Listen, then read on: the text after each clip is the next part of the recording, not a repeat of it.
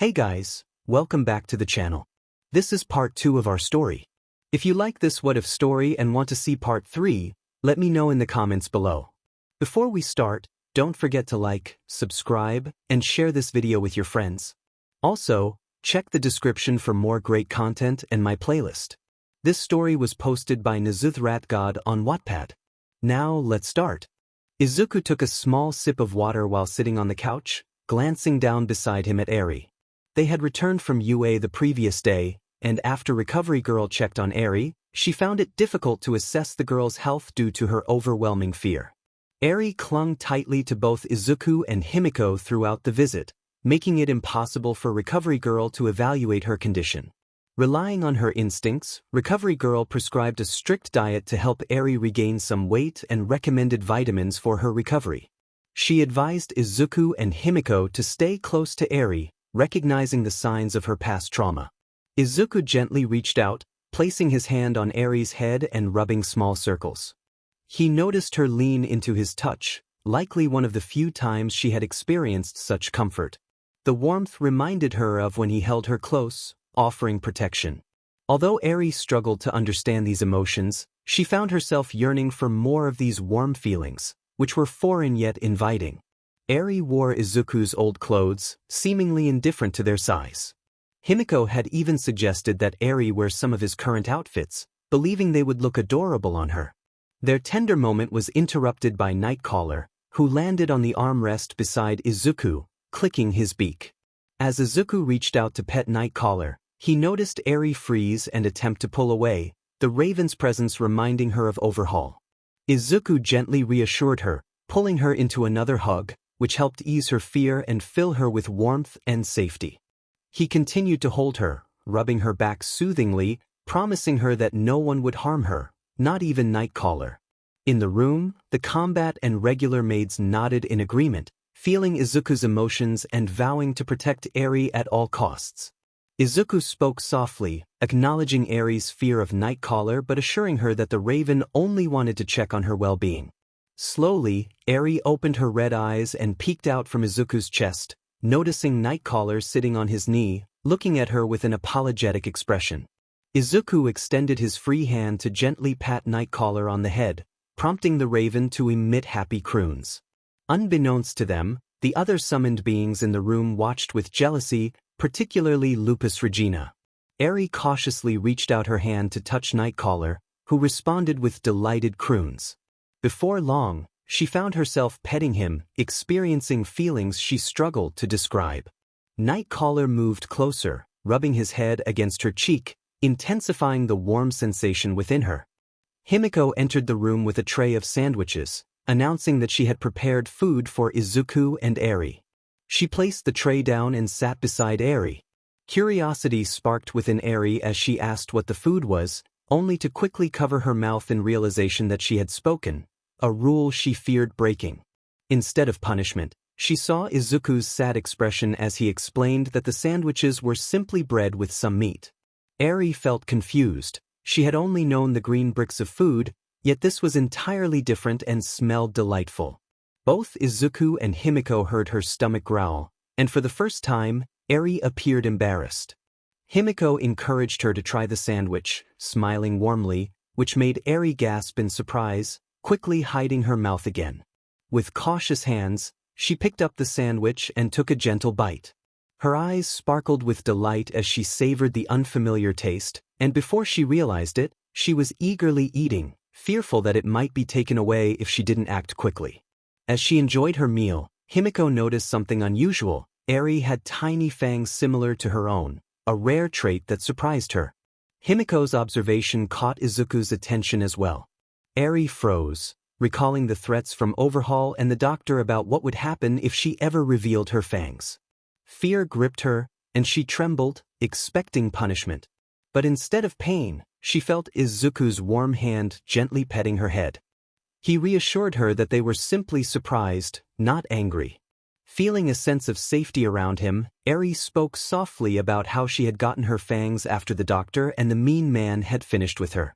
She hesitated to name Overhaul, fearing the consequences. She explained that one day she had woken up to find her mouth and ears changed. Izuku and 𝗵𝗃𝗀 exchanged worried glances, piecing together that the people who had hurt her were responsible for her fangs and the scars she bore. Eri continued, expressing her need to hide them to avoid further harm.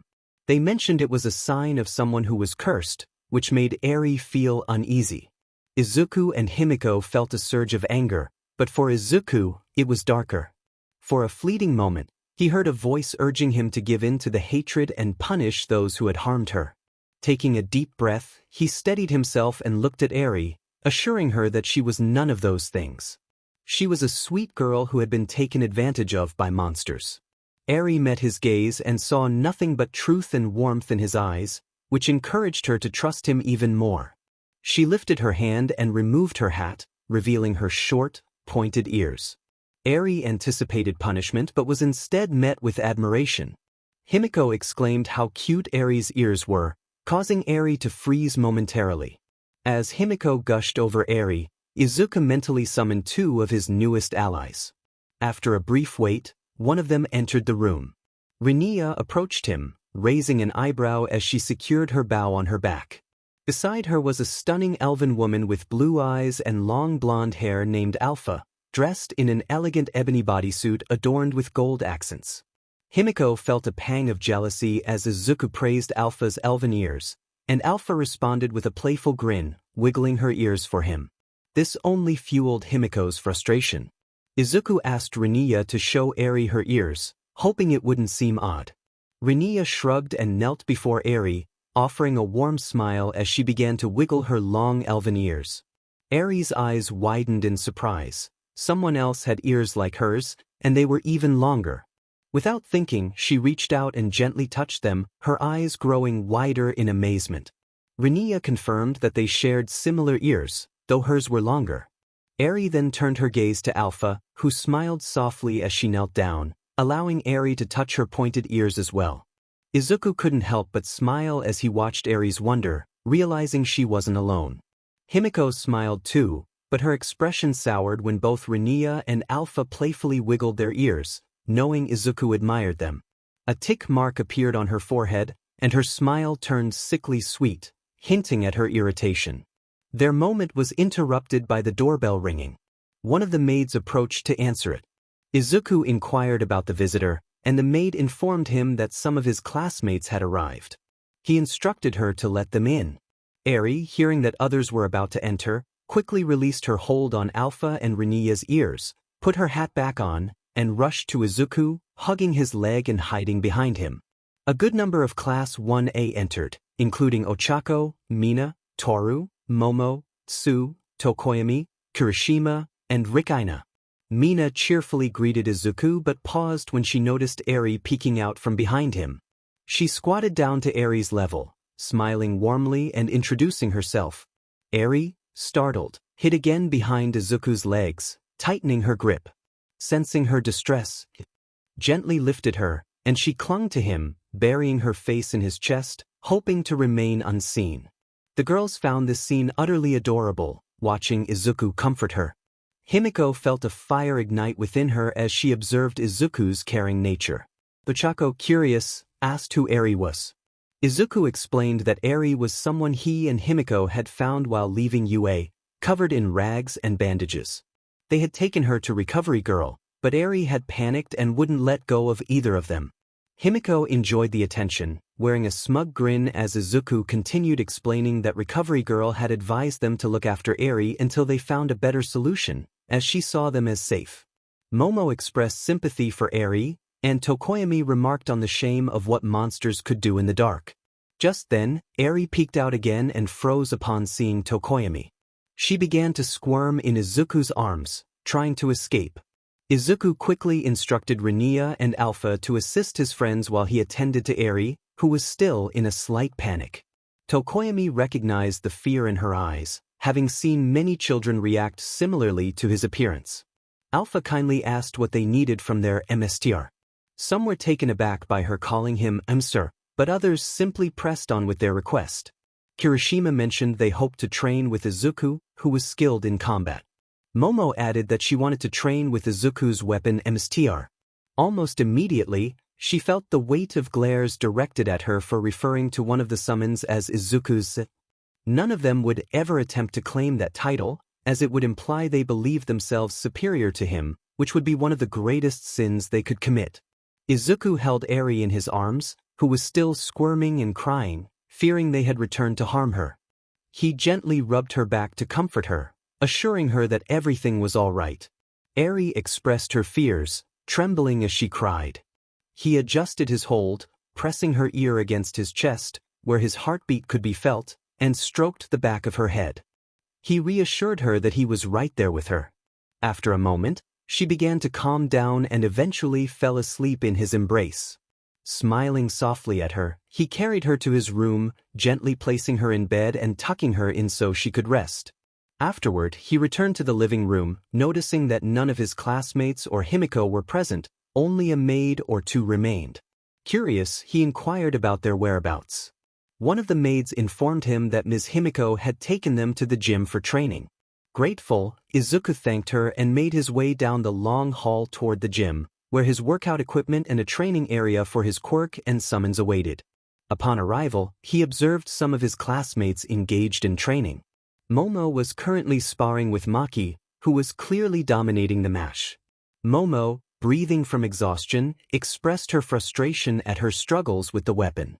Maki explained that Izuku's years of training and natural talent with weapons were key to his success, though she kept the source of his talent a secret. Momo continued to struggle, admitting that she found it difficult to block Maki's strikes.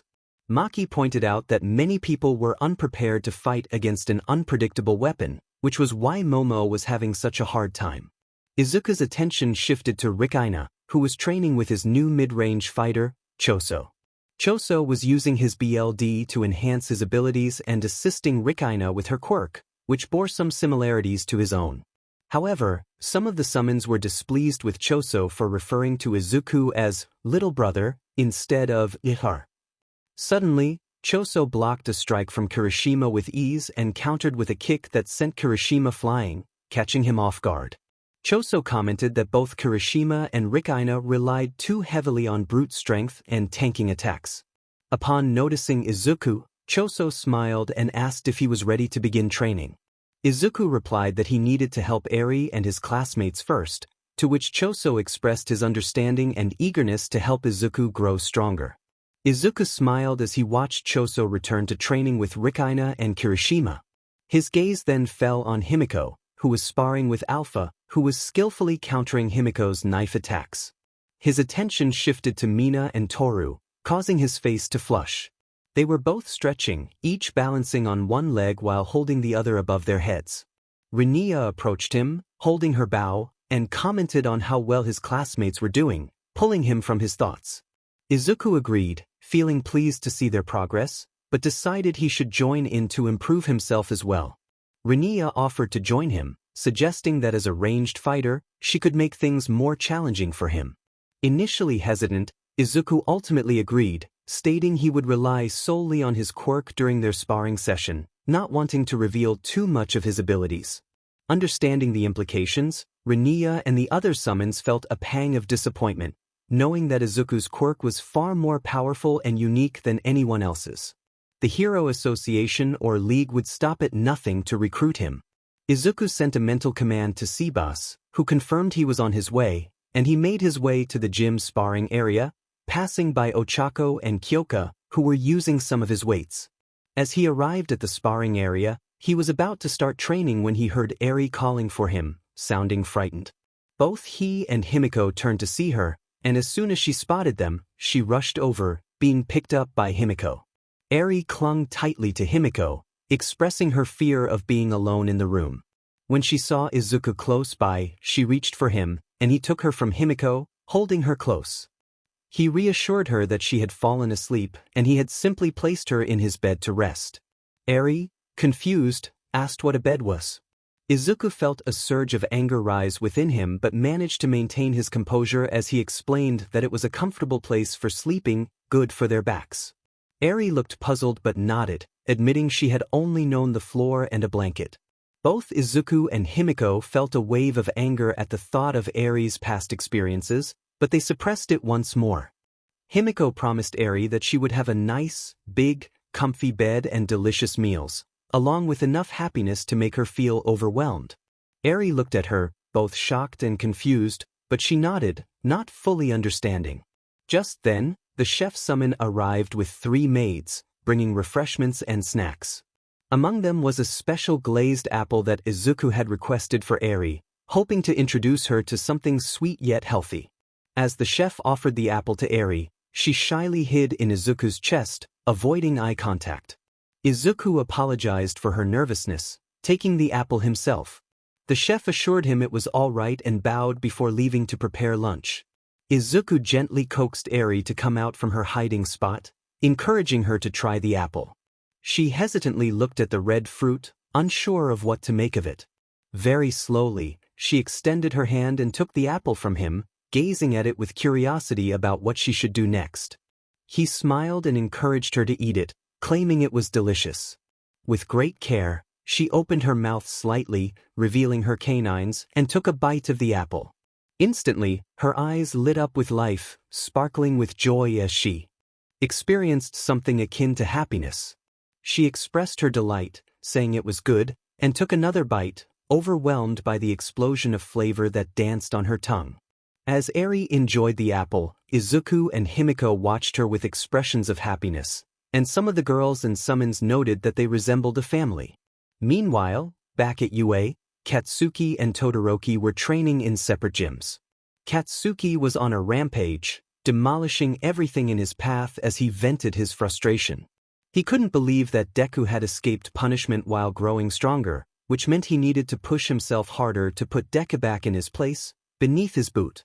Hound Dog observed Katsuki's destructive behavior with a heavy sigh, realizing that nothing he tried seemed to reach him. It appeared that Katsuki only responded to aggression or challenges. In another gym, Todoroki was engulfing the entire space in a thick layer of ice, effortlessly taking down everything in sight with a repetitive strategy that any intelligent villain would exploit. Outside Ida was in a foul mood after leaving the school. He couldn't understand why the institution wasn't adhering strictly to the law, which made no sense to him. The school was meant to nurture the next generation of heroes, yet the students seemed more focused on friendships. He particularly struggled to comprehend why they allowed such a dangerous student like Midoriya to remain. All Might had mentioned several times that Midoriya was responsible for the monster that had threatened Katsuki at the USJ. His thoughts turned to the punishment he and Katsuki received: a lengthy essay, extensive community service, and after-school detention. As he walked, simmering with anger, he passed an alley and noticed something. A young man, holding out his hand, asked for spare change, but the clear mark on his temple indicated he was quirkless. Ida snapped, kicking the man hard in the face and barking at him to leave, still fuming about UA's shortcomings. The people on the street paid little attention. To them, the quirkless were second-class citizens. The young man, holding his broken nose, glared at the quirked individuals before forcing himself to move, hoping to reach the city designated for the quirkless. He sought safety there and dreamed of the Messiah who would lead the quirkless to a better future, a figure they had awaited for 55 years. He began heading west toward the quirkless city, but he didn't get far before feeling a sharp pain in his back. A voice greeted him, and he looked down to see a blade piercing him before it retracted and struck again in a different spot. The voice repeated its greeting, and he tried to turn his head, but the blade struck him again and again until he finally collapsed. The voice, filled with glee, remarked on how weak quirkless individuals were, taking pleasure in their suffering. The assailant continued to stab him until he lay still. The killer then picked up a family photo, grinning darkly as he expressed gratitude for the reward before happily walking away, twirling his sword. Aizawa was on his way to investigate something when he recalled Minata's mention of his family's ownership of quirkless individuals. It disgusted him that society treated people this way, judging them for something beyond their control. He arrived at the store owned by Minata's family and took a quick glance through the window, confirming his suspicions. The workers appeared thin and overworked, as quirk discrimination was particularly harsh in this area. Many businesses exploited this, hiring quirkless individuals for meager wages. A female voice shouted at the workers to return to their tasks, and a short woman with grape-like hair emerged, striking one of her resting employees. Just as she was about to hit him again, Izuku intervened, grabbing her hand to stop her. She snapped at him, demanding to know who he was. He calmly introduced himself as a teacher from UA. She dismissed him, mentioning her son and expressing indifference. Izuku informed her that she was under arrest for abuse, bodily harm, overworking her employees, and child LBR, gesturing toward a child who appeared no older than 7. She protested, claiming her actions were legal because the workers were quirkless. Izuku clarified that while it might be acceptable in this city, it was not in this province, and he proceeded to cuff her while contacting 𝗬𝗂𝗁, knowing a case would be built against her. When 𝗬𝗂𝗁 arrived, they uncovered another dark secret hidden within the store. The 𝗵𝗃𝗲s were involved in a small SLV trade, selling quirkless individuals while the police remained inactive, fully aware of the situation.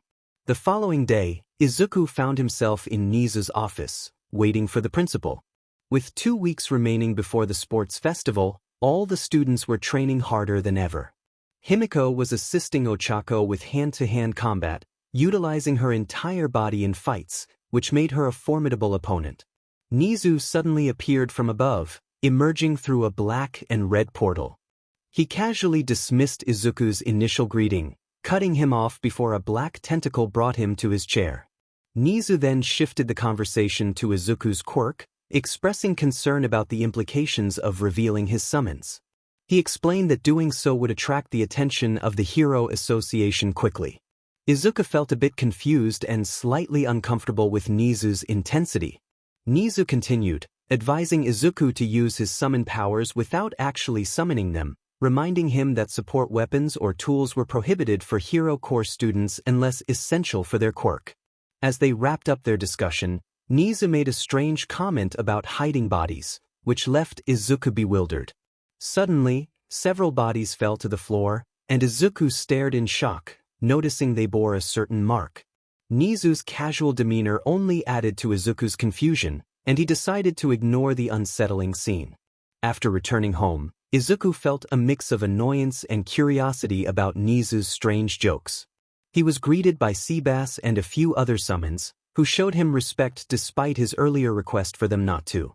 When asked about his meeting with 𝗍𝗂, Izuku described it as typical, noting 𝗍𝗂's penchant for the bizarre. 𝗬𝗵𝗲 informed him that Eri had been staying in her room, refusing to come out even when 𝗵𝗃𝗲 tried to coax her. Guilt washed over Izuku as he realized he should have brought Eri with him. He decided to check on her, instructing 𝗬𝗵𝗲 to inform 𝗵𝗃𝗲 of his return. Climbing the stairs to his bedroom, Izuku opened the door to find Eri curled up under a blanket on his bed. Upon seeing him, she rushed into his arms, expressing her fear of being alone. Izuku reassured her, promising he wouldn't leave her side again. He mentioned that 𝗵𝗃𝗲 was there and would have taken care of her, but Eri felt too scared to ask for help. Izuku comforted her, acknowledging her feelings and suggesting they go find 𝗵𝗃𝗲. He shared that they were preparing for a sports festival, which piqued Eri's interest even if she didn't fully understand what it entailed. The warmth she felt in Izuku's presence was a new emotion for her, one she recognized as happiness. Days passed, and the day of the sports festival arrived. Izuku had managed to gain Eri's trust in 𝗵𝗃𝗲, allowing her to stay with her. To ensure Eri felt safe, he asked both Alpha and Rinea to accompany her, and they readily agreed. As he prepared to board the bus to the arena, Izuku received an urgent message from one of his Nazgul. They informed him of a disturbance at the gate, indicating that something was trying to escape since the Juggernaut's emergence had weakened the barrier. Izuku felt a chill at the thought of another powerful entity breaking free. He instructed them to monitor the situation, deciding to focus on the sports festival for now. With a sigh, he boarded the bus and settled next to 𝗵𝗃𝗲, who smiled and leaned her head against his shoulder, ready for the events ahead. On the other side of Izuku stood Toru, who wore a slight pout upon witnessing the scene but chose to remain silent. Izuku began to address the group as the bus started its journey to the stadium. He reminded them that the entire nation of Japan, along with viewers from other countries, would be watching the game, meaning millions of eyes would be on them. He encouraged them to give their all, demonstrating that the next generation of heroes would be strong enough to assure society that they were in capable hands. Many students nodded or cheered in agreement as the bus continued toward the stadium. Kirishima expressed his excitement, shouting about how thrilled he was, while Rikaina echoed his enthusiasm, urging everyone to join in. They continued to hype each other up, ignoring Ida's protests, while some students either joined in or kept to themselves. Izuku couldn't help but smile at the lively atmosphere, despite Ida's attempts to quiet them. Toru noticed Izuku's happiness and remarked on it. He shared that after all the training he felt excited, recalling how he had grown up watching the sports festival and remembered the thrilling match between Mirko and Ryukyu. Ochako chimed in, expressing her longing to fight like them, even though she felt limited by her quirk. Izuku reassured her, stating that her quirk was still very useful and that with continued training, she would improve. Ochako smiled at his encouragement, a faint blush creeping onto her cheeks, which Himiko noticed. In a playful gesture, she hugged Izuku's arm, causing him to blush deeply, while some girls around them reacted with frowns or pouts. As they approached the stadium, Kirishima marveled at the crowd, noting how packed it was with thousands of people entering or waiting in line.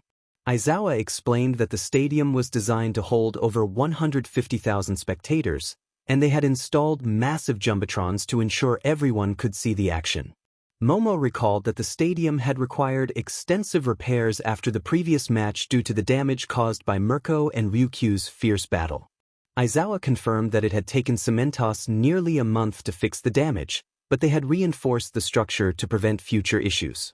Mina jumped with excitement, declaring how awesome the event would be. Aizawa instructed everyone to head to the changing rooms to get dressed and then wait in the final room leading to the arena. The students split up, with the girls heading to their changing room and the boys to theirs. Everyone changed at their designated lockers, except for Izuku, who opted for a bathroom stall to avoid revealing his scars.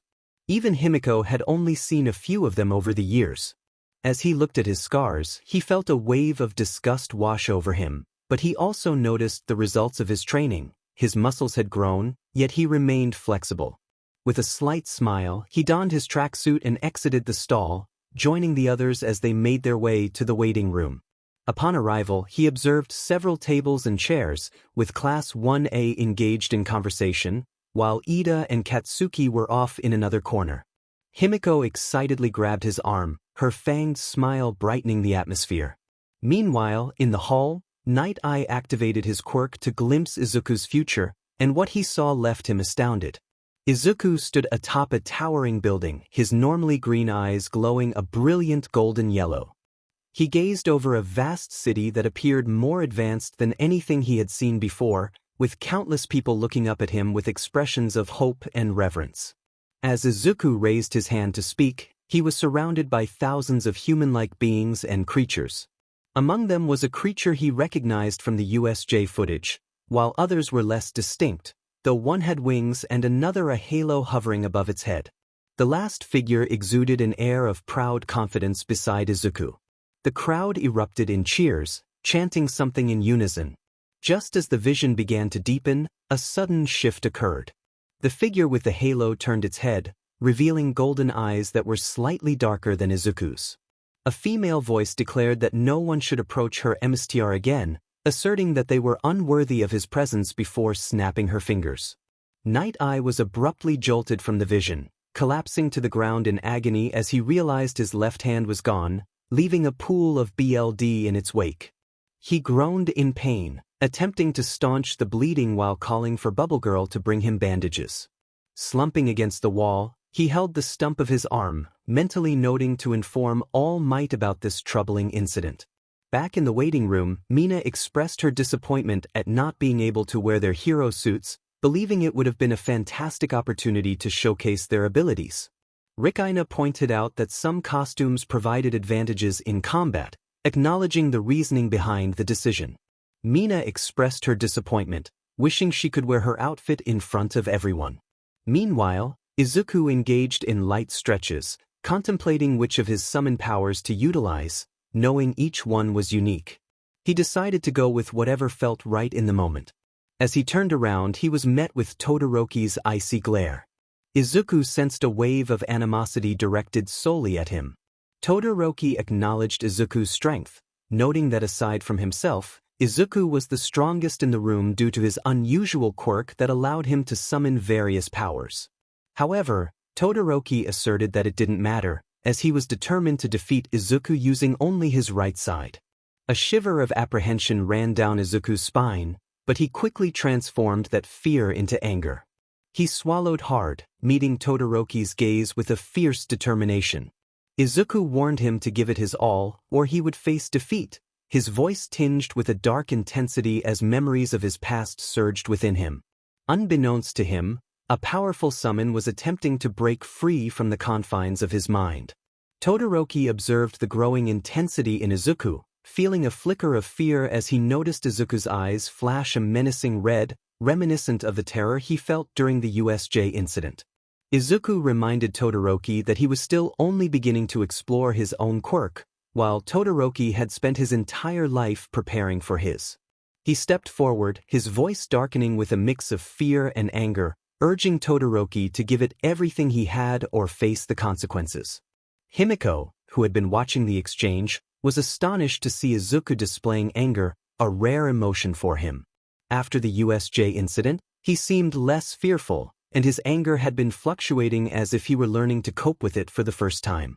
She quietly called out to him, while Ejiro attempted to diffuse the tension, reminding everyone they were friends and there was no need for hostility. Todoroki brushed Ejiro's hand away, asserting that they were not friends but heroes in training. He shot Izuku one last glare before departing. Himiko approached Izuku, expressing her dislike for Todoroki. Izuku shook his head, trying to understand his recent feelings of anger.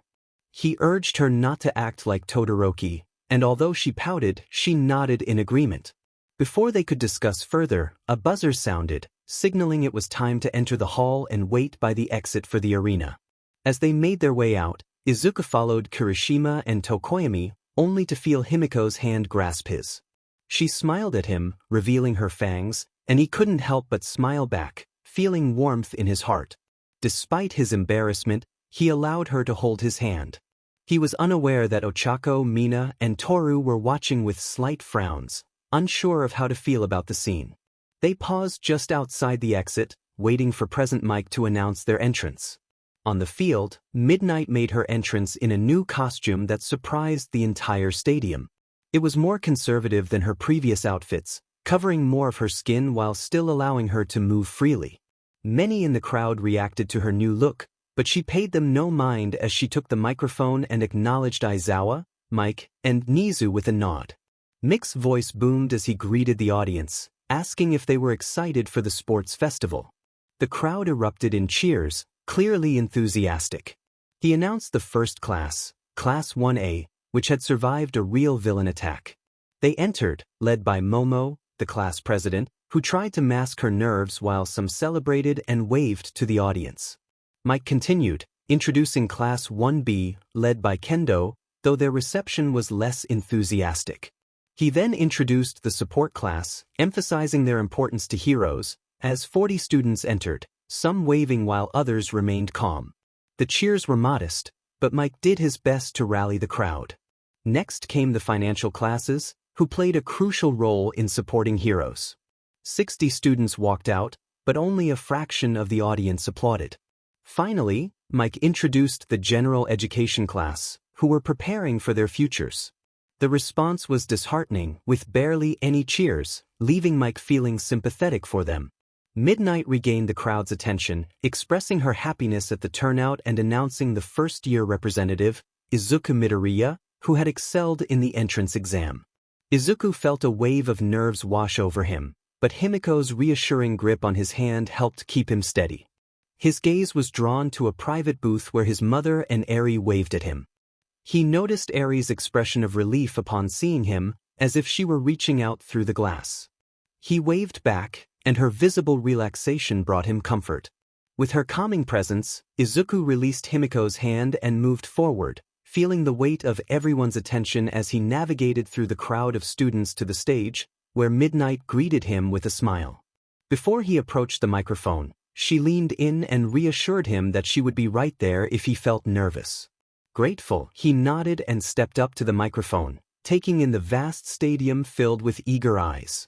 Though his nerves began to rise, a voice echoed in his mind, encouraging him with words of support. Taking a deep breath, he steadied himself and began to speak. He shared his long-held dream of becoming a hero, recalling how, since childhood, he had watched heroes battle villains to protect others. Their selflessness inspired him to aspire to be a hero who could save everyone.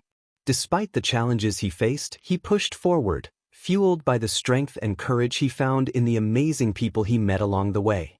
His gaze shifted to 𝗵𝗃𝗃, who smiled warmly, placing a hand over her heart, touched by his words. Izuku continued, expressing his longing for everyone to lead long, happy lives, protected by himself and other aspiring heroes. He declared his commitment to safeguarding everyone, both those with quirks and those without, vowing to be a hero for all. The crowd erupted in cheers, though some remained silent or voiced their discontent at his mention of protecting the quirkless. Unbeknownst to him, many quirkless individuals were watching, their hearts filled with hope. In a distant location, a man with a red bandana covering his eyes regarded Izuku with admiration. Midnight stepped forward, praising his speech as one of the best in UA's history. Blushing with embarrassment, Izuku exited the stage and rejoined the crowd. As he approached 𝗵𝗃𝗃, she immediately hugged him, rubbing her cheek against his. She expressed her excitement, and he thanked her, surprised by her affectionate demeanor, unaware that she was marking her territory among the other girls. Midnight then announced the first event, a rave featuring 3 challenging obstacles. Only the first 42 participants would advance to the next stage, which would be determined by a spinning wheel. As the students lined up at the race's entrance, Midnight cracked her 𝗬𝗏𝗃, signaling the start. Immediately, everyone sprinted through the narrow passage, but 𝗬𝗪𝗏𝗃 quickly created a massive wall of ice behind him, declaring that he wouldn't lose to anyone. However, Izuku used 𝗬𝗏𝗃's strength to shatter the ice, prompting 𝗬𝗪𝗏𝗃 to pick up his pace. Izuku, grateful for his extra training, sprinted after him, aware that he was one of the fastest runners among those without speed quirks. Katsuki shouted as he propelled himself over the crowd, determined to catch up to 𝗬𝗪𝗏𝗃. As Izuku and 𝗵𝗃𝗃 exited the hall, they encountered several zero-pointer robots encased in ice. Katsuki unleashed an explosion on one, weakening it enough that it began to topple toward them. Acting quickly, Izuku took 𝗵𝗃𝗃's hand and utilized 𝗬𝗏𝗃's strength to propel himself forward at incredible speed. Once they cleared the robot, Izuku noticed 𝗬𝗵𝗃𝗃 nearby, creating a foundation to prevent the bot from crushing the students.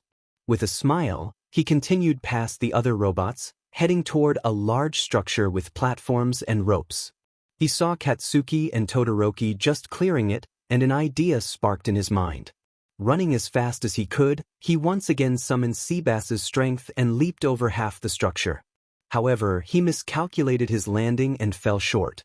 Quickly adapting, he summoned an ethereal chain that anchored itself to the platform, allowing him to pull himself up. Now on solid ground, he resolved to become more versatile with his summoning powers. He jumped again, nearly reaching the end, and shot out 𝗵𝗃𝗃's chains to pull himself to the edge, landing safely. Turning around, he saw 𝗵𝗃𝗃 swinging toward him on a rope. He resumed running, eager to catch up with the other two. As he drew closer, he witnessed a large explosion as 𝗬𝗪𝗏𝗃 triggered a landmine, both of them now carefully maneuvering toward the finish line. Meanwhile, in the stands, 𝗵𝗃𝗃 cheered for her son, while Eri watched with shining eyes, captivated by his impressive display of power. Elsewhere in Japan, the president of the Hero Association observed the sports festival, astonished by Izuku's remarkable performance. He appeared to possess extraordinary strength and could launch chains from his palms, prompting her to question what other abilities he might have and whether all for one had been truthful about him. However, what frustrated her most was his claim of wanting to be a hero for the quirkless. She couldn't understand why he would choose to defend those she considered inferior. Izuku soon reached the minefield and noticed that Katsuki and 𝗬𝗪𝗏𝗃 were already navigating through it. Uncertainty gripped him as he feared triggering the mines, yet he was determined to win. A voice from the Juggernaut urged him to utilize its powers, promising protection and victory, still trying to atone for its past actions during the USJ incident. After a moment of hesitation, he consented and summoned its abilities, which took effect instantly. A wave of fear and painful memories surged through his mind, nearly bringing him to his knees in despair as he recalled things he wished to forget. Yet amidst the chaos, images of 𝗵𝗃𝗃 and his mother emerged, and he clung to those memories, regaining his composure. Dark armor enveloped parts of his body, primarily around his arms and legs, and he felt his muscles tighten, granting him newfound strength and speed. The armor did not cover him completely, as he had yet to master his fear, but what he could control would be enough to secure victory. Izuku's green eyes glowed with a red hue, the whites fading to black as his fingers and toes transformed into claws. He instinctively brought his middle and index fingers together, mirroring the action with his ring and pinky fingers, creating the appearance of 3 elongated fingers. The ground cracked beneath him as he surged forward at incredible speed through the minefield. The mines detonated behind him as he raced ahead, matching Ida's first gear, nearly reaching his second.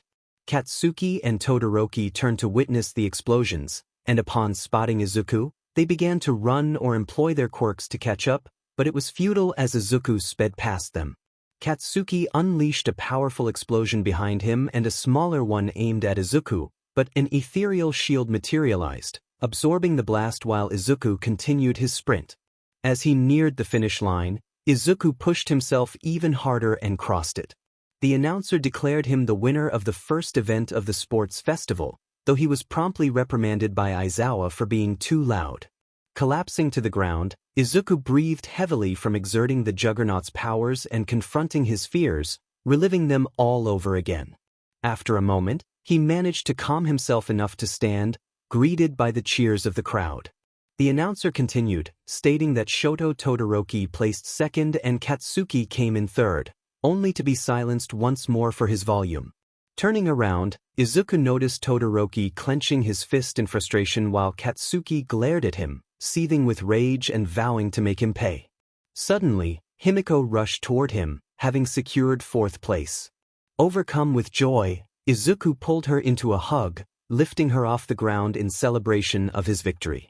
He exclaimed their success, spinning her around before gently setting her down. 𝗵𝗃𝗃 blushed, flustered not only by the hug but also by the sight of his radiant smile, which filled her with happiness.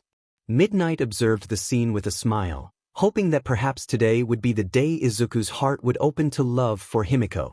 She turned her attention back to the gate, counting the students as they made their way through until she reached 42, at which point she cracked her 𝗬𝗃𝗃. She announced that the first 42 students would advance to the second challenge. Izuku scanned the crowd and was relieved to see all his friends had made it, including Shinso, who appeared exhausted from the effort. His gaze shifted to the private booth where he spotted Eri and Inko. Inko was celebrating his victory while Eri looked at him with a spark of joy in her eyes, which he could barely discern. The announcer declared the second event as a cavalry battle, emphasizing that the first-place winner of the race would earn 10 million points. Instantly, Izuku felt the weight of glares directed at him, causing him to freeze. However, 𝗵𝗃𝗃 grasped his hand firmly, glaring back at the onlookers, signaling that they would have to get through her first. Surprised, Izuku smiled at her support, then returned the glares, determined to stand his ground. Midnight commanded everyone to quiet down as she explained the rules for the cavalry battle. Teams would consist of 4 members, with 3 carrying the rider who would hold the team's points. The rider could attack but must not touch the ground, or it would result in immediate disqualification. The chariots could also attack, but they needed to ensure the rider remained secure. Only the last 4 teams would advance to the next stage, and they had to collect points from other teams to secure their place or protect their own points. Everyone's attention shifted back to Izuku, given his significant point value. Midnight noted that while his team had the most points, it also meant they would be the primary target. She reassured them that they didn't need the highest score, just enough to reach the top 4. As the glares persisted, 𝗵𝗃𝗃 bared her fangs, and the other students swore they saw a giant Oni mask hovering above her, promising pain to anyone who approached Izuku. Midnight instructed everyone to split up and form their teams, and 𝗵𝗃𝗃 immediately hugged Izuku tighter, signaling her commitment to his team, which made him chuckle and feel relieved. He pondered aloud who they should invite to join them, considering their options while also being mindful of their points. 𝗵𝗃𝗃 suggested they see who they could find. Before they could start their search, someone approached them. Ochako walked toward them with a smile, expressing her longing to join their team. Izuku was taken aback, surprised that she wanted to be part of his team instead of joining another. Ochako reassured him that they were friends and needed to stick together, pumping her fist in excitement. Izuku expressed his gratitude, but before he could finish, Mei appeared out of nowhere, eager to showcase her new inventions. Izuku was startled by Mei's sudden appearance, not noticing 𝗵𝗃𝗃's eyebrow twitch at the mention of babies. Mei excitedly explained that with their combined points and her inventions, she could attract investors. She stepped closer to Izuku, leaving only a small gap between them, which made 𝗵𝗃𝗃's irritation grow. Izuku, sensing the tension, awkwardly thanked Mei for wanting to join their team and requested that she refrain from calling her inventions babies. Mei, oblivious to the discomfort, insisted that they were indeed her babies, since he had helped her create them. This comment pushed 𝗵𝗃𝗃 over the edge, and she attempted to confront Mei, but Ochako quickly intervened, struggling to hold her back. Izuku felt the pressure of the situation, his cheeks reddening with embarrassment as he tried to explain that the term could be misinterpreted. Realizing the misunderstanding, Mei snapped her fingers, clarifying that she meant her inventions. However, 𝗵𝗃𝗃 was still furious and pulled out a knife, ready to confront Mei. Ochako screamed for her to stop, and the tension in the air was palpable as they all struggled to keep the situation from escalating. Despite the chaos, Izuku reminded everyone to stay away from the other teams and to move quickly. Present Mike rallied the participants, signaling the start of the competition. Almost immediately, teams charged toward Izuku's group. In response, Ochako activated her quirk, and both Mei and 𝗵𝗃𝗃 activated Mei's hover boots, lifting them off the ground. Katsuki unleashed a powerful explosion, propelling himself into the air toward them. Izuku quickly sucked his powers, summoning lightning that arced around his hand and shot down toward Katsuki. Katsuki dodged the attack but was forced to use another explosion to regain his balance. Izuku, feeling the urgency, pressed his nails into his palm, drawing BLD to create a BLD knife, which he hurled at Katsuki. Katsuki barely managed to evade it, landing back with his team, furious at the close call. Mei, watching in awe, remarked on Izuku's impressive abilities, expressing her longing to learn more about his quirk. 𝗵𝗃𝗃, overhearing this, felt her irritation rise again. As they floated down, a wave of ice surged toward them, indicating Todoroki's team was approaching. Iida shouted out a powerful move as he propelled himself forward. Izuku realized he needed to act quickly, closing his eyes and reaching for his sketchbook, calling upon its powers. A ghostly voice responded, and a hand formed beside him. Before Iida could get too close, Izuku raised his hand, his eyes glowing slightly. Multiple hands erupted from the ground, capturing Iida and halting his advance. Momo, witnessing this, was taken aback, having never seen such a phenomenon before. Todoroki glared at Izuku, watching as his team retreated while Iida remained trapped. In a fit of anger, Todoroki launched a wave of ice to cover the hands, temporarily immobilizing them. Izuku, seizing the opportunity, tucked away two of Todoroki's headbands, feeling a sense of triumph. He noticed Shinso had also captured a headband from an enemy team, which made him smile. Present Mike announced that only 5 minutes remained, prompting everyone to realize how quickly time was passing. Todoroki instructed Iida to move in as his team advanced toward them. Just as they prepared to escape, a massive ice dome formed around them, blocking their exit. Izuku urged his teammates to run toward the exit while he focused on creating a way out, lightning crackling around his hand as he tapped into 𝗵𝗃𝗃's powers. Todoroki, seeing the lightning, requested a metal rod from Momo, which she quickly fashioned. He hurled it at Izuku, who ducked just in time to avoid a collision. As both teams prepared to clash, Izuku swiftly changed to Choso's powers, cutting his hand to harness their strength. He lacked extensive experience with his powers, but he understood enough to execute one attack. Bringing both hands together, he aimed at 𝗳𝗏𝗏𝗧𝗏, concentrating on the energy building in his palms. Izuku called out, "Convergence," and like a javelin, a stream of energy shot out at incredible speeds. Todoroki's team had to change course quickly, but they were too slow. As Todoroki attempted to dodge, a significant cut appeared on his side. In retaliation, Todoroki unleashed a large wave of ice while ordering Tokoyami to send Dark Shadow. However, Dark Shadow hesitated, gripped by fear. Todoroki snapped at him to keep pursuing their opponents. Izuku's team managed to evade the ice and was preparing to take flight when Katsuki charged in to attack again. Katsuki shouted Izuku's name as he released two massive explosions behind him, launching them toward Izuku's team. Todoroki's team was right behind, ready to strike. Izuku asked Uraraka if she could make them float on her own. She admitted she couldn't do it well and would feel nauseous. Izuku acknowledged this as he racked his brain for a strategy, but time was short, so he decided to improvise. He called out, "Ghost," and hundreds of hands surged toward Todoroki's team again. They were prepared this time and quickly countered, but Izuku shifted his focus to the more significant threat. Katsuki unleashed a powerful explosion aimed directly at Izuku's team. They saw the blast approaching, and Izuku raised his arms, summoning 𝗬𝗏𝗍𝗂's immense strength to punch the air, creating a force that collided with the explosion. The impact dissipated enough of the blast to spare them from the worst of it, but ice shot toward them from behind as Todoroki lunged forward, aiming for Izuku. Katsuki charged toward Izuku's neck, seeking the 10 million points. Both were about to grab the headbands and eliminate Izuku's team when Izuku's eyes glowed, and black armor enveloped his arms, transforming his fingers into formidable weapons. A wave of fear washed over the area, but it was quickly overshadowed by the pure rage radiating from Izuku. His arms shot up, grabbing both of their hands just before they could seize the headbands.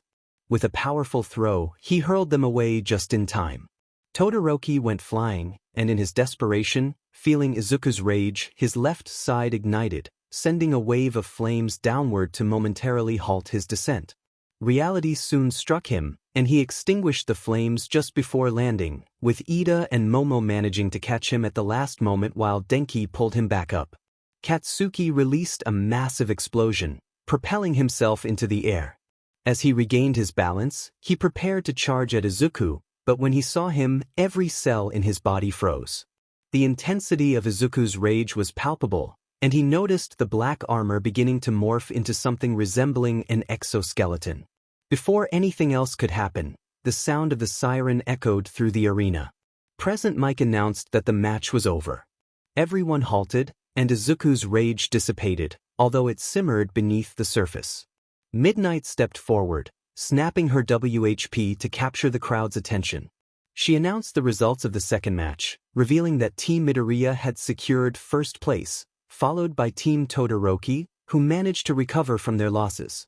Team Katsuki took third place, and Team Shinso came in last.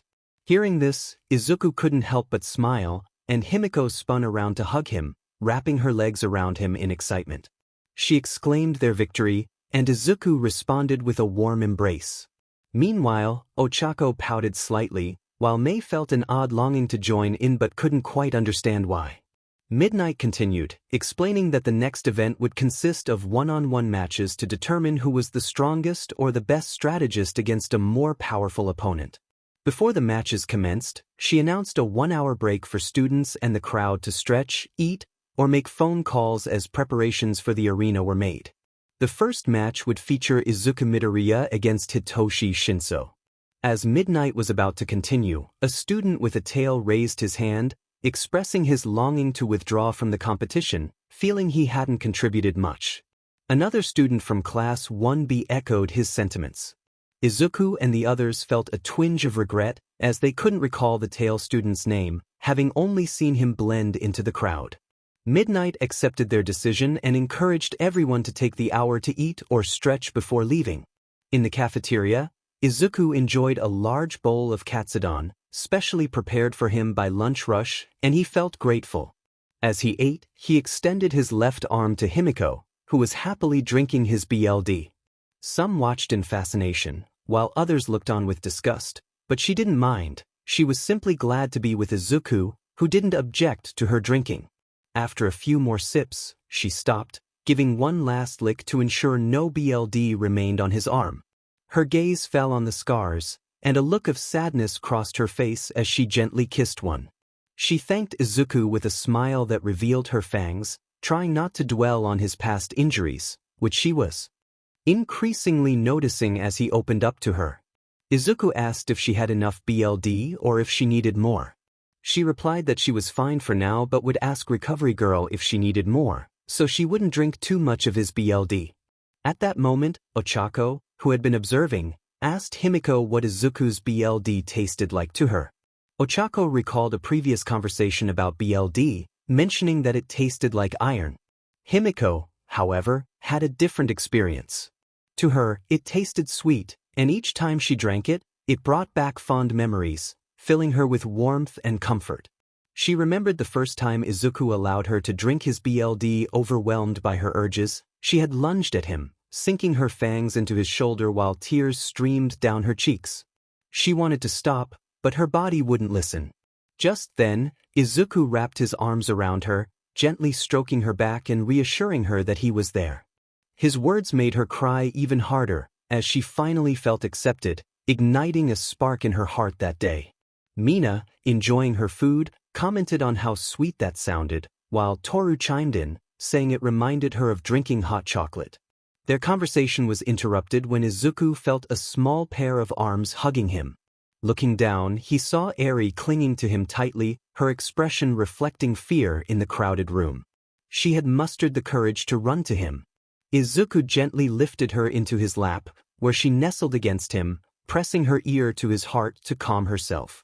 She nodded shyly before expressing her admiration for him and then for 𝗵𝗃𝗄, which made both of them feel a rush of affection. Izuku thanked Eri for her kind words and inquired about her mother, knowing Inko would never allow Eri to wander off alone. Eri pointed to the side, where Inko was conversing with. When Inko noticed them, she waved gently.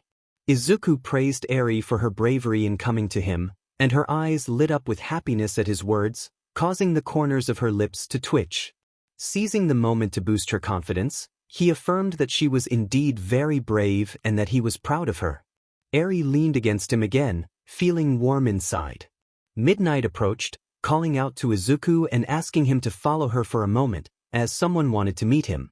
Confused but compliant, he nodded and carefully placed Eri in 𝗵𝗃𝗄's lap, assuring her he would return before the match began. Eri was fond of being with 𝗵𝗃𝗄, but it was evident to everyone that she preferred Izuku's company, a fact Mina playfully noted. As they walked through the stadium, they arrived at a closed door a few flights of stairs up, leading to a private booth for high-ranking heroes and officials. Midnight instructed him to enter before leaving to continue her duties. Izuku hesitated for a moment, taking a deep breath before opening the door. Inside, he saw a woman with short indigo hair adorned with pink streaks. She wore a stylish purple sleeveless dress with gold accents, white zip-up boots, and a metallic utility belt. When their eyes met, Izuku's widened in shock as memories flooded back. Kana greeted him, acknowledging the long time since they last saw each other. Meanwhile, 𝗵𝗃𝗄 watched Eri enjoy her food, a warm smile spreading across her face as she gently petted Eri's hair, embodying a nurturing presence. Mina remarked on how much she resembled a mother, which made 𝗵𝗃𝗄 glow with happiness. She admitted that she wouldn't mind becoming a mom one day, expressing her longing to focus on family rather than heroics. This revelation surprised the other girls, who had never heard anyone consider giving up a hero's path for motherhood. Curious, Momo asked why she was in the hero course. 𝗵𝗃𝗄 explained that she wanted to be by Izuku's side, as he had saved her during her darkest moments. She felt indebted to him and would do anything to protect him, including starting a family. She gently placed her hand on her stomach, sharing her dream of being a mother, raising children, and welcoming Izuku home every day. Her smile radiated warmth, and the other girls couldn't help but wonder what that life would be like, caring for a household and embracing their loved ones as they returned home. Ochako felt a mix of emotions as she considered the idea of becoming a mother. She longed for that role, yet she also wanted to support her parents and ensure they had a comfortable life. Being a stay-at-home mom might complicate that. 𝗵𝗃𝗀, embracing Eri from behind, expressed her thoughts, saying that while she would like to be a mom someday, she was content for now. Eri listened intently, pondering the concept of motherhood and why 𝗵𝗃𝗀 seemed kinder when discussing it. Izuku was taken aback as he gazed at 𝗧𝗵𝗃, unsure of how to respond. It had been years since they last met, long before he encountered 𝗵𝗃𝗀. Tears welled in his eyes as he softly uttered her name, 𝗧𝗵𝗃. She approached him gently, standing close enough for him to feel her warmth as she hugged him. Overwhelmed with emotions, he wrapped his arms around her, holding her tightly as he fought back tears. He could only manage to ask why she had been away. 𝗧𝗵𝗃𝗀, aware of his unspoken questions, replied that her absence was to protect him and others. They remained in each other's embrace for a few moments before Izuku released her, noting that her hair was shorter than he remembered. 𝗧𝗵𝗃𝗀 explained that she was only allowed to grow it to shoulder length now. Izuku expressed his regret, saying he preferred it longer, which made 𝗧𝗵𝗃𝗀 smile as she played with a strand of her hair, reminiscing about the compliments he used to give her. Before Izuku had to leave for the matches, 𝗧𝗵𝗃𝗀 suggested they catch up on everything that had happened since their last meeting. They settled into chairs, and Izuku began sharing his experiences, omitting the darker aspects and his more serious injuries. When he mentioned 𝗵𝗃𝗀𝗀 and their close bond, 𝗧𝗵𝗃𝗀's eyebrow twitched slightly, indicating her interest. Their conversation was interrupted by an announcement from Present Mic, and Izuku looked at 𝗧𝗃𝗀𝗀 with a sad expression, expressing how nice it was to see her again and hoping they could meet soon. 𝗧𝗃𝗀𝗀 echoed his sentiment, though she knew it would be challenging given her circumstances. Just as he was about to leave, she called out to him, stopping him in his tracks. She created a bullet from her hair and handed it to him, assuring him it would remain unchanged for many years. Gratefully, he accepted it, promising to treasure it before departing, both of them aware that they would rather not let go. As she watched him leave, 𝗧𝗵𝗃𝗀𝗀 let out a sigh, wishing he could have stayed longer and not felt alone, reflecting on how much he had grown. She remembered a time 10 years ago when she had cared for a young Izuku while his mother worked. 𝗧𝗵𝗃𝗀𝗀, who had no need for money, found purpose in being there for him, feeling more human than she had in a long time. Izuku had shown her a drawing he made, depicting the three of them. When he called her his only friend, 𝗧𝗵𝗃𝗀𝗀 felt a wave of guilt wash over her, realizing the weight of that title. Yet she smiled softly and thanked him, touched by his gesture. Izuku, with determination in his eyes, declared that he would become a great hero one day, hoping to protect her smile. 𝗧𝗵𝗃𝗀𝗀, moved by his sincerity, gently kissed his forehead, telling him she didn't need a hero but would hope it would be him if she ever did. Flushed with embarrassment, Izuku turned away, causing her to chuckle lightly. Meanwhile, Aizawa was navigating the halls after a phone call with Emi, who had scolded him for neglecting proper meals.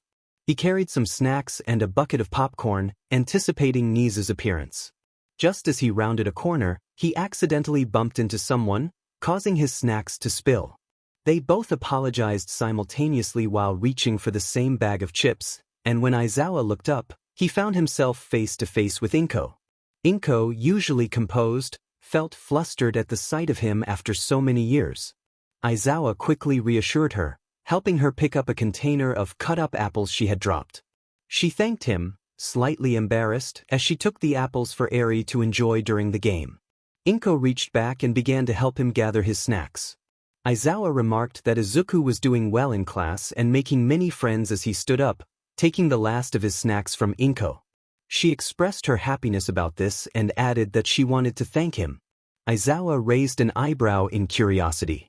𝗃𝗀𝗀𝗃𝗀 continued, sharing that Izuku would be embarrassed if he knew she said this, but he was genuinely grateful for the lessons Aizawa had taught him, particularly those that only a man could impart to a boy. She recalled the time Izuku returned from UA with tissues stuck to his cheeks because Aizawa had taught him how to shave. 𝗃𝗀𝗀𝗃𝗀 emphasized that Izuku truly appreciated everything and that Aizawa had filled a role he desperately needed while growing up, a debt she felt she could never repay.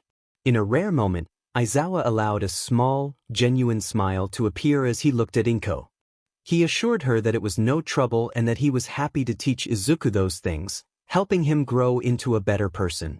𝗵𝗃𝗄 felt her cheeks warm, and before she realized it, she leaned forward and kissed Izuku's cheek, thanking him again in a flustered manner before quickly scurrying off to her seat. Izuku stood frozen, trying to process what had just happened, until he felt a chill run down his spine and turned to see 𝗵𝗃𝗄 glaring at him. Meanwhile, 𝗵𝗃𝗄 sat down, still blushing fiercely at her impulsive action, scolding herself for acting like a schoolgirl rather than a grown woman. The announcer's voice boomed, introducing the first contestant, Izuku Midoriya. The stadium erupted in cheers, though some spectators glared at him, recalling a previous comment he made about being quirkless. Izuku noticed the loud cheers and turned to see his classmates cheering him on, which made him smile shyly. His attention was drawn to two familiar faces, 𝗵𝗃𝗄, waving enthusiastically, and Eri, sitting in her lap and waving as well, holding onto his sketchbook that he had asked her to keep safe during the match. Izuku was pulled from his thoughts when he heard Shinso's name called. He turned to see Shinso approaching him calmly. Shinso stated that he intended to win the match, and Izuku nodded in acknowledgement, prompting a chuckle from Shinso, who recognized Izuku's readiness for their confrontation. Midnight, the referee, confirmed that both fighters were ready, receiving nods from them before she cracked her WHP to signal the start of the round. Shinso remarked that it must be nice to have such a strong quirk, but Izuku ignored him and charged forward, closing the distance faster than Shinso anticipated, forcing him to evade a punch. Shinso then mentioned Toga's, noting that her quirk was related to BLD, implying she must be a villain, or rather, a monster. This comment ignited a fire of rage in Izuku's eyes, and he shouted that Shinso should never call her that. Fueled by anger, he rushed at Shinso, but noticed a smirk on his opponent's face. Shinso had successfully caught Izuku in his quirk, rendering him momentarily lifeless, as if strings were controlling him. He explained that he hadn't meant what he said but knew it was the easiest way to provoke Izuku and win the match. He commanded Izuku to turn around and leave the arena. As Izuku's body began to move against his will, he felt the fury of his summons rising within him, their rage echoing in his mind. As he approached the edge of the arena, Izuku's body trembled and halted. Shinso clutched his forehead in pain, overwhelmed by the intensity of the voices in his head, all screaming in outrage at his control over Izuku. The cacophony grew louder, threatening to burst his mind with pure, seething rage emanating from Izuku. Just as he felt he could endure no more, everything around him faded to black, leaving him in a void with only Izuku. Confused, Shinso felt a surge of pain coursing through him, wishing for it to end.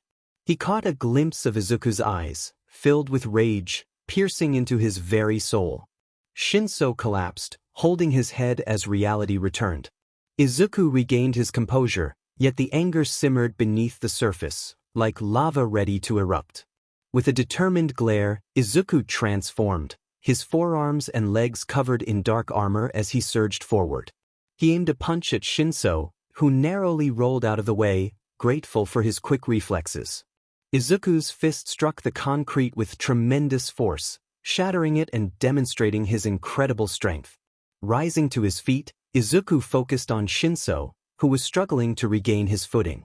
Before Shinso could react, Izuku landed a powerful blow to his stomach, lifting him off the ground and sending him flying out of the ring, gasping for breath on the ground. Taking a deep breath, Izuku managed to calm his anger, though it still lingered.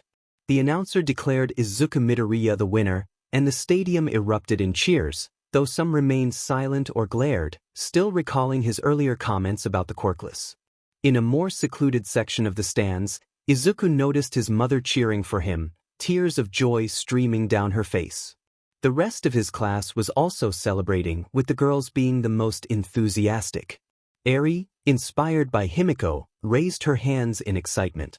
Izuku smiled at the sight and began to leave the arena when he saw the medical bots taking Shinso away. Unbeknownst to him, his quirk was shifting once more, evolving into a new power inspired by Shinso. He also failed to notice strange markings briefly appear on his cheeks before vanishing. 13 observed Izuku's exit from the ring and remarked on his impressive performance, especially his ability to regain control. Power Loader agreed but noted that Izuku still had much to learn before facing the real world. 𝗬𝗍𝗄 added that as teachers, it was their duty to assist him with his quirk, while Hound Dog pointed out that the true nature of Izuku's abilities remained a mystery. 𝗬𝗏 concluded that the potential of his quirk was limitless. Izuku reached the stands just as Todoroki and 𝗧𝗏 were called for their match. Before he could take his seat, Eri spotted him and rushed over, attempting to hug him. He quickly picked her up, allowing her to wrap her arms around him and bury her head against his chest. He acknowledged her cheering as a significant factor in his victory. Eri's eyes widened in surprise as she looked into his forest green ones, and he reassured her with a warm smile, feeling a flicker of hope as he noticed her lips twitch upwards. She expressed her happiness at having helped him before resting her head against him. Meanwhile, the girls, especially 𝗵𝗃𝗄, watched the scene unfold, all thinking the same thing: he was husband and father material. 𝗵𝗃𝗄 bit her lip, her gaze lingering on Izuku with a sense of longing. Izuku carried Eri to his seat next to 𝗵𝗃𝗄, where Eri turned to sit on his lap, eagerly watching the matches. Midnight's voice rang out, asking if both fighters were ready. 𝗧𝗏 nodded enthusiastically, while Todoroki remained silent, a look of anger etched on his face. When the match began, 𝗧𝗏 barely had time to react before he was encased in ice, leaving only his head exposed. The crowd fell into stunned silence for a moment before erupting into cheers. Midnight declared Todoroki the winner as he thawed the ice and exited the arena. Izuku caught Todoroki's glare directed at him, feeling the intensity of his anger. In response, Izuku felt a surge of rage within himself, prompting him to wonder why he was struggling to control his emotions lately. Since the USJ incident with the Juggernaut, he found himself more susceptible to fear, even sensing it from others. 𝗵𝗃𝗄, astonished by Todoroki's ice quirk, remarked on its power, comparing it to Izuku's father's flames, which both fascinated and frightened her. Izuku agreed, feeling his own quirk stir again, as if something within him was yearning to be unleashed. The next match featured Denki against 𝗬𝗏, with Denki attempting to impress the girls, though his efforts fell flat. However, 𝗬𝗏's words shocked many in the stadium, inciting shouts of anger. 𝗬𝗏 proclaimed that a savior would rise to save the quirkless, who had waited for 75 long years for this moment. Kyoka, confused, questioned what she meant. Momo recalled a past event involving a prophet who had predicted the emergence of a savior after the Quirk and Quirkless War. Ochako vaguely remembered a massive floating island built for the quirkless, while Shoji explained that it was a means for them to gain freedom, as Japan had restricted their movement. Their discussion was interrupted when Midnight announced 𝗬𝗏 as the winner and introduced the next match: myheroacademia vs 𝗬𝗏𝗍. May entered with her usual grin, showcasing various gadgets while waving to the crowd. Spotting Izuku, she waved at him, prompting 𝗵𝗃𝗄 to glare at her. Iida, on the other hand, wore a dark expression, his anger growing as he overheard Izuku's friends discussing the quirkless city and 𝗬𝗏's beliefs. As 𝗬𝗏 stepped into the arena, she noticed Denki's entrance and heard Midnight announce their names. Present Mike added a humorous remark about 𝗬𝗏 being a follower of Jesus. 𝗬𝗏, narrowing her eyes, clarified her beliefs, stating that she followed Nezuism. The crowd fell silent as massive flags with Nezu's face descended, and people in black cloaks began to pray. Aizawa expressed disbelief at the spectacle, while Nezu, appearing out of nowhere, humorously declared himself the god of their world. 𝗬𝗏 was declared the winner. myheroacademia and 𝗬𝗏𝗍 made their way to the field, with Present Mike announcing their entrance. May waved enthusiastically to the crowd, showcasing her latest gadgets. Despite Izuku and Ochako's insistence that she stop calling them babies, she remained oblivious to the reason behind their frustration, especially since the blonde girl often seemed upset when she interacted with Izuku. Excitement bubbled within her as she anticipated the opportunity to demonstrate her creations, hoping to capture the audience's attention. As 𝗬𝗏𝗍 approached the ring, the crowd erupted in cheers, though he wore a slight scowl from his earlier encounter with Izuku. 𝗵𝗃𝗄 turned to Izuku, who was holding Eri in his lap as she enjoyed an apple, feeling secure in his embrace. She asked him who he thought would win the match. Izuku considered the question, noting that while Ida had combat experience and was training to be a hero, Mei's unpredictability and her access to knowledge about their quirks could give her an edge if she had the right gear to counter him. He then noticed his classmates staring at him, and he blushed, realizing he had been speaking aloud. Himiko smiled at his reaction, hoping to open his heart further.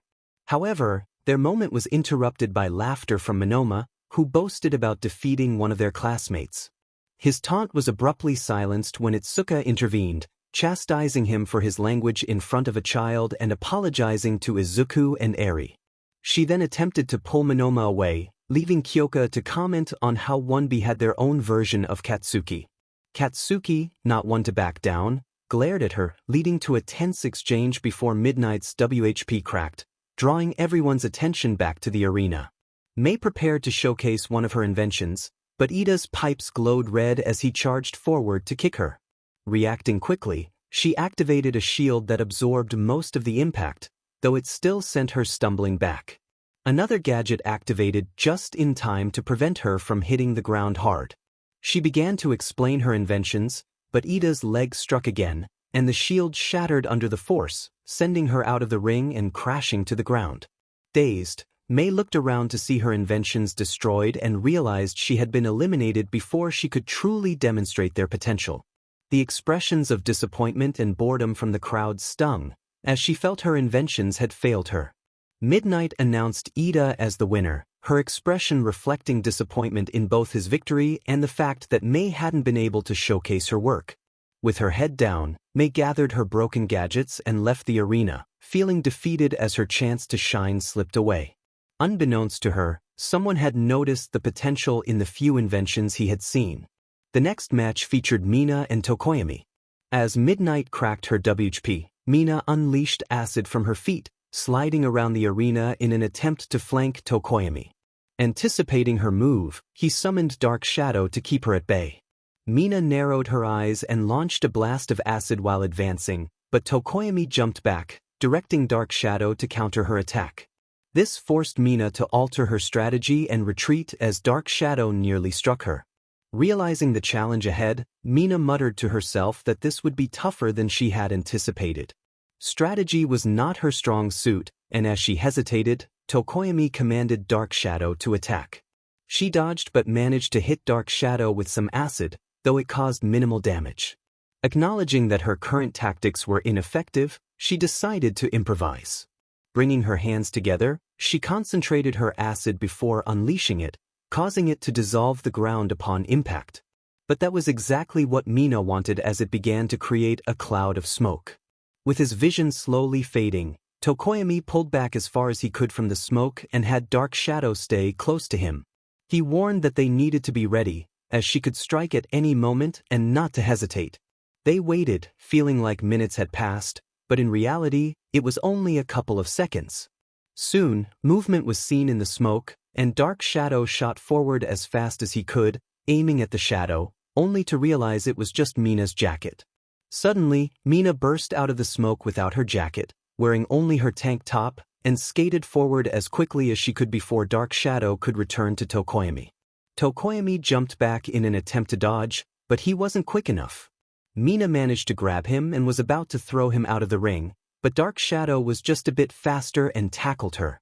Before she could fully comprehend what had happened, she hit the ground, realizing she was on the grass, her hands feeling the rough texture beneath her. Present Mike announced 𝗳𝗁𝗵𝗃 as the winner, and Mina stood up, expressing her disappointment at being so close. 𝗳𝗁𝗵𝗃 complimented her performance, acknowledging that if she had been just a bit faster, he might not have won. Mina, with a big grin, suggested that perhaps next time she could beat him. 𝗳𝗁𝗵𝗃 looked forward to their next duel as they walked back to the stands, with Mina following closely since she wasn't really hurt. Midnight announced that the next match would be announced shortly after the arena was fixed from the large hole created by Mina's acid, which was still lightly smoking. Eri quietly remarked that the match was cool, and Izuku smiled in agreement, prompting her to ask when he would perform those impressive moves again. He replied that it wouldn't be for a few more fights, trying to lighten the mood with a joke. Eri, however, scooted closer to him and gently held his scarred hand with both of hers, expressing that she liked being with him and felt safe. Izuku smiled softly and gently rubbed the top of her head, which made Eri lean into his touch, showing that he was helping her heal from her past. Himiko observed this interaction, thinking that Izuku had the qualities of a good partner, her maternal instincts kicking in. Unbeknownst to her, Izuku was having a similar effect on a few others as well. Present Mike announced the next match, Momo Yaoyorozu vs Himiko. Himiko smiled at Izuku and asked for luck, while Eri mustered her courage to wish her good luck as well, playing with Izuku's hand for comfort. Himiko found herself charmed by Eri's cuteness, her maternal instincts urging her to protect the girl. Izuku wished both girls good luck, and Himiko blushed at the compliment, noticing Momo's smile, which had a hint of red on her cheeks.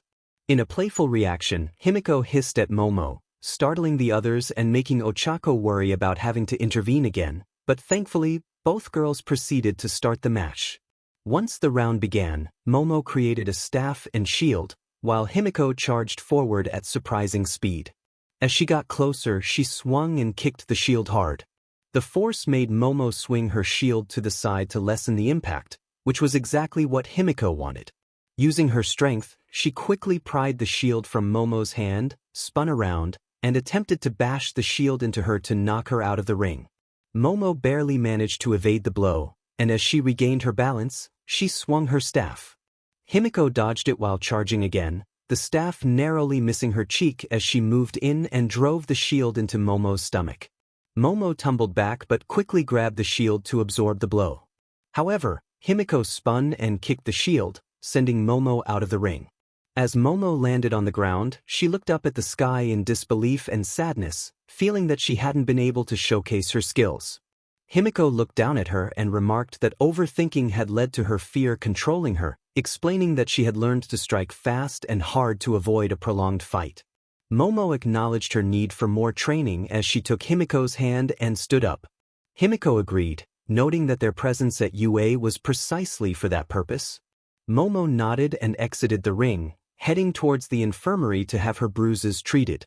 As they walked out, Midnight smiled with delight at Himiko's victory, feeling a mix of emotions that she found difficult to articulate.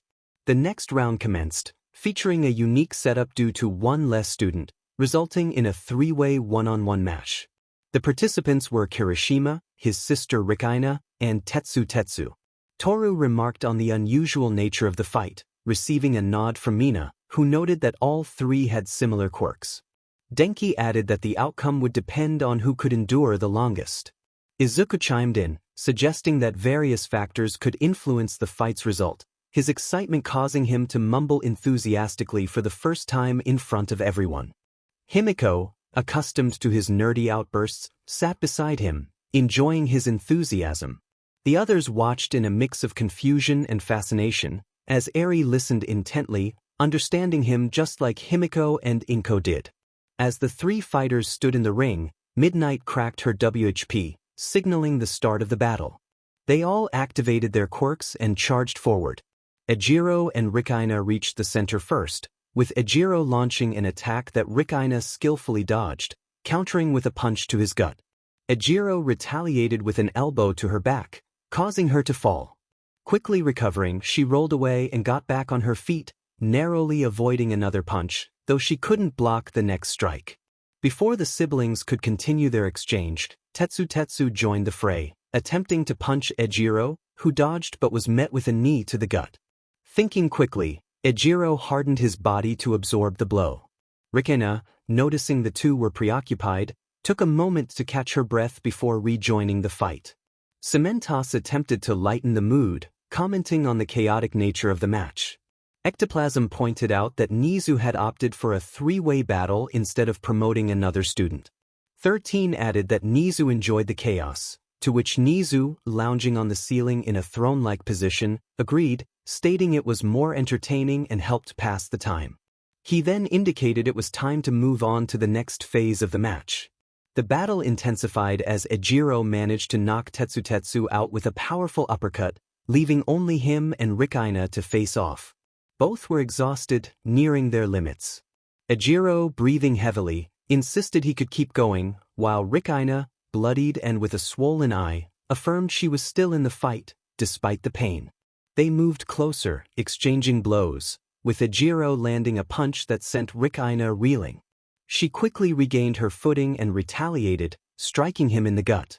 𝗧𝗪𝗀 grunted in pain but stood firm, hardening his forehead and slamming it into Rikina's. She fell to her knees but quickly rose, striking the bottom of her head against his chin, causing him to stagger back. Both fighters were clearly at their limits, and the question remained of who would yield first. As they got back on their feet, they trudged forward, knowing that the next punch could determine the winner. 𝗧𝗪𝗀 threw the first punch but missed, giving 𝗧𝗵𝗃 the opening she needed. Her fist connected with his cheek, causing him to stumble back. With a smile, 𝗧𝗪𝗀 acknowledged her victory as he fell to the ground, unconscious. 𝗧𝗵𝗃, too exhausted to celebrate, collapsed beside him. Midnight announced 𝗧𝗵𝗃 as the winner with pride, cracking her WHP to signal the next match, Ochako Uraraka vs Katsuki. She felt a twinge of concern at the mention of Katsuki, unsure of how he would behave. As everyone celebrated Rikina's victory, Izuku noticed Ochako leaving the area, looking anxious. He decided to approach her to offer support. He asked Eri if she could stay with Himiko for a moment while he spoke with Ochako. Eri, though reluctant, agreed, especially since Himiko picked her up and assured Izuku that Eri would be safe with her. Izuku thanked Himiko and reassured Eri that he would return shortly before he set off to find Ochako. He navigated the hallways, checking various rooms until he finally spotted her, visibly struggling to calm her nerves about facing Katsuki. Called out to her, causing her to jump slightly. When she turned to him, she expressed her surprise at his presence. Izuku inquired about her well-being, noting her nervousness. After a moment of silence, Ochako admitted her fear of facing Katsuki, acknowledging his strength and her longing to make her parents proud by winning the sports festival. Izuku acknowledged Katsuki's abilities, sharing that he had documented his fighting style on his phone. Ochako appreciated the information but insisted on facing Katsuki alone, wanting to prove herself without assistance. Izuku smiled at her determination, encouraging her to be careful and to give her best effort. Ochako felt warmth spread across her cheeks as she smiled and fidgeted with her hands. Present Mick's voice boomed through the speakers, calling for Ochako Uraraka and Katsuki to enter the arena. It was time for her to step forward. Just as she was about to leave, Izuku called out to her, urging her to be cautious. He warned her not to provoke Katsuki, recalling his own experiences with the explosive hero. Ochako met his gaze, her expression revealing a mix of determination and apprehension. She reassured him that she would give it her all. In the ring, Ochako and Katsuki faced each other, and she couldn't deny the fear coursing through her. She was acutely aware of his capabilities and how he might not hesitate to hurt her. Midnight, observing from the sidelines, felt a pang of concern for Ochako but steeled herself to remain professional, knowing that the other teachers were present to intervene if necessary. With a commanding shout, she announced the start of the match. Katsuki, filled with rage, taunted her, suggesting she should surrender. Despite the intimidation, Ochako pushed her fear aside and formulated a plan. She picked up a rock and threw it at Katsuki, who effortlessly obliterated it with an explosion, filling the area with smoke. As he prepared for her next move, he spotted her emerging from the haze and instinctively launched an explosion in her direction. Ochako barely missed being hit, but Katsuki's punch connected, sending her flying and leaving a painful burn on her face. Despite the throbbing pain, she forced herself to rise. Before she could fully regain her footing, Katsuki attacked again, striking her in the gut and following up with another explosion that sent her crashing once more. Yet, in a moment of desperation, she managed to grab his arm. Katsuki, furious, began to float, his eyes blazing with anger. He unleashed another explosion, propelling himself back to the ground, where he grabbed a broken tile for support. Undeterred, Ochako charged at him, determined to keep her plan alive. The crowd watched in horror as she endured repeated blasts, each one sending her reeling. Izuku's grip on the railing tightened, the metal groaning under the pressure as he felt a surge of rage building within him. Back in the ring, Ochako was thrown against the ground again, struggling to rise. She shook her head at Midnight, whispering that she wasn't finished yet. 𝗧𝗵𝗲, consumed by fury, declared his intent to defeat her. Realizing this was her moment, 𝗬𝗧𝗄 initiated her plan. As gravity returned to 𝗧𝗵𝗲, he charged at her, but he noticed rocks beginning to rain down. 𝗬𝗧𝗄, summoning her remaining strength, made one last desperate attempt to tag him. In a split second, 𝗧𝗵𝗲 raised his arms and unleashed a massive explosion that obliterated the falling rocks. The shockwave sent 𝗬𝗧𝗄 flying to the edge of the ring, barely conscious. Before she could fully comprehend her situation, 𝗧𝗵𝗲 charged at her again, releasing one final explosion, this time with a rock in his hand, creating a shrapnel effect. The impact knocked 𝗬𝗧𝗄 out of the ring, leaving her unconscious. Midnight's voice cut through the chaos as she shouted for the match to stop. As the smoke cleared, she rushed to 𝗬𝗧𝗄's side, accompanied by medical bots. 𝗧𝗵𝗲, filled with a mix of triumph and anger, stomped away, muttering to himself. Meanwhile, Eri, trembling with fear, asked 𝗵𝗃𝗄 if 𝗬𝗧𝗄 would be okay. She turned to Izuku for reassurance but was met with silence. For the first time, she felt a chill of fear as she observed his grip bending the metal railing, his eyes swirling with a dangerous mix of colors. Izuku's heart raced, and the voice in his head grew louder, demanding vengeance against 𝗧𝗵𝗲 for what he had done. The pounding in his ears grew louder with each passing moment as he watched 𝗬𝗧𝗄 being carried away on a stretcher, 𝗧𝗵𝗲's laughter and insults echoing in the background. The noise intensified, accompanied by a relentless voice in his mind, but the pain from that voice diminished as his anger swelled. The grip he had on the railing finally shattered the metal, producing a sickening sound. 𝗵𝗃𝗄 noticed his distress and pulled him from his thoughts. When their eyes met, she felt a knot in her stomach at the sight of his eyes filled with pain and rage, all directed at 𝗧𝗵𝗲. She quickly embraced him, feeling Eri hug Izuku's leg tightly. She reassured him that 𝗬𝗧𝗄 would be okay, as Recovery Girl and Tsunade would heal her. Her gentle words seemed to calm him, though she could sense that Izuku was still simmering with rage, likely haunted by memories he wished to forget. 𝗵𝗃𝗄 suggested they go see 𝗬𝗧𝗄, taking his hand and noticing his fingers were tense. Despite that, she tightened her grip and led him toward the medical center, with Eri holding his other hand and following closely behind. 𝗵𝗃𝗄 felt a mix of happiness and sadness as his grip tightened, knowing he cared for his friends. Yet, a voice in her head whispered that he might prefer someone else, someone like 𝗬𝗧𝗄, Mina, or Toru. The nagging thought persisted, but she focused on Izuku's fear for his friend, hurt by his old bully. She stepped closer to him, wrapping her other arm around his, silently offering her support. She had developed feelings for him, determined to stand by his side. As they turned a corner, they froze at the sight of 𝗧𝗵𝗲, who walked by with a scowl. Izuku glared at him, and 𝗧𝗵𝗲 smirked, declaring that 𝗬𝗧𝗄 got what she deserved before walking past, ignoring their glares. Eri looked up at Izuku, concerned about 𝗧𝗵𝗲 and sensing Izuku's cold demeanor.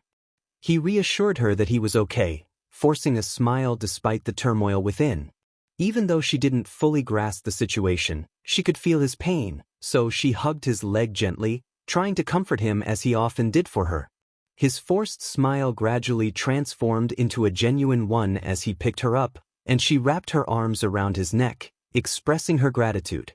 Upon entering the room, they found Recovery Girl and Tsunade speaking with 𝗬𝗧𝗄, who was bandaged and appeared to have just woken up. Recovery Girl informed her that she would have scars on her upper body and stomach, as some fragments remained lodged within her, but they would not cause harm. 𝗬𝗧𝗄 nodded slowly, her gaze eventually landing on Izuku, who looked deeply concerned for her, warming her heart. Izuku spoke slowly, expressing their longing to check on her. 𝗬𝗧𝗄 replied that she was okay, forcing a smile and acknowledging her defeat, vowing to grow stronger. 𝗵𝗃𝗄 encouraged her, stating that if it weren't for 𝗧𝗵𝗲's quick reflexes, she might have won. Mina chimed in, praising her performance and how she managed to make 𝗧𝗵𝗲 float. Despite her pain and sadness, a small smile appeared on 𝗬𝗧𝗄's lips as she thanked them, trying to hold back tears. Izuku reassured her that their words were sincere, and she had done an amazing job, gaining the attention of many heroes who would want to train her. Tears welled in her eyes, and when she saw the genuine smile on Izuku's face, she broke down. She lamented her perceived failure, feeling like a nuisance in the arena and fearing she could never help her parents. As tears streamed down her face, she instinctively hugged 𝗵𝗃𝗃, who froze for a moment before gently patting her back to comfort her. Izuku felt a surge of rage rising within him, suffocating him, and he knew he needed to leave before losing control.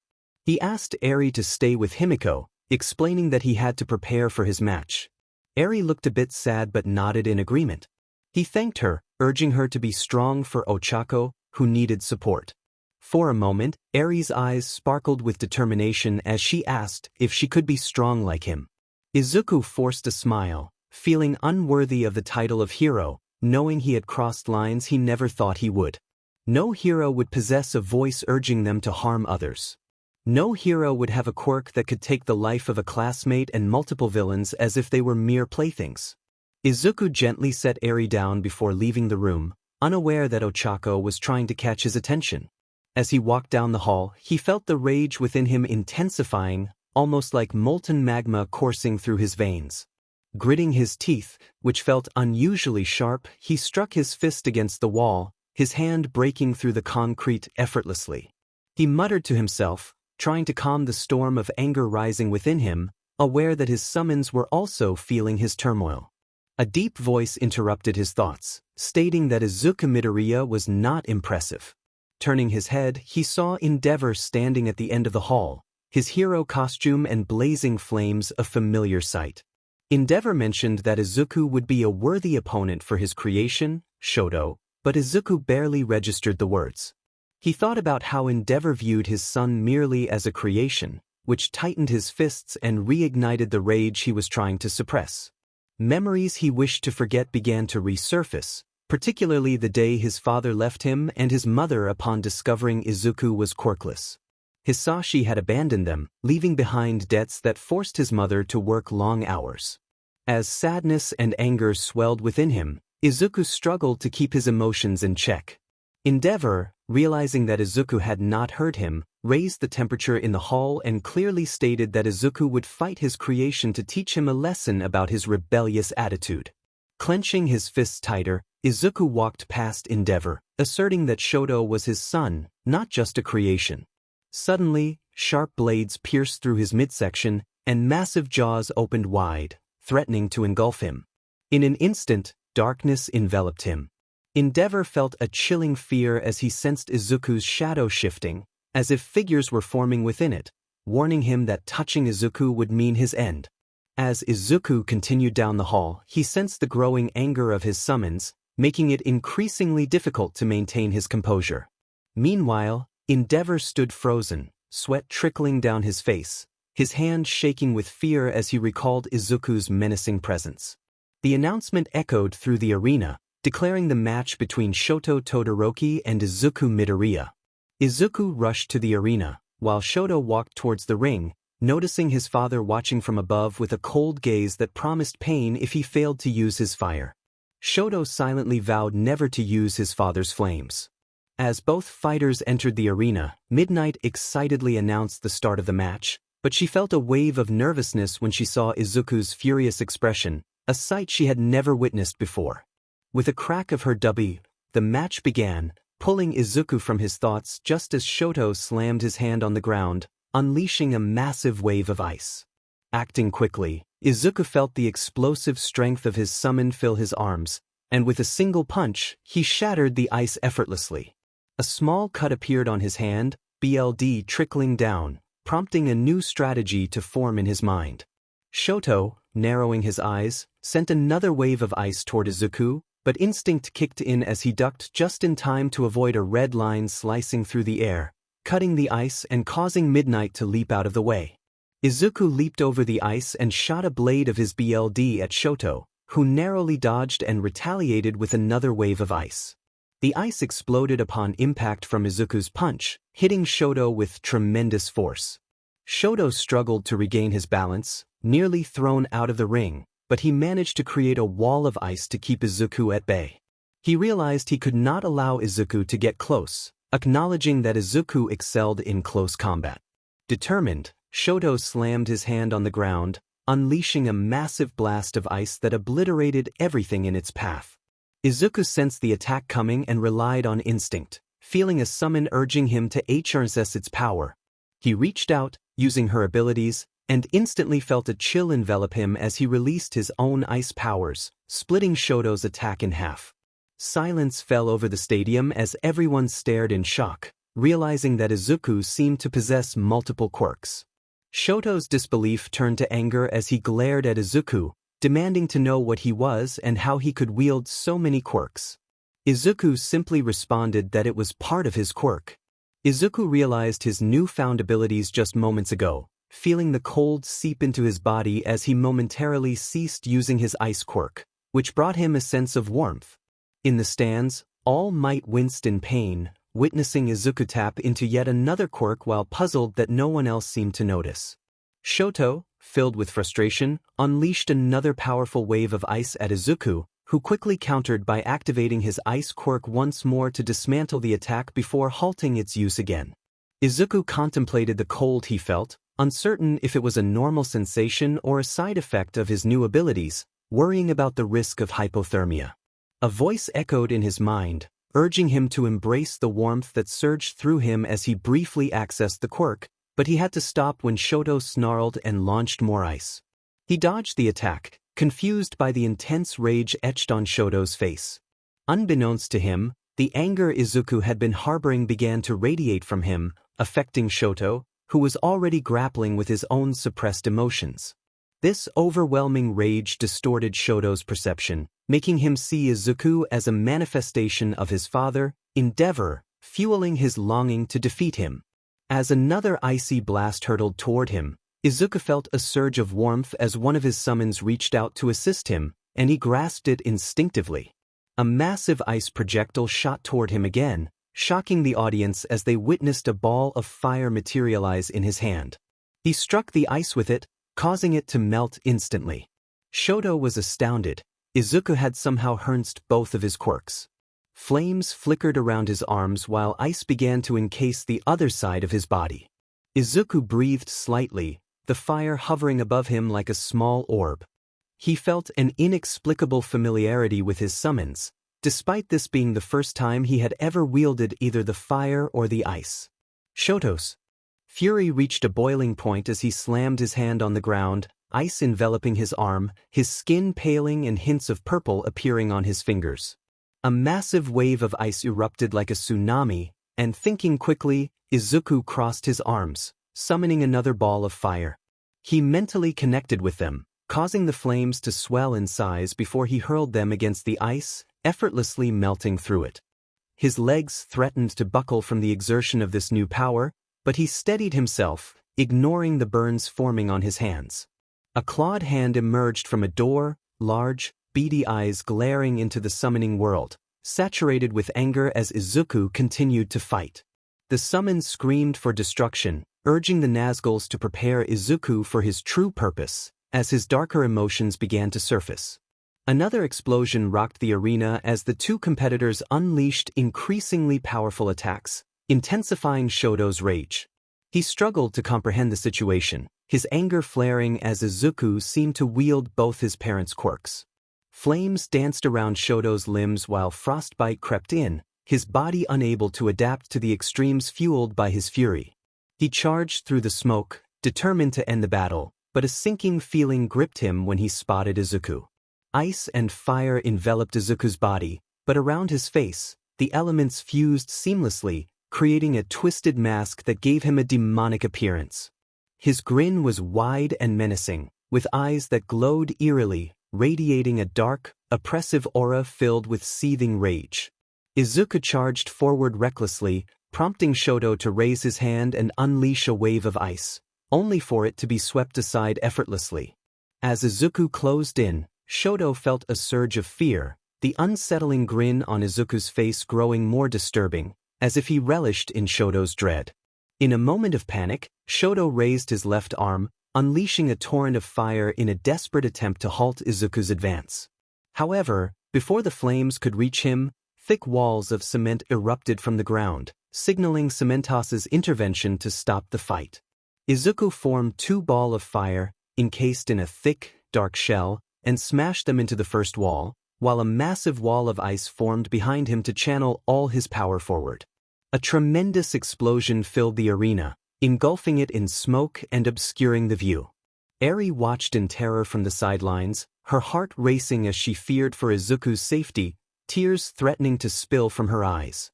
Midnight called out to 𝗵𝗃𝗲, desperate for information, but he could only respond that the smoke was too dense to see through.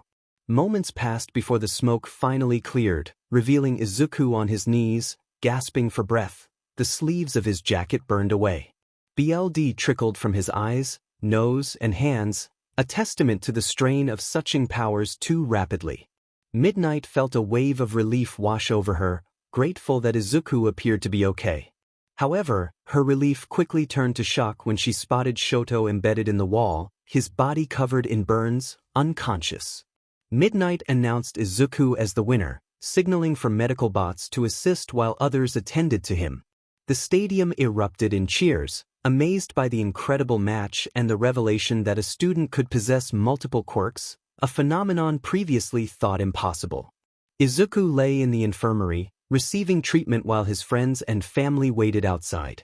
Meanwhile, 𝗵𝗃𝗲 worked diligently to repair the arena for the next fight. Mike, the most religious figure in their school, expressed his embarrassment as he addressed Ibarra. She firmly stated that she did not identify as a Christian, recalling the hurt look on her mother's face. However, she had found her own path and chose to follow it, standing alongside the quirkless in Japan. With reverence and hope shining in her eyes, Ibarra proclaimed her belief that a messiah would come to save the quirkless from the grim fate imposed upon them. Silence enveloped the stadium before it erupted into shouts and boos, with some even hurling threats at her for supporting the quirkless and believing in the so-called messiah. Sensing the situation escalating, Mike decided to intervene and quickly initiated the fight, hoping to defuse the tension. He shouted for the match to begin. Ibarra unleashed her vines, attempting to restrain her opponent, 𝗫𝗫𝗍𝗬, who had different intentions. Ida was incredulous that Izuku continued to be praised and protected despite his past actions. Fueled by anger, he could not fathom Ibarra's defense of the very beings responsible for the war and her faith in the Messiah the quirkless had awaited for 70 years. As the vines approached, Ida pushed his thoughts aside, determined to conclude the match swiftly to prepare for his confrontation with Izuku. He unleashed his powerful quirk, propelling himself forward at breakneck speed. Ibarra barely managed to form a wall of vines for protection, but Ida quickly maneuvered around it, aiming a kick at her midsection. She summoned some of her remaining hair to create another barrier, but Ida's kick shattered through it with ease, singeing the ends of the vines. Ibarra stumbled back, and before she could regain her footing, Ida's leg struck her stomach, sending her crashing to the ground.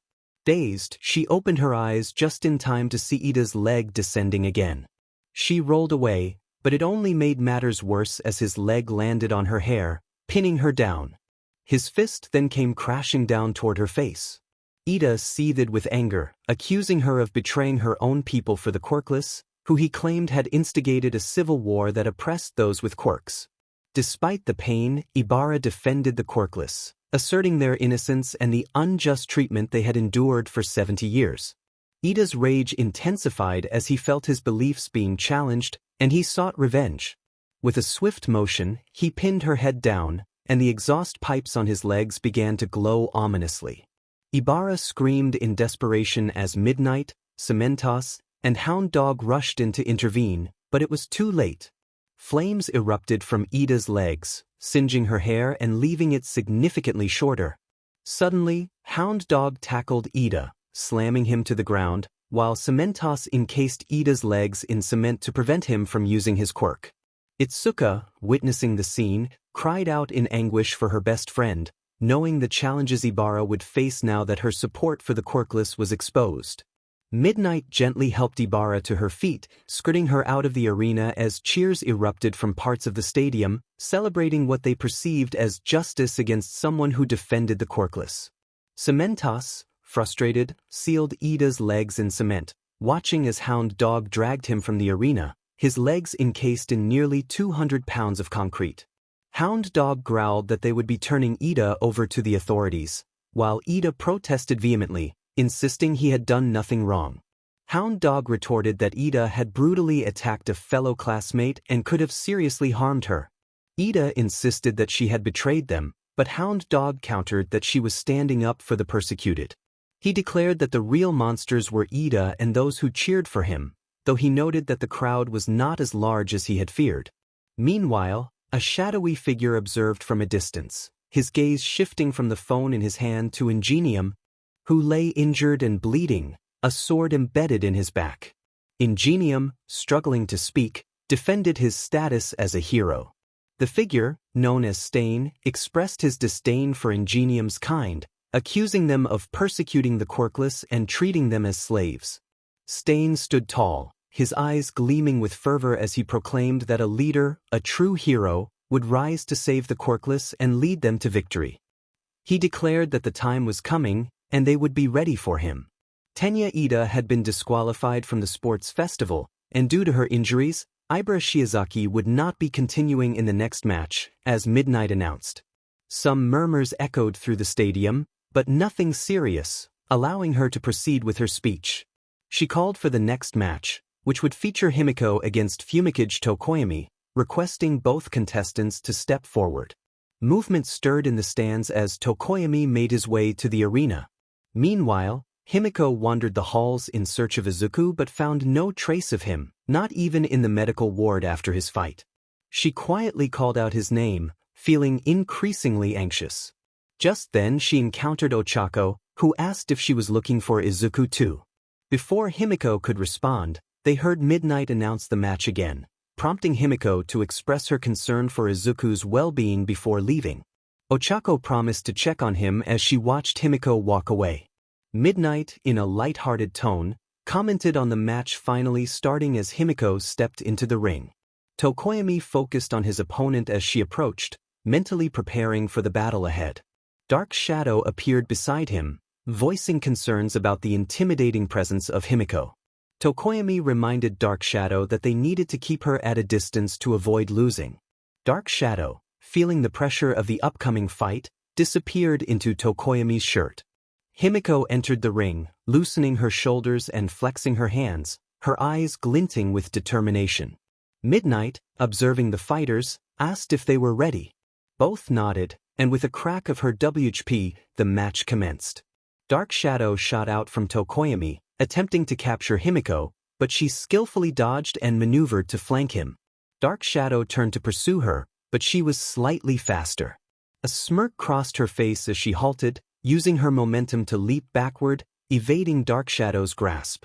Quickly pivoting, Himiko sprinted toward 𝗧𝗧𝗵𝗲, whose eyes widened in alarm as he regretted not taking Izuku's hand-to-hand training seriously.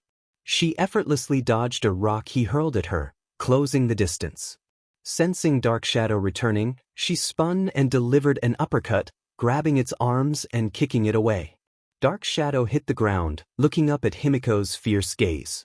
She expressed her frustration about her previous opponents, needing to vent her anger. After jumping off Dark Shadow, she charged at 𝗧𝗧𝗵𝗲 again, intent on finishing the match swiftly to find Izuku. 𝗧𝗧𝗵𝗲 tried to create distance, but Himiko's speed overwhelmed him. Her fist connected with his stomach, knocking the wind out of him, followed by another punch to his chest. Finally, she raised her leg, delivering a powerful kick that sent him flying out of the ring. Midnight, astonished by the quick victory, declared Himiko the winner, unable to contain her excitement and cheering for her. Himiko blushed at the praise, smiling at Midnight's enthusiasm. Meanwhile, Aizawa watched from a viewing booth, grinning at Midnight's reaction to Himiko's win. He relished the thought of payback for the years of teasing he endured. Izuku, holding Eri after a moment of mental turmoil, smiled at the scene. Despite dried BLD under his fingernails and cuts on his knuckles, he felt a sense of relief as he observed Eri's joy.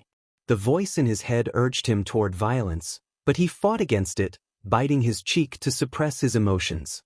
Eri excitedly praised Himiko's performance, and as Izuku forced a smile, he noticed the sparkle in her eyes, a sign of her gradual change. Midnight announced the next match, which would feature 𝗵𝗃𝗃 against Katsuki. Izuku's smile vanished upon hearing Katsuki's name, as anger surged within him, causing him to unintentionally damage the concrete wall beside him. Memories flooded back, and he felt the dark energy rising again. Just then, Himiko rounded the corner, sensing the intensity in his gaze before it vanished, replaced by a facade of normalcy. She immediately wrapped her arms around him, resting her head on his shoulder, reassuring him that she was there. Overwhelmed, he embraced her tightly, struggling to contain the emotions he wished to suppress. It was painful for him to recall his past, and he wished for it to simply fade away. She gently reassured him, expressing her presence without the need for words.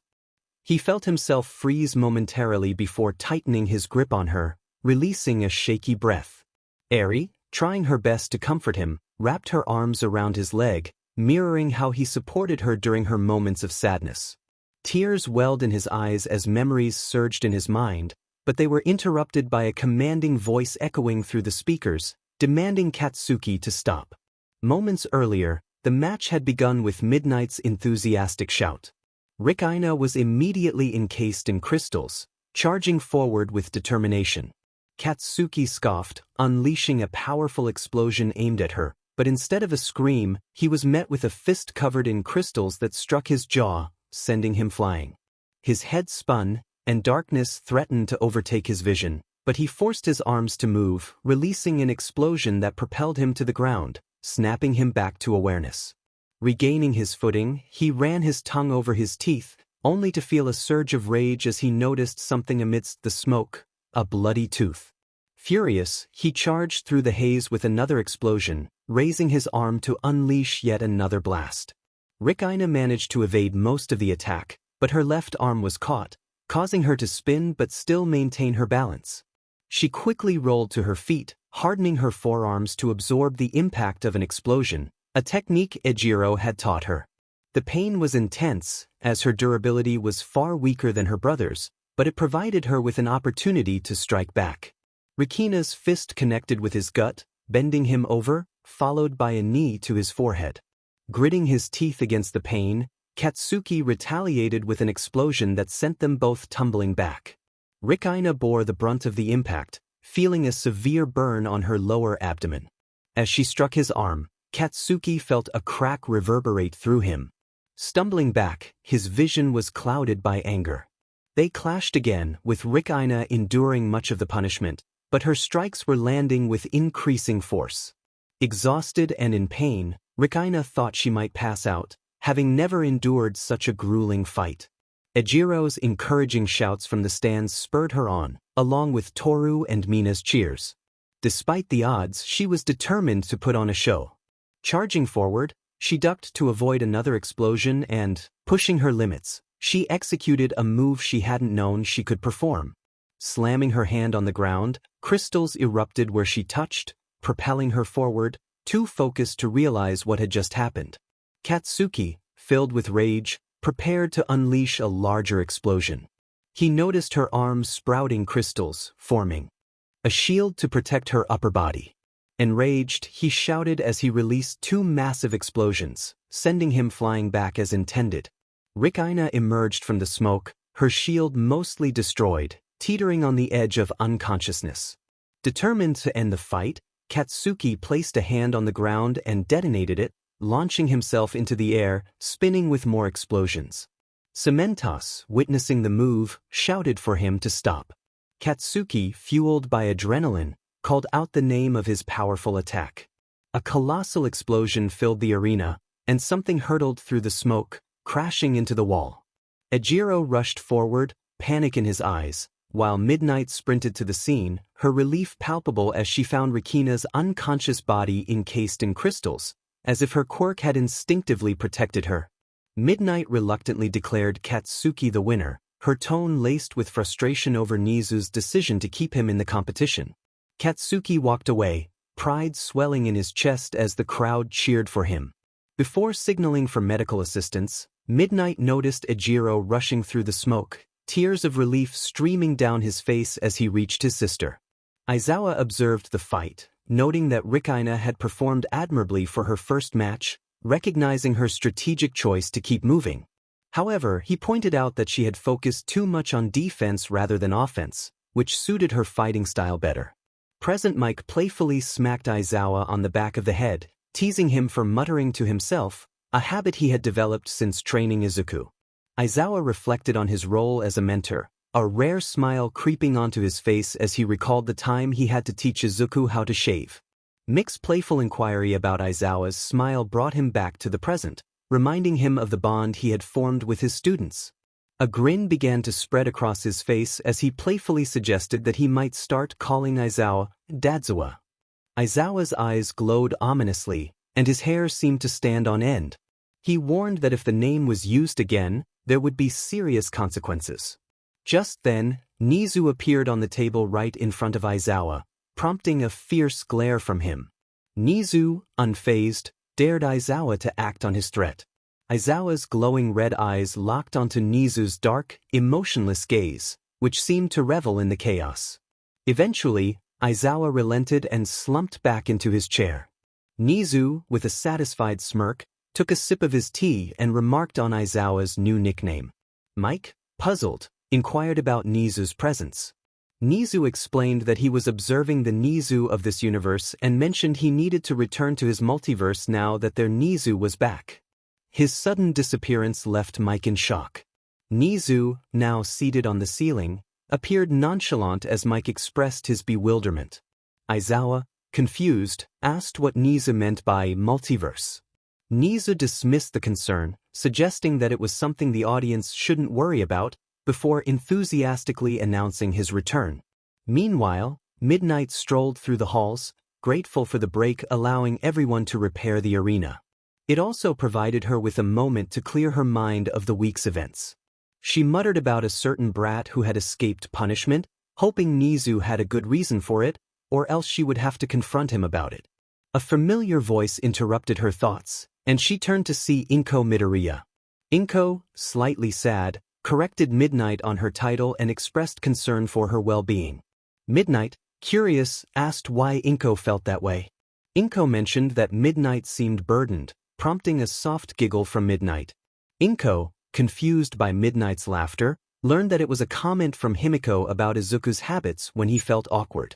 Inko couldn't help but smile at the thought of Himiko noticing such details about her son. Midnight agreed, adding that Himiko had a kind heart, though she could be a bit possessive about Izuku. Midnight's laughter echoed as she acknowledged Himiko's quirks, finding them endearing. Inko smiled at the exchange, and instead of speaking, she placed a reassuring hand on Midnight's shoulder, encouraging her to keep up the good work. She believed that one day, Himiko would see Midnight as family before she left to find her son. Midnight stood there, puzzled by Inko's words, wondering what they meant. Elsewhere in the arena, Kana moved stealthily through the halls, determined to avoid recognition.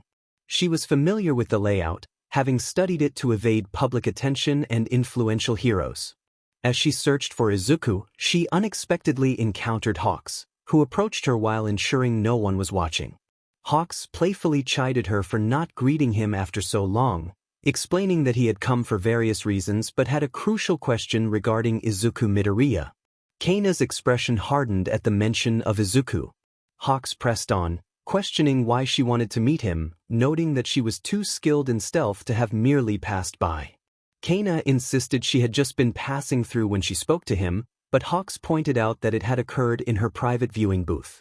Kana's glare intensified as Hawks continued, asking who Izuku was to her. She coldly replied that he was someone from her past, attempting to end the conversation. Hawks chuckled softly, aware that her answer was incomplete. He warned her that the commission was watching Izuku, especially after recent events, and it would be problematic if they began to investigate further. In a swift motion, Kana aimed her gun at Hawks, warning him and the commission to stay away from Izuku.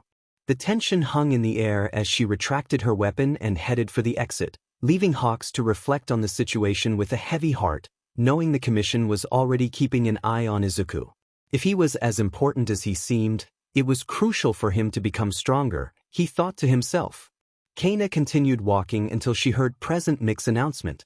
He called for Katsuki and Himiko to come to the arena for the final match before the finals, which would feature Izuku Midoriya against one of them. Kana glanced at a nearby monitor and bit her lips softly upon hearing that. She didn't know this Himiko girl, but from what she had observed throughout the day, it was clear that she was very close to Izuku. Katsuki, on the other hand, despised him more than anything, and after witnessing what he had done to Ochako, Kana whispered a quiet plea for Izuku to be cautious. Himiko took a deep breath, trying to calm her nerves before facing Katsuki. She had seen and felt the power of his attacks multiple times, and fear coursed through her. Beneath that fear, however, was a burning anger. He had hurt Izuku deeply, and she suspected there was much more to his actions than she had witnessed. The scars Izuku hid were a testament to the damage he had endured. Taking another calming breath, she finished dressing and began to tie her hair back when she heard a light knock on the door. "It's open," she called out, glancing over to see Izuku enter with a worried expression. Eri was right behind him and immediately ran forward to hug Himiko's legs tightly. She urged Himiko not to fight the loud, mean guy, holding on even tighter. With a sad smile, Himiko gently patted Eri's head while returning the hug. She explained that she had to fight if she wanted to be a cool hero like Izuku.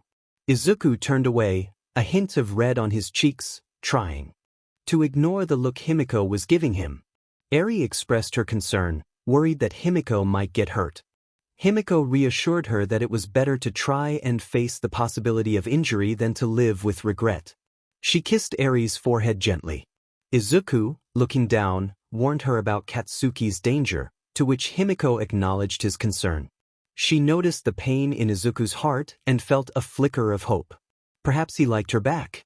However, she interrupted his thoughts, explaining that while she appreciated his longing to help, she already had a plan, partly thanks to him. She had picked up on things from his enthusiastic discussions, which had given her insight into how to win. In a moment of boldness, she leaned forward and gently kissed his cheek, wishing him luck and promising to see him in the finals. Eri quickly wished her good luck as well, and Izuku encouraged her to kick Katsuki's butt. With a smile, Himiko nodded and left the room. In the arena, both Katsuki and Himiko stood glaring at each other, their animosity palpable. Midnight observed them, her mind drifting back to Ochako's previous match against Katsuki, and she felt a wave of concern for Himiko. She quickly focused on the competitors, raising her WHP and reminding them of the rules, emphasizing that no crippling injuries were allowed, her gaze particularly sharp on Katsuki. As Midnight shouted for the match to begin, Katsuki unleashed a massive explosion, propelling himself forward at great speed. Himiko stood her ground, raising her arms to brace for impact. As Katsuki launched an explosion toward her, she leaped to the side, regaining her footing and charging back at him. Katsuki grinned, thinking he had her, but she emerged from the smoke, catching his extended arm. With a swift twist, she hurled him over herself, slamming him into the ground. Katsuki yelled in pain as the impact jolted through him. Himiko seized the opportunity, twisting his wrist to prevent him from using that arm. Thinking quickly, he released an explosion with his other hand, creating a concussive force that blasted Himiko away, saving his wrist but injuring his left arm in the process. Gritting his teeth, he could still move his arm, but the pain was intense.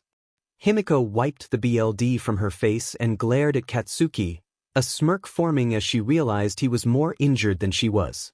With a snarl, he lunged forward, releasing another explosion before raising his arm, waiting for her next move. A flicker of blue caught his eye, and without hesitation he swung around, unleashing an even larger explosion at the movement, only to realize too late that it was just a jacket. Just like with Ochako, Himiko burst from the smoke, but she was much faster this time. She swung her fist, landing a powerful blow to his face, causing a sickening crack. Katsuki screamed in frustration as he pushed through the pain to retaliate, landing a hit to her stomach. Almost losing her balance, Himiko quickly regained her stance, dodging another explosive punch and delivering an upward elbow strike to his chin. She parried another attack and kicked at his knee, forcing him down to one leg before landing two more punches. However, a vicious headbutt from Katsuki caught her off guard. Acting swiftly, she kicked him in the chest, creating distance between them. "Is that all you've got?" she challenged, ready for the next exchange. 𝗵𝗃𝗄 taunted him, noting that she had seen women and even little girls who could hit harder than he could, while she wiped BLD from her lip, a result of her bleeding nose. Katsuki's anger surged, veins bulging on his head as he contemplated his next move. He slammed his hand on the ground, unleashing a powerful explosion and charging forward, but his fury only intensified when he realized he had missed her. Suddenly, a foot struck him from nowhere, causing him to spin and crash to the ground in pain, BLD trickling from his temple. Roaring in frustration, he swung his arm back and released another explosion into the smoke, but once again he hit nothing. A kick then connected with his back, sending him sprawling forward, his face slamming into the concrete. Katsuki's anger boiled over as he unleashed a barrage of explosions, desperately trying to locate her, yet he continued to strike at nothing. Scanning the smoke, he caught a brief glimpse of her and lunged forward, releasing a massive explosion. 𝗵𝗃𝗄 reacted quickly, forcing herself to the ground, but the explosion still tore through her sleeve and damaged her jacket. Fortunately, her shirt remained mostly intact despite a few burn holes. Katsuki advanced, seething with determination. 𝗵𝗃𝗄 realized the smoke was too thin for her original strategy, so she shifted to Plan B. She quickly grabbed a few rocks from the ground and hurled one at his lower stomach, forcing him to dodge, which slowed him down. Another rock flew past him, but the third struck his shoulder, causing him to wince in pain. In retaliation, he swung an elbow into her stomach. 𝗵𝗃𝗄 seized his leg, trying to slam him to the ground, but he recovered quickly and struck the back of her head with his fist. Stars filled her vision as she landed HRD on the hot concrete. Pain shot through her as she was kicked in the face, sending her rolling on the ground. Another kick followed, but it helped clear her vision just enough for her to dodge a stomp that could have seriously injured her. Katsuki yelled in frustration, demanding she return, but she continued to crawl away. Then she noticed an opening. Mid-crawl, she halted, allowing him to take a larger step than usual, bringing him close enough for her to kick his feet out from under him. He howled in pain, releasing an explosion in a desperate attempt to hit her, but she dodged into the smoke once more. Meanwhile, Mina watched Izuku with fear, her body warning her to stay back. The steel railing he gripped shattered under his strength, and a voice within him urged him to take action.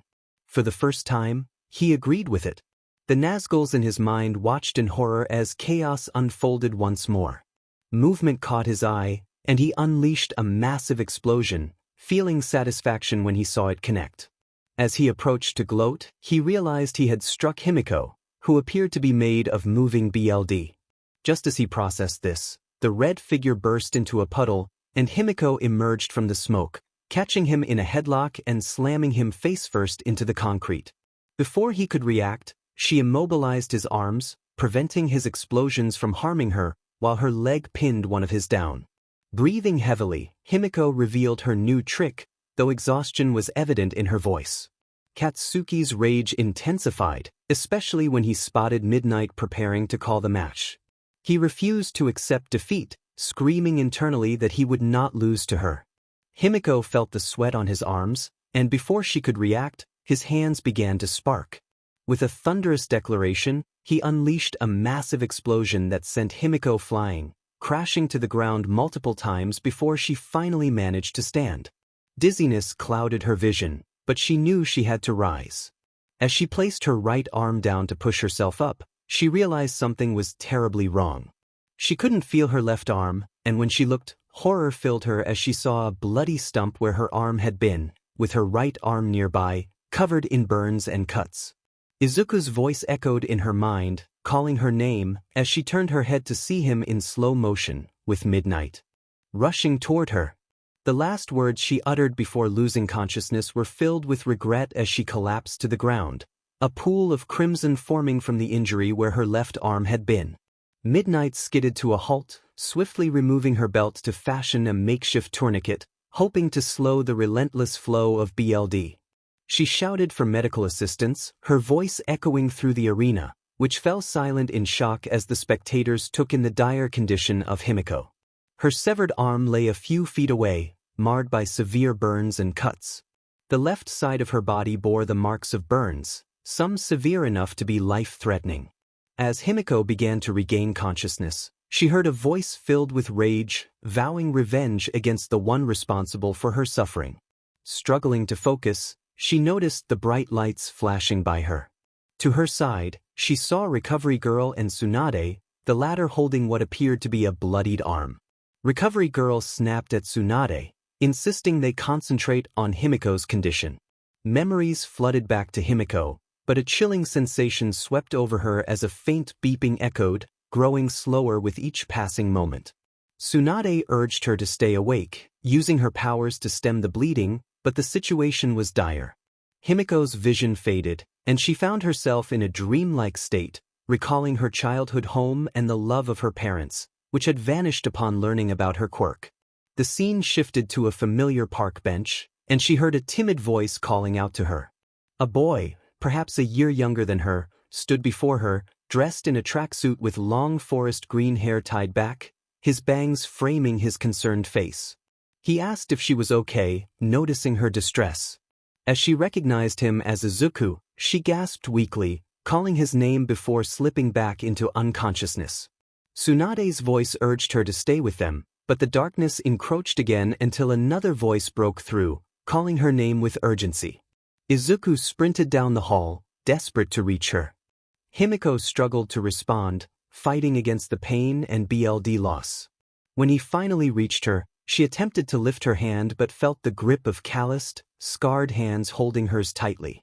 Izuku reassured her that Tsunade would save her, tears streaming down his face as they approached the infirmary. Recovery Girl instructed Izuku to leave as they prepared for surgery, but 𝗵𝗃𝗄 managed to call out to him clearly, her eyes opening to see his worried expression. With a weak smile, she summoned her last bit of strength to express her feelings, whispering that she had always loved him before everything faded to black. Izuku watched helplessly as Tsunade and Recovery Girl rushed 𝗵𝗃𝗄 into the infirmary, feeling a part of him shatter as he fell to his knees, staring at the ground. The sound of BLD rushing in his ears drowned out everything else, but her last words echoed endlessly in his mind, growing louder with each heartbeat.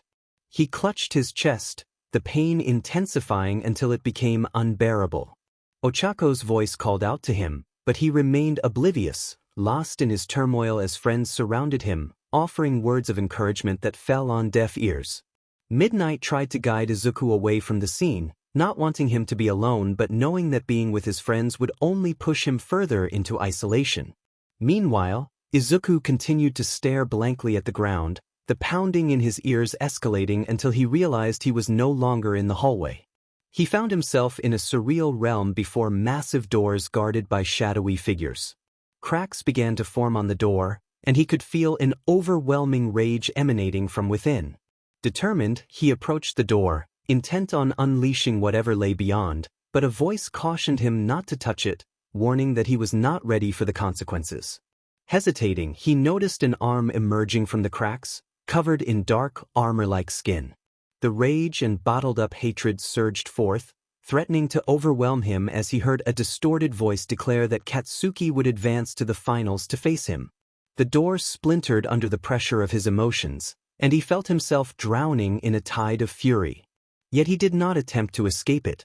Izuku, with clenched teeth, pleaded for help as he gazed into the void created by the summon earlier. For a moment, nothing appeared before vague shapes began to materialize in the distance, hidden in the shadows of the room. Among them, he recognized the Juggernaut, but his attention was drawn to another figure. In the center of the gathering, an ever-shifting form defied definition, neither fully humanoid nor otherworldly. It continuously morphed, except for one constant feature, its slightly glowing yellowish gold eyes, which turned to meet his gaze. They locked eyes for a moment, and Izuku felt a deep well of emotions stir within him, an overwhelming sensation that filled him to the brim. As thoughts and feelings surged through his mind, he became acutely aware of his summons, their powers, and their emotions. It was far too much to handle, and he began to hyperventilate as he continued to stare into those eyes. A vision flashed in his mind, a desperate warning that echoed within him, urging him to stop the unfolding chaos. A chilling, inhuman voice responded, declaring the existence of gods to be a mere illusion, claiming dominion over their powers. The figure then pressed a button on a control panel, triggering the whirring of machines, followed by a haunting scream that resonated deep within his soul. Izuku found himself staring into crimson eyes, burning with rage. In the arena, Aizawa's frustration boiled over as he questioned why the match was allowed to continue. Nizu, maintaining his composure, urged Aizawa to consider the implications of halting the fight, emphasizing that it was about Izuku. Aizawa took a deep breath, suppressing his anger, realizing that if Izuku did not confront Katsuki, he might spiral out of control. Nizu acknowledged the presence of heroes ready to intervene if necessary, but he also expressed a longing to see Izuku confront his rival. Meanwhile, a man in a suit approached the president of the Hero Association, expressing surprise that Nizu permitted the match to go on. The president, intrigued by the unfolding events, revealed her interest in Katsuki, believing his quirk could be harnessed for their purposes. She envisioned a future where they could lead Japan to greatness, with Katsuki, Hawks, and Nagant under their influence. In the infirmary, Eri trembled with fear, clinging to Inko as tears streamed down her face. Inko, striving to be strong for Eri, fought the urge to seek out Izuku. She knew she could not leave Eri alone, especially after witnessing Himiko's injuries. Izuku's classmates exchanged pained glances, unsure of how to comfort her, as they were separated from him. Ochako gently tapped Inko's shoulder, offering to watch Eri so that Inko could speak with Izuku. Despite her concern for Himiko, a twinge of envy crept into her heart at the thought of Izuku's reaction to Himiko's plight. She struggled to suppress these feelings, knowing that Izuku and Himiko shared a bond that she could not disrupt. Inko reassured Eri, who expressed her longing to see Izuku and help him. Inko understood Eri's intentions but believed it would be better for her to talk to Izuku alone, considering the turmoil he was experiencing. Eri, though confused, insisted that Izuku could never be scary. He was her hero, and she wanted to assist him. Inko, unable to deny her daughter, nodded and took Eri's hand as they headed out, leaving the classmates with Himiko outside the infirmary. Kyoka voiced her concern about not being able to support Izuku, while Kirishima expressed his longing to talk to him but recognized the need for privacy. They all agreed to be there for him whenever he needed them, showcasing their unwavering friendship. This time, it felt as though Kirishima had found the best friend he had always longed for while growing up. With a smile, she hoped that one day they would consider themselves brothers in every way except BLD. Tokoyami expressed agreement with Kirishima, stating that it was a private matter and that their friend was dealing with his own darkness and could not manage theirs as well. Dark Shadow teased Tokoyami, acknowledging his concern. The group watched as Tokoyami playfully shoved Dark Shadow back into his own stomach, reminiscent of someone trying to fit a trash bag into an already full dumpster. Tsu commented on Tokoyami's actions, calling them both sweet and cute, which only intensified Tokoyami's embarrassment. Izuku sat in the waiting room, staring at a fixed point on the wall, breathing heavily. The scene replayed in his mind repeatedly, Himiko lying on the ground, injured and missing her arm. He recalled her words, expressing her love for him. His fists clenched tightly, causing his palms to bleed as his fingers dug into his skin. He finally managed to speak, placing a hand over his heart, feeling a surge of rage that overshadowed everything else. Yet, beneath that rage, he felt something deeper when he thought of Himiko. His heart began to race, and warmth spread through his chest, confusing him momentarily until realization struck him. He loved her. A smile began to form on his lips, but he was abruptly pulled from his thoughts. Present Mike announced that Izuku Midoriya and Katsuki were to head to the arena for their match, his tone carrying a hint of disdain when he mentioned Katsuki's name. The warmth in Izuku's chest vanished, replaced by the bottled-up rage he had been holding. He stood up, making his way toward the stadium, fists clenched tightly, causing more BLD to drip from his palms. As he approached the entrance to the arena, he heard someone call his name. Eri and Inko rounded the corner, spotting him down the hall. He froze at the sound of her voice, about to respond when Present Mike called for him again, indicating that Katsuki was already in the arena. Izuku apologized, stating he had to go and fight. Inko, sensing his anger and pain, urged him not to throw his life away because of Katsuki, reminding him that both Himiko and Eri needed him. He turned to face them, and Inko's heart sank at the sight of his eyes, which were devoid of happiness and hope, filled instead with anger, sadness, and years of pain breaking through. He declared that he would stop Katsuki from hurting those he cared for and loved, stepping into the arena. Eri wished for his safety, and though neither of them noticed, her words made his lip twitch upward slightly. The entire stadium erupted in cheers as both fighters entered the ring, glaring at each other. The animosity between them was palpable, the tension so thick it felt as if it could be sliced. Midnight observed them, worry etched on her face as she noted the suppressed rage radiating from Izuku. Katsuki taunted Izuku, claiming he would send him to his girlfriend, smirking confidently.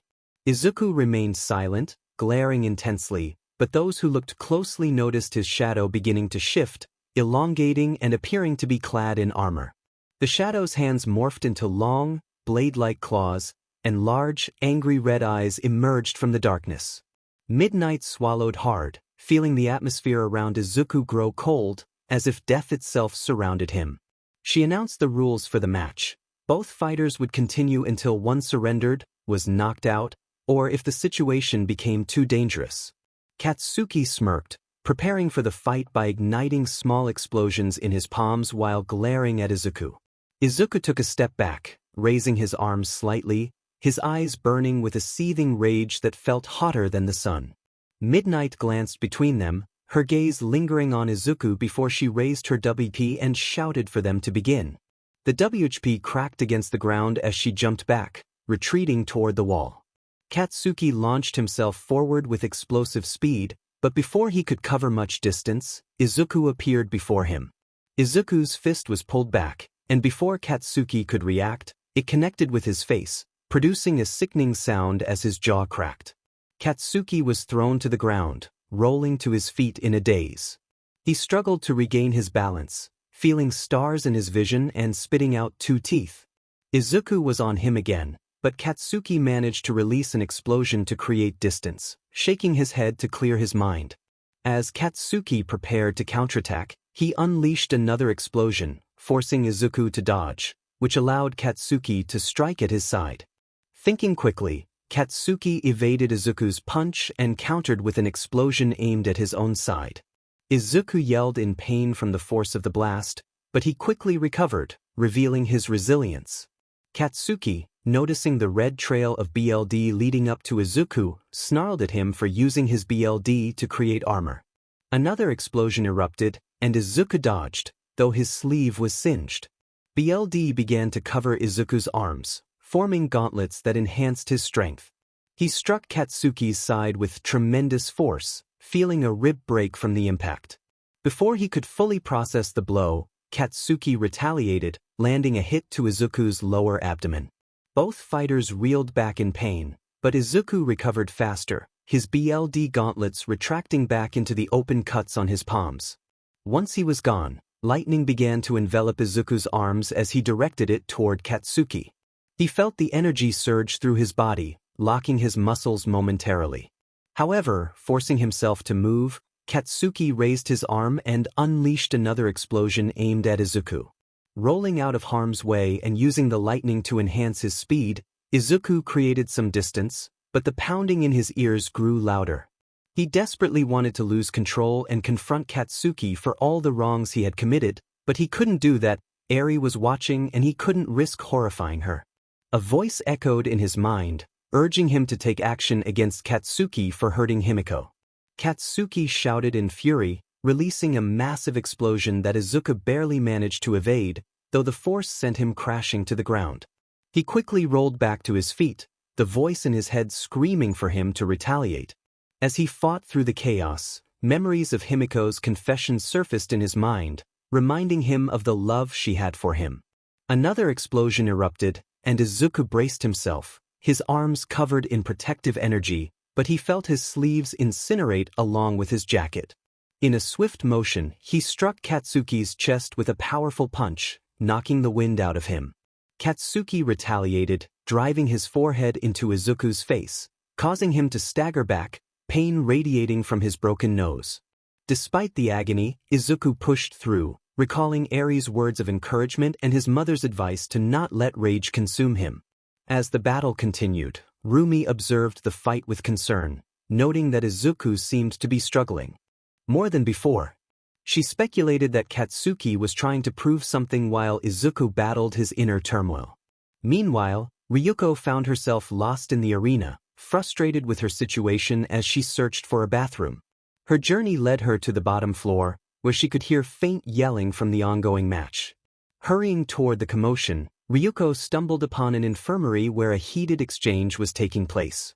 A female voice shouted in frustration about a lack of BLD supplies, while another voice, presumably Recovery Girl, explained the situation.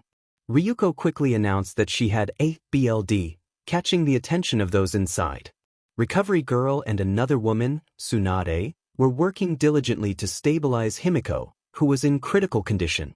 As Ryuko sat beside Himiko, she extended her arm, ready for the BLD transfusion. Despite the chaos around her, Himiko slowly opened her eyes, catching glimpses of her surroundings. A tear rolled down her cheek as she faintly heard a voice calling out Izuku's name before darkness enveloped her once more. In the midst of the battle, Izuku unleashed flames from his hands to counter Katsuki's attack, but the pain in his head intensified as the voices grew louder. Memories he wished to forget resurfaced, taunting him with cruel reminders of his past. The echoes of his tormentors filled his mind, urging him to succumb to despair. Yet, amidst the chaos, the thought of Eri and Himiko anchored him, reminding him of the hero he aspired to be.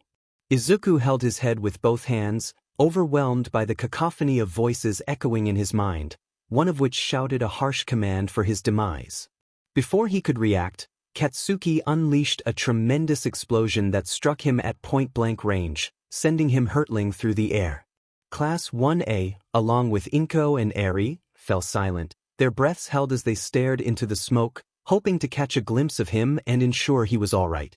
Momo squinted, trying to discern a figure amidst the haze, and her heart leaped when she thought she saw him standing. However, as the smoke began to clear, their initial relief turned to horror. Izuku shook his head, struggling to regain his bearings as the voices continued to swirl in his mind, dredging up painful memories he wished to forget. He took a step forward, but then noticed something amiss and looked down, his eyes widening in shock. His jacket and shirt had vanished, exposing the scars that marred his body. His skin bore the marks of immense suffering, with burns and wounds that told a story of pain. Ochako gasped, her hand covering her mouth in disbelief at the sight of his injuries. Kirishima could hardly process what he was seeing, while Kyoka questioned who could inflict such harm. Inko's heart sank as she stared at her son, who was frozen in place, his gaze vacant. Eri's eyes filled with tears as she pleaded for answers, her heart breaking at the sight of his suffering. In a private viewing booth, Kano watched in horror, regretting her inability to protect him. Katsuki snapped at Izuku, demanding to know what was wrong, but received no response. Izuku remained lost in thought, staring blankly at the ground. The pounding in his ears intensified, accompanied by a high-pitched ringing as the voices grew louder, flooding his mind with memories. He recalled moments of pain and rejection, feeling the weight of his past bearing down on him. As the memories surged, Izuku felt an overwhelming urge to release his pent-up emotions, but fear held him back. The voices screamed for violence, urging him to retaliate against those who had wronged him. He covered his ears, desperate for silence, but the cacophony only grew louder, drowning out his thoughts. Suddenly, everything fell silent. Izuku looked up, catching sight of a figure with glowing golden eyes. The voice that spoke to him was feminine and powerful, offering him a choice. She hinted at a long-awaited destiny, urging him to follow his true desires. Confusion washed over him as he struggled to comprehend her words. A single voice broke through the silence, demanding that he take action against Katsuki.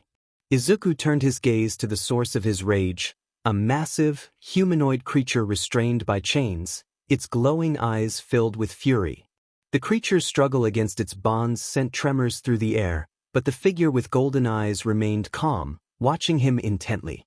Izuku felt the anger within him swell, but he resisted the call to violence. Instead, he vowed to make 𝗧𝗵𝗲 feel the pain he had endured throughout his life. As he stepped closer to the restrained creature, more chains snapped, leaving only one that barely held it back. He was determined to confront his tormentor, but he would not resort to killing. That would be too easy. Instead, he would ensure that 𝗧𝗵𝗲 faced the consequences of his actions. The summon gazed at him before the chains snapped, causing his body to lunge toward Izuku. 𝗧𝗵𝗲 was poised to strike Izuku again when Izuku's hand suddenly became enveloped in a crimson gauntlet, and he struck 𝗧𝗵𝗲's face, slamming his head into the ground. Izuku's face was a mess, bruised and bloodied, yet he displayed no sign of pain or concern for his condition.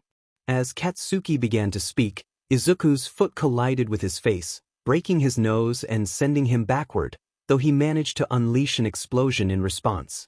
A thick, black, armor-like shell began to envelop 𝗧𝗵𝗲, allowing him to withstand the blast with ease. He shouted in fury and propelled himself forward, launching multiple explosions at Izuku as he closed in.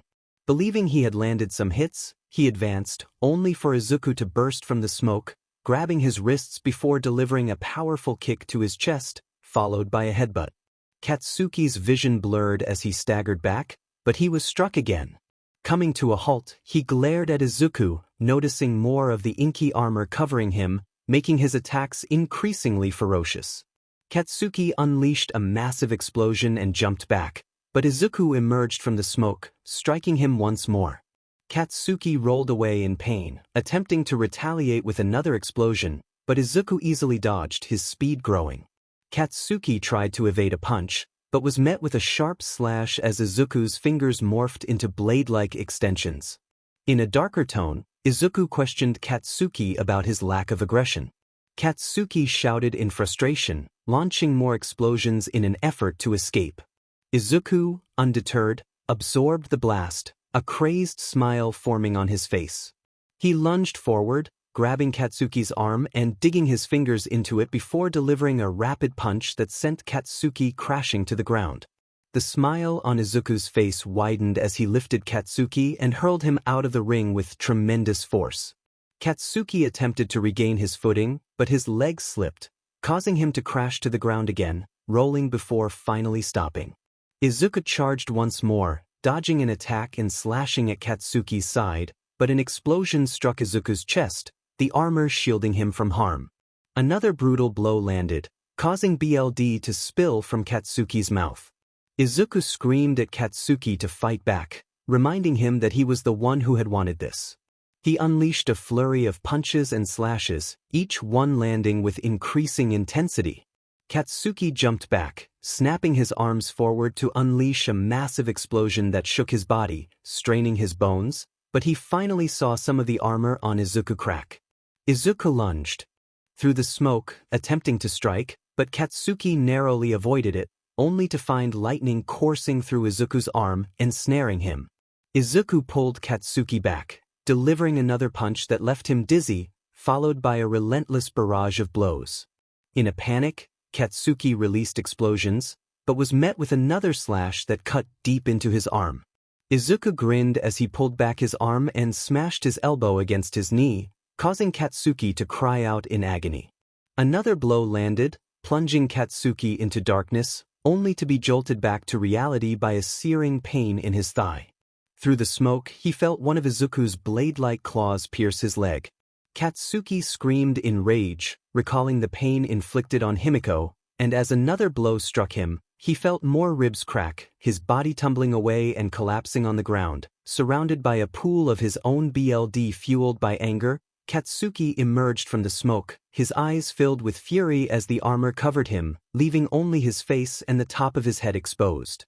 For the first time, he felt fear at the sight before him. This was no longer Deku, it was something far more terrifying. Izuku's eyes glowed with rage, a golden hue bleeding into red, creating a horrifying visage. The armor had become more jagged, and 𝗧𝗵𝗲 noticed flecks of white hair among Izuku's green locks. Izuku's grin widened as he savored the fear on 𝗧𝗵𝗲's face, slowly stalking toward him, clicking his bloody claws together with each step, the BLD glistening on the blades before dripping onto the white stone beneath them. Izuku taunted Katsuki, questioning why he had not reminded him of his worthlessness, before delivering a crushing blow to his face that shattered his jaw, sending him tumbling back. Another strike broke a bone in Katsuki's leg, and he struggled to raise his hand, but Izuku's claws pierced his palm, followed by another kick to his chest that sent him further away. Katsuki, through his broken jaw, demanded Izuku to fight him, filled with frustration at being tossed around like a rag doll. Izuku paused, tilting his head, his voice thick with rage yet carrying an ethereal quality, as if many voices spoke through him. He reminded Katsuki that he had done the same to him, and the shadows around Izuku grew, forming shapes and revealing thousands of eyes opening within them. With a dark grin, Izuku raised his hand, extending his claws to strike again when a distant voice called out to him.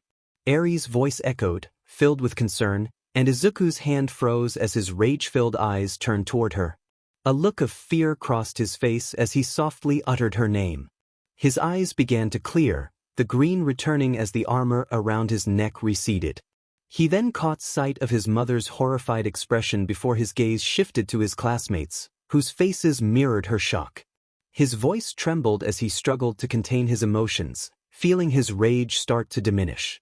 A voice echoed in his mind, urging him to unleash his fury. He resisted, reminding himself that he was meant to be a hero, and heroes did not act in such a manner. The voice snarled in frustration, insisting that he was destined for greatness and demanding that he embrace his true power. He fought against the tide of anger rising within him, knowing that giving in would make him no better than those who tormented him. The sound of screeching metal filled the air as the black armor covering his body pulled back, revealing his injuries and scars. The pain of suppressing his rage felt like molten lead coursing through his veins, intensifying as the armor retracted and the voice within him continued to scream in outrage. The voice shouted about the injustices he had suffered, insisting that he had every right to retaliate. He countered, expressing his longing to not be consumed by his anger, especially when he saw the fear in everyone's eyes.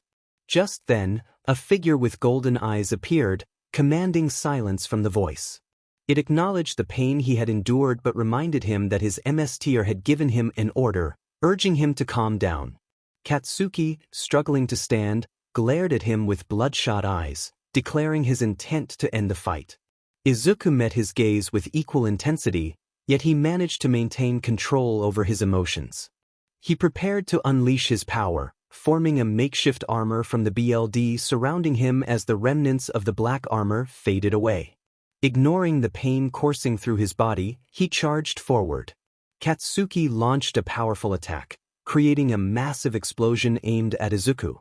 As the blast erupted, Izuku swiftly dodged, feeling the heat of the flames sear his face. Despite the pain, he pressed on, his fist crackling with lightning as he combined his powers. He struck Katsuki with a powerful punch, sending him crashing to the ground. Exhausted and in pain, Izuku fell to his knees, feeling the toll of his injuries as the adrenaline began to fade. The announcement of his victory echoed in the distance, and a smile crept onto his face as he looked at Katsuki's defeated form. He felt a sense of liberation, realizing he was no longer the underdog he once was. As darkness enveloped him, he collapsed onto the ground, the last thing he saw being those golden eyes once more. Both he and Katsuki were taken to the infirmary, though Katsuki was sent to a different location for safety reasons. Inside the main infirmary, Tsunade, Ryuko, and Recovery Girl were taken aback by the sight of 𝗵𝘃𝗀. BLD rapidly hardened around her stump, forming a cocoon that enveloped her body. Tsunade expressed her disbelief at the transformation, while Recovery Girl questioned whether it was a side effect of 𝗵𝘃𝗀's quirk. Ryuko, equally puzzled, admitted she had never seen anything like it. Their attention was drawn away by a massive explosion that shook the stadium, revealing Izuku still standing as Katsuki fell to the ground. Only after Katsuki's defeat did Izuku finally succumb to exhaustion. Tsunade felt a wave of relief wash over her, grateful that Izuku had triumphed over his tormentor. Recovery Girl noted his injuries but hoped this victory would aid in his healing. As they monitored 𝗵𝘃𝗀, they discovered that her quirk seemed to be healing her, with scans indicating increased brain activity responsible for controlling her abilities. Tsunade speculated on the implications of this evolution, while Recovery Girl considered the possibility that Ryuko's presence may have played a role in it. Ryuko, understanding the situation, quietly left the room just as Izuku was being brought in by medical bots. Quickly moving aside, her eyes widened at the sight of the scars covering his body, and she feared the new ones he would likely acquire. Once they placed him on the bed, Tsunade immediately began examining his injuries, healing him while silently expressing her frustration about Katsuki. Recovery Girl reminded her to focus on healing, emphasizing that she wouldn't forgive herself if she lost concentration and made a mistake. Taking a deep breath, Tsunade pushed her emotions aside and approached Izuku with a professional demeanor. She swiftly began to tend to his numerous injuries, none of which were life-threatening, but he had many broken bones, cuts, and burns. The new injuries on his face and head concerned her the most. As she placed her hand on his head to heal it, she grimaced at the extent of the damage. She switched her focus to the injuries on his body, quickly mending them. Bones began to regrow and snap back into place with ease. Before she could continue, both she and Recovery Girl heard a cracking sound. Turning, they noticed the cocoon surrounding 𝗵𝗃𝗄 starting to crack, which drew worried expressions from both of them. Tsunade asked if it was indeed cracking, and Recovery Girl speculated that it would soon reveal what had happened to 𝗵𝗃𝗄. The cracking intensified until the cocoon shattered, spilling a thick, sludge-like substance. Something began to move within it, and a hand emerged, revealing an appealing white arm coated in BLD. More movement followed, and suddenly, 𝗵𝗃𝗄's upper body shot up from the BLD, coughing violently as she gasped for air. In her panic, she struggled to comprehend her surroundings, feeling as if she were underwater. Everything seemed louder, the lights more intense, and the smell of medical equipment and her own BLD overwhelmed her. Then, she caught a whiff of another scent, Izuku's BLD. Her head turned toward the source of the scent, and her eyes widened at the sight of Izuku lying on the medical bed. The right side of his face was severely burned, with most of his hair singed away. The brand on the side of his head was visible, and her heart sank as she recognized the numbers. Anger surged within her as she focused on his injuries, and without realizing it, she let out a low growl. Recovery Girl called her name, bringing her back to reality. 𝗵𝗃𝗄 quickly inquired about what had happened to Izuku, attempting to rise but realizing the state she was in. Recovery Girl urged her to calm down, suggesting they clean her up and get her dressed before explaining everything. 𝗵𝗃𝗄 nodded, though her head felt heavy, and she had to exert effort to lift it. As she reached up to touch her head, she froze when she felt something unusual. Panic began to set in as she realized something was growing from her head. Recovery Girl reassured her, suggesting a shower first before explaining what had occurred. 𝗵𝗃𝗄 reluctantly agreed and stood on slightly wobbly legs, making her way to the small shower and closing the door behind her. Upon looking in the mirror, her eyes widened further at the sight of large, dark brown horns curving above her head. She leaned in closer, noticing her pointed ears, slit-like pupils, and sharp canines. As she opened her mouth to speak, she was taken aback by the sight of her razor-like teeth and the split tip of her tongue. Meanwhile, the two medics focused on healing Izuku, with Tsunade expressing her frustration as she worked. Recovery Girl urged her to remain calm, reminding her that the scars would fade over time. Tsunade felt a deep ache at the thought, recalling how weak Izuku had become during the fight, his emotions spiraling out of control before that entity nearly caused him to harm Katsuki. Guilt washed over her as she stared at the large scars on his face, knowing she would have to shave part of his head. Her thoughts were interrupted when 𝗵𝗃𝗄 emerged from the shower, wearing fresh clothes that were oversized to accommodate her new horns. She immediately asked if Izuku would wake up, her tired eyes landing on him as she rushed to his side. Recovery Girl reassured her that he would be fine. As Recovery Girl gestured to Izuku's injuries, 𝗵𝗃𝗄 looked closely but saw nothing at first. Tsunade gently turned Izuku's head to reveal the damage on his right side. 𝗵𝗃𝗄's voice trembled as she took in the sight of what Katsuki had done to him, and tears began to flow down her cheeks, especially when she noticed the brand on his skin. Ignoring her own pain, she walked over to him and placed her hand gently on his, sitting beside him as she quietly wept. Recovery Girl observed the scene softly, then turned to Tsunade, suggesting that once she was finished, they should leave the two alone for a while. Tsunade felt a surge of protest, wanting to stay close to him, but deep down, she recognized that 𝗵𝗃𝗄 had a much deeper connection with Izuku and was beginning to help him heal emotionally. Reluctantly, she agreed, her voice strained with the weight of her feelings. As she continued to heal him, she felt his bones gradually mend and his cuts begin to close. Meanwhile, President Mick's voice echoed over the intercom, announcing a temporary delay in the awards ceremony due to the damage in the arena and the injuries sustained by the participants. A quiet voice from 13 expressed concern, stating that they couldn't allow that monster to receive any recognition. Ectoplasm glared at Nizu, questioning why he had permitted such a villain to enter their school. Nizu explained that it had been Izuku's request, aimed at confronting his trauma and realizing that he had surpassed Katsuki. He believed that if he had simply imprisoned Katsuki, it would have left a part of Izuku trapped in the past. Hound Dog, a trained therapist, interjected, emphasizing that not everyone needed to confront their issues through violence. Nizu acknowledged this but maintained that some individuals required a more physical approach to their struggles. Hound Dog countered, suggesting that they shouldn't resort to violence as a solution. Nizu clarified that he had never suggested it was the only way, but rather that it was necessary for some. Aizawa, concerned, pointed out that people would start asking questions about Izuku's brand and his quirk. Nizu assured him that he would tell the truth. The system had failed Izuku, forcing him to endure suffering due to a mistake. He believed that Izuku would ultimately inspire hope for others like him. Snipe questioned Nizu about Izuku's quirklessness, to which Nizu replied that Izuku had already expressed his intention to stand for those without quirks, showing that he had endured similar struggles. Power Loader, with a hint of concern, asked what Nizu was planning. Nizu simply stated that he would observe the unfolding events, confident that the weight of past injustices would eventually catch up with those responsible. He noted that times were changing, and the corrupt system could no longer sustain itself. The staff exchanged nervous glances, especially Aizawa, who had recently joined them and was wary of Nizu's intentions regarding Izuku. He felt that Izuku should not be dragged into the conflict between those with quirks and those without, a situation that was already tense and volatile.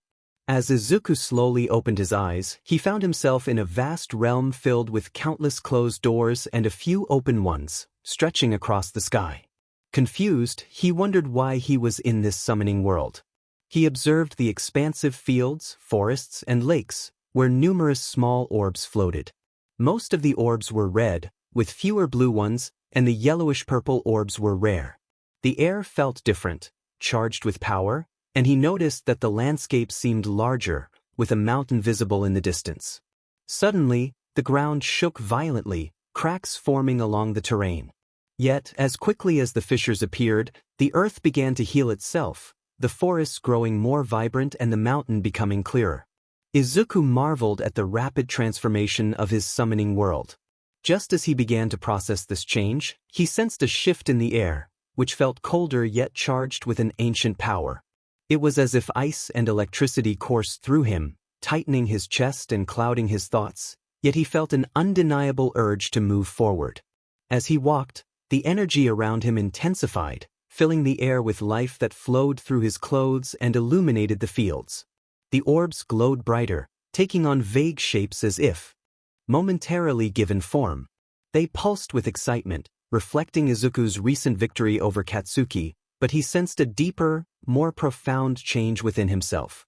Izuku continued to walk, completely unaware of the turmoil around him as feelings surged through his body, making each step toward his destination increasingly difficult. It felt like hours had passed, and sweat dripped down his face before he finally reached the darker regions of his mind, where countless red orbs of light seemed to stretch into infinity. Amidst the dark forest, he spotted a single blue orb floating. Confusion washed over him as he quietly wondered what was happening. Suddenly, the red orb seemed to focus on him, and a wave of emotions crashed over him, accompanied by a chorus of voices. They expressed excitement and reverence, declaring him their 𝗵𝘃𝗄 and hinting at his growing power. The voices grew louder, filling his mind with a cacophony of emotions that felt overwhelming, as if a balloon was inflating inside his head. In that moment, Izuku's eyes flashed a deep gold, and he commanded silence with a booming voice that reverberated throughout the world, shaking everything around him. The air shimmered with a golden hue, and the sky itself seemed to respond to his power. The red orbs were suddenly forced to the ground, their struggle to remain afloat evident as they bowed in 𝗬𝗵𝗲 to him, their creator.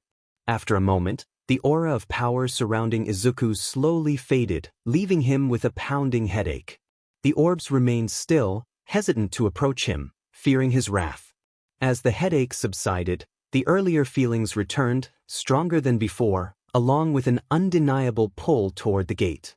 Gritting his teeth, he pushed himself to move, feeling as if he were dragging heavy weights with each step.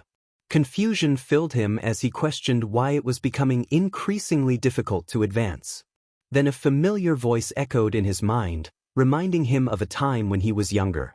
He saw a vision of himself at 4 years old, filled with hope and excitement about becoming a hero alongside his friend. The weight on Izuku's body seemed to double, forcing him to his knees. The childlike version of himself spoke with enthusiasm about their future as heroes, but Izuku felt a pit form in his stomach as he noticed the darkness in the child's eyes, a void that glowed ominously. The child grinned in a twisted manner, laughter echoing that morphed into something more sinister, resembling his friend Katsuki's mocking tone. The laughter grew louder, and Izuku's fear intensified as he grappled with the presence of his past. The vision of his younger self declared their bond, but the laughter morphed into something more menacing, taunting him with the idea that he would never escape his past. In a sudden surge of emotion, Izuku's vision turned red, and the weight he felt lightened. Before he realized it, his fist collided with Katsuki's face, the impact echoing around him. He found himself on top of Katsuki, delivering blow after blow, each strike fueled by a mix of rage and desperation. Blood pooled beneath them as Izuku continued, his fists relentless and unforgiving. Despite the onslaught, Katsuki managed to catch Izuku's fist, looking up with a bloodied face that was barely recognizable. Izuku's fury erupted, drowning out any remnants of doubt or fear. He declared that he was no longer weak, and with each strike, he felt the weight of his past lifting. The ground shook beneath them as he continued, his rage transforming into something more controlled. As the final blow landed, a sickening sound echoed, and Izuku felt a surge of power wash over him.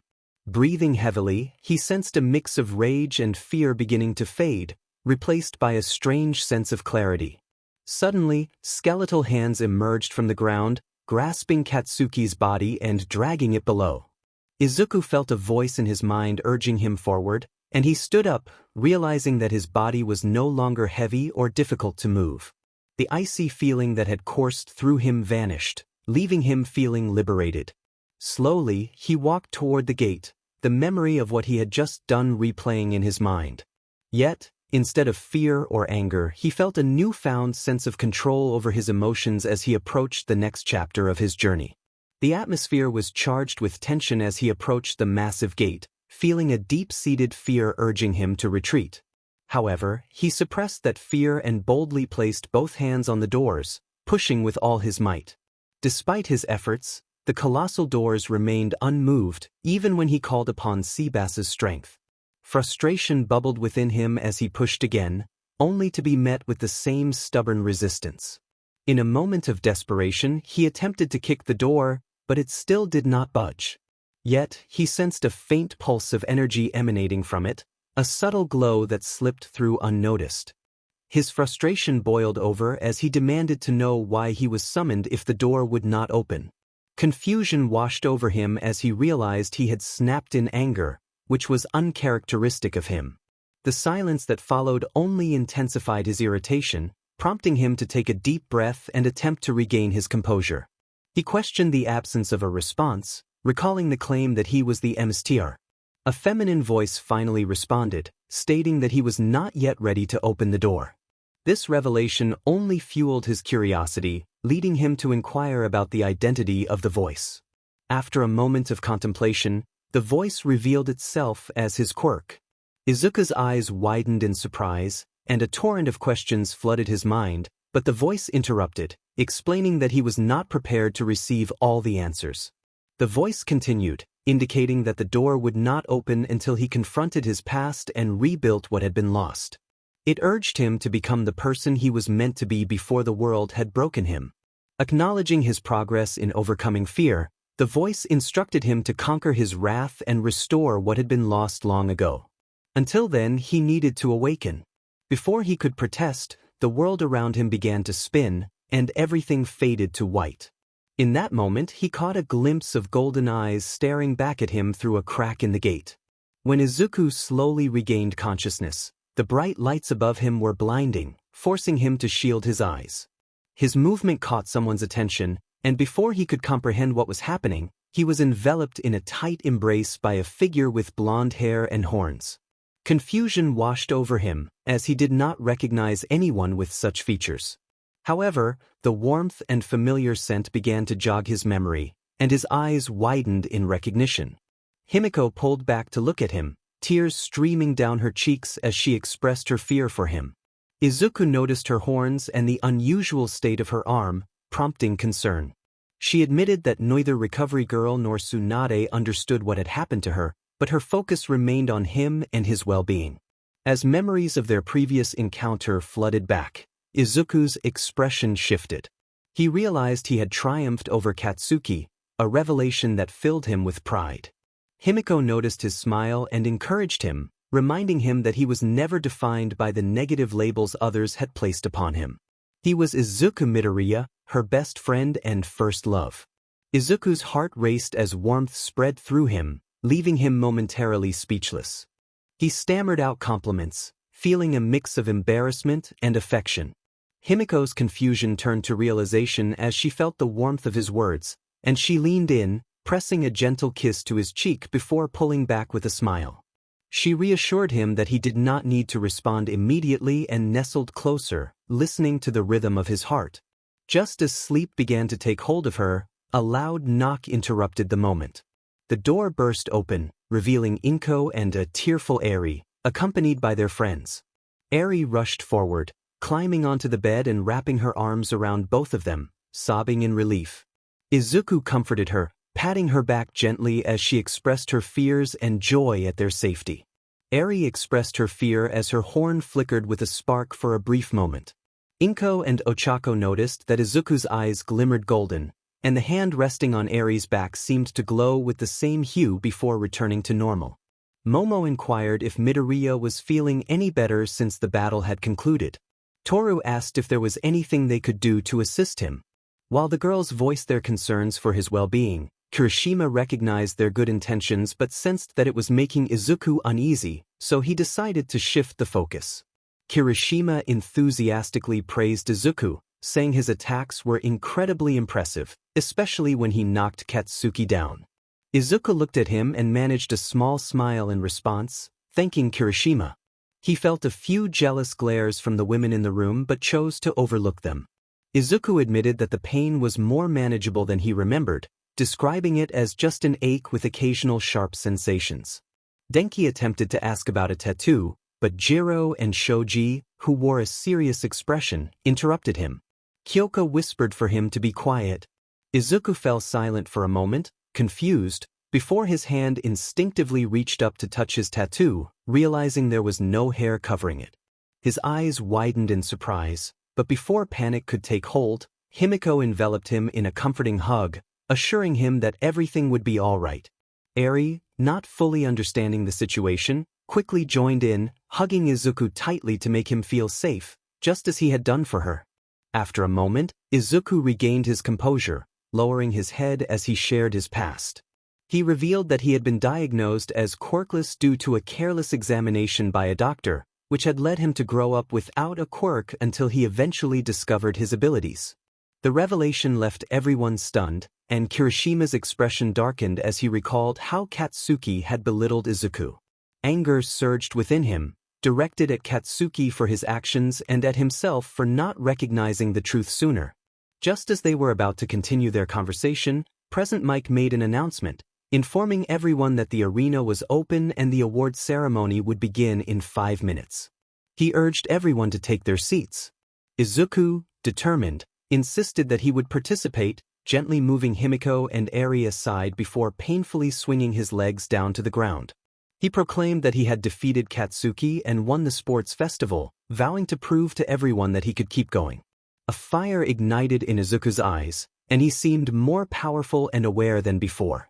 Recovery Girl expressed her frustration at the youth for not listening to their elders but relented, reminding him to return for further healing after the ceremony.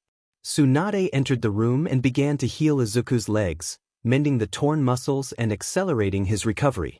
After a few moments, she placed a hand on his chest to heal his cracked ribs, advising him to rest afterward.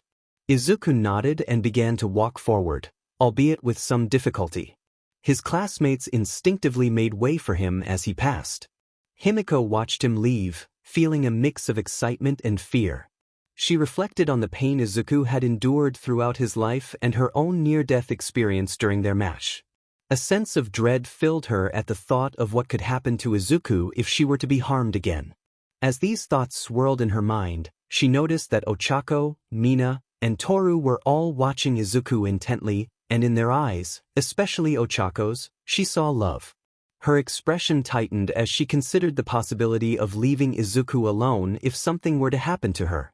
The weight of that thought settled heavily in her stomach, making it feel as if she had a stone lodged in her throat. Momo interrupted her thoughts, reminding her that she was also receiving an award. 𝗵𝗃𝗃 snapped back to reality, standing up and preparing to leave the room, relieved that no one was questioning her horns. Just as she was about to follow Izuku, Eri grabbed her hand, pleading not to be left behind. 𝗵𝗃𝗃 reassured her that she wouldn't be gone long and that they would all receive their awards together. Eri nodded, lowering her head before looking up at 𝗵𝗃𝗃 and touching her own horn, noting that they matched. 𝗵𝗃𝗃's heart swelled with affection as she smiled and hugged Eri, promising that Izuku would hug her too. Eri squeezed her tightly, and after a moment, 𝗵𝗃𝗃 gently released her and headed out the door to the arena for the awards. Unfortunately, President Mike announced that Katsuki was still unconscious and undergoing surgery, so he would receive his awards later for winning second place. The cheers from the stadium were less enthusiastic than before, and some in the crowd even booed at the news. President Mike then shifted his tone, announcing the winners of the event with excitement. Cheers erupted throughout the stadium at the mention of 𝗵𝗃𝗃 and Izuku Midoriya, but those who supported Katsuki remained silent, with threats echoing from the stands. One woman's voice rose above the rest, filled with rage as she called Izuku a quirkless loving freak. Despite the distance, Izuku heard her and turned his gaze towards her, locking eyes. The woman recoiled, feeling an overwhelming presence surrounding Izuku, as if countless eyes were piercing into her very soul. She felt a chill run down her spine as the intense red eyes seemed to bore into her, before her gaze returned to Izuku's own green eyes. 𝗵𝗃𝗃, noticing the woman's retreat, asked why she was running away. Izuku, feeling a coldness in his tone, admitted that he had frightened her, chastising himself for the unintended harshness. 𝗵𝗃𝗃 quietly expressed her concern, and Izuku reassured her that he would be fine, suggesting they move forward together. With a genuine smile, he took her hand, and she was surprised when he intertwined their fingers, leading her toward the stage. As they ascended, Izuku felt a rush of emotions, his heart racing at the thought of holding 𝗵𝗃𝗃's hand. Internally, he was a whirlwind of anxiety and excitement. Just then, a faint feminine laugh echoed in his mind, accompanied by the image of a pinkish orb floating around. Before he could ponder this further, Midnight announced the next presenter. All Might made his grand entrance, his signature smile lighting up the stadium as he declared he would present the medals this year. The crowd erupted in cheers once again as he approached 𝗵𝗃𝗃, offering her a smile that felt slightly forced, though genuine. He praised her for her performance, inspiring girls with non-combat quirks to pursue their dreams of heroism.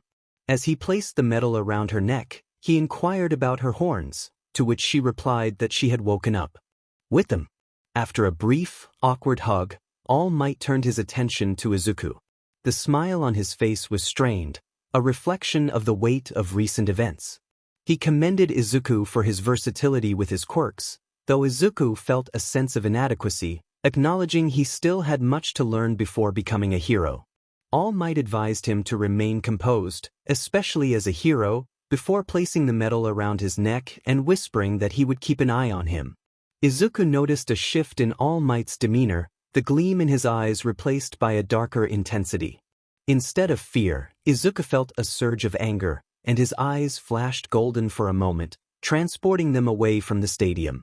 All Might found himself in a vast, dark void, his body enveloped in shadow, with flecks of golden light drifting away from him. Confused, he looked around until he felt a strong pull from his chest. Two figures emerged from the shadows, one of them a woman with dark golden eyes. As All Might tried to comprehend the situation, 7 orbs of light floated around him, and the woman extended her hand, stating that before anything could begin, he must go. Shadows enveloped All Might, pulling him down beneath the orbs of light. The woman addressed the orbs softly, welcoming them home. One of the smaller, brighter orbs moved forward, revealing the vague outline of a man. He questioned the woman about their connection, feeling a strange bond. She explained that she was created from the original Quirk, born from One for All, and that it was time for them to unite to confront a common enemy. As more questions arose, the man expressed concern over her identity and the nature of their connection, while she promised that in time, all would be revealed. Izuku looked at her with a fierce gaze, demanding an answer. Yet, as he searched her eyes, he sensed a deep pain within her. She hated keeping secrets from him for his own safety. Taking a deep breath, he forced his anger down and nodded, feeling a wave of relief wash over him. It was a shocking sensation as he suddenly connected with her emotions and sensed a power akin to what All Might wielded, or perhaps even greater. However, just as quickly as it came, that connection vanished. She informed them that All for One was alive, and the group reacted with shock. When questioned about how she knew, she explained that they could both sense it. She stepped forward, revealing that the current wielder of the power was dying and had not yet chosen a successor. The man responded that the successor had been chosen but had not yet received the power. She reassured him that this was good news and insisted they needed to reunite. He narrowed his eyes, expressing his distrust. She acknowledged his concerns but explained that she needed to be whole again and that he required someone to share the burden of the power. She revealed that the one responsible for their suffering had created All for One and was behind all the quirks in the world. The man's eyes narrowed further as he processed this information. She clarified that while his brother was not the creator of All for One, the quirk responsible for him was. She only needed a part of his power to become whole again. When he pressed her for further explanation, she sighed and reiterated that they were once whole but had become separated, and both felt a pull towards unity. Despite his reluctance, he felt the truth in her words. She admitted that trust was a leap of faith for both of them, as they stood at their most powerful yet vulnerable. Silence enveloped them as he glanced at the orbs behind him, seemingly engaged in a silent conversation. He asked what would happen if they became whole, and she explained that a part of her essence would be shared with them, granting them greater control over their quirks. He stared at her hand, feeling conflicted yet compelled to believe her. Slowly he reached out, and when their hands touched, a spark ignited, followed by a powerful wave that resonated through the void. The orbs began to take on vague forms, revealing that they were all heroes from the past, except for the first one before him. Izuku felt an overwhelming surge of power and control, as if a veil had been lifted from his senses. He could truly feel his summons, their thoughts, and the immense power they possessed. The figures reacted with shock, their eyes wide as they turned to Izuku. He felt their intense stares and grew nervous under their scrutiny. The man turned to her, acknowledging the need to stop the looming threat. He then looked at Izuku, expressing their trust in him. Suddenly, they found themselves back in the arena, where All Might blinked in confusion, momentarily disoriented. He shook it off and addressed the crowd, declaring the sports festival over with enthusiasm. The crowd erupted in cheers as Izuku and Himiko made their way back to the infirmary. Before entering the tunnels, he glanced toward the private booths and spotted Kana, her intense gaze fixed on him, revealing a hint of fear, not of him, but of something deeper. What would happen to him now? It was a dark, stormy night, and the rain poured down heavier than usual, even in Japan. A man with a blank gray metal mask, revealing only his eyes, wondered why it was raining so hard when it wasn't even monsoon season. Another man nearby, chuckling darkly, replied that they needed to keep an eye out for the ship, as they had a significant shipment this time, and since it was coming from Europe, they would make a better profit. Dark chuckles echoed around the dockyard as they continued to wait for the ship, which they could barely make out in the distance before its lights suddenly went out. A larger figure, wearing an Oni mask, instructed the men to prepare, stating they had 2 hours to unload everything once the ship docked before the morning patrol arrived. The men acknowledged the order as large trucks began to pull in and cranes were repositioned to get ready for the cargo. Above them, a sniper surveyed the entire dock, watching the ship in the distance. He turned his scope to the loading area when he heard a noise.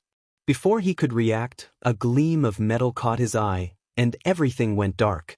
A male voice confirmed that the sniper was eliminated as he climbed onto the rail, overlooking the port with dull gray eyes. Another voice reported that their snipers were down too, spotting a flicker of light from other high points. The first voice coldly instructed them to get ready, as the ship was approaching, placing a hand on his sword and observing everything with his unblinking gaze. Small movements were visible on the roofs above, but those on the ground remained focused on the ship preparing to dock. Eventually, the ship docked, and the boarding ramp was lowered. A masked figure walked up it and began issuing orders, causing the dock to come alive.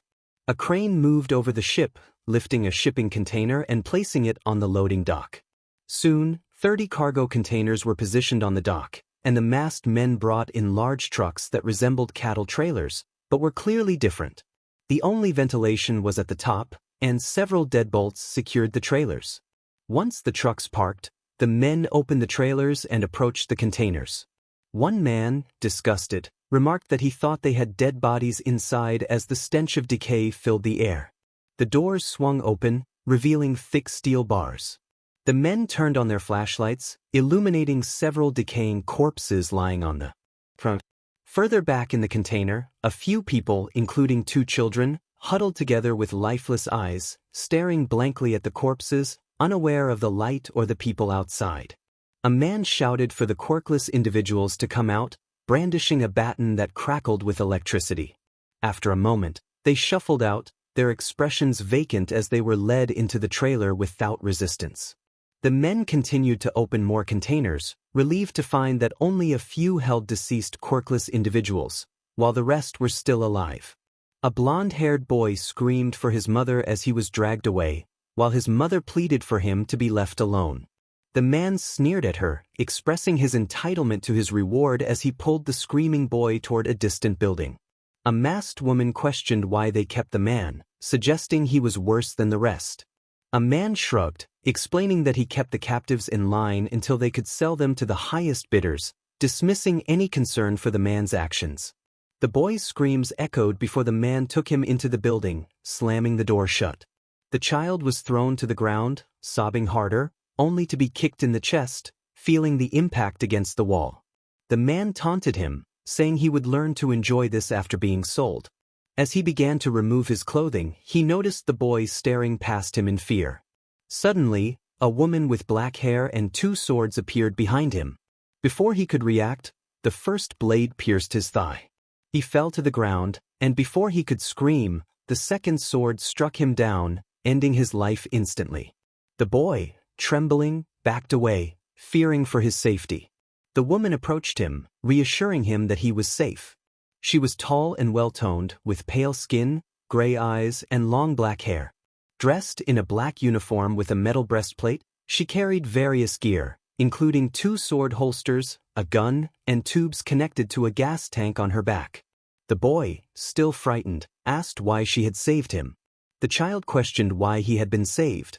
The woman, not understanding his words, knelt down and gently extended her hand, assuring him that she meant no harm. The child stared at her for what felt like an eternity in his mind, though it was only a few seconds before he cautiously approached her, trying to ignore the lifeless body nearby. Once he placed his hand in hers, she gave it a gentle squeeze, then stood up and led him to a more concealed area of the building. She had him hide under a table and moved some objects to further shield him. Looking at him, she placed a finger to her lips, and he nodded in understanding. A small smile graced her lips before she stood up and exited the building to confront the remaining threats. A man shouted that they had the last ones, shoving a father to the ground as he shielded his infant son. The father pleaded for mercy, trying to protect his child as the man raised his club. The man sneered, continuing to strike the father repeatedly. A masked figure ordered him to stop, warning against harming their product. Another guard dismissed the concern, stating that they had plenty of captives to sell. The father, now limping, was forced to walk toward the cattle trailers, where the doors were locked behind them. Suddenly, one of the men realized that one of their own was missing and called out for Enko. With no response, tension filled the air as they readied their quirks and weapons. Before they could react, a blade pierced through one of their throats, ending his life instantly. Panic ensued as another man activated his quirk, unleashing spiked chains that missed the attacker but ensnared a fallen comrade, causing severe injuries. A gunshot rang out, and the man fell to the ground in pain, surrounded by the sounds of chaos. A figure wielding two bloody swords approached, his gray eyes filled with fury. The man he confronted defiantly refused to answer questions, but the situation escalated. The attacker forced his boot into the villain's mouth, causing him to scream in agony. After a brutal exchange, the villain finally revealed that they had been hired by the League of Villains, providing crucial information about their plans. Just as the interrogation was about to continue, another figure landed nearby, instructing the attacker to cease and focus on the quirkless individuals.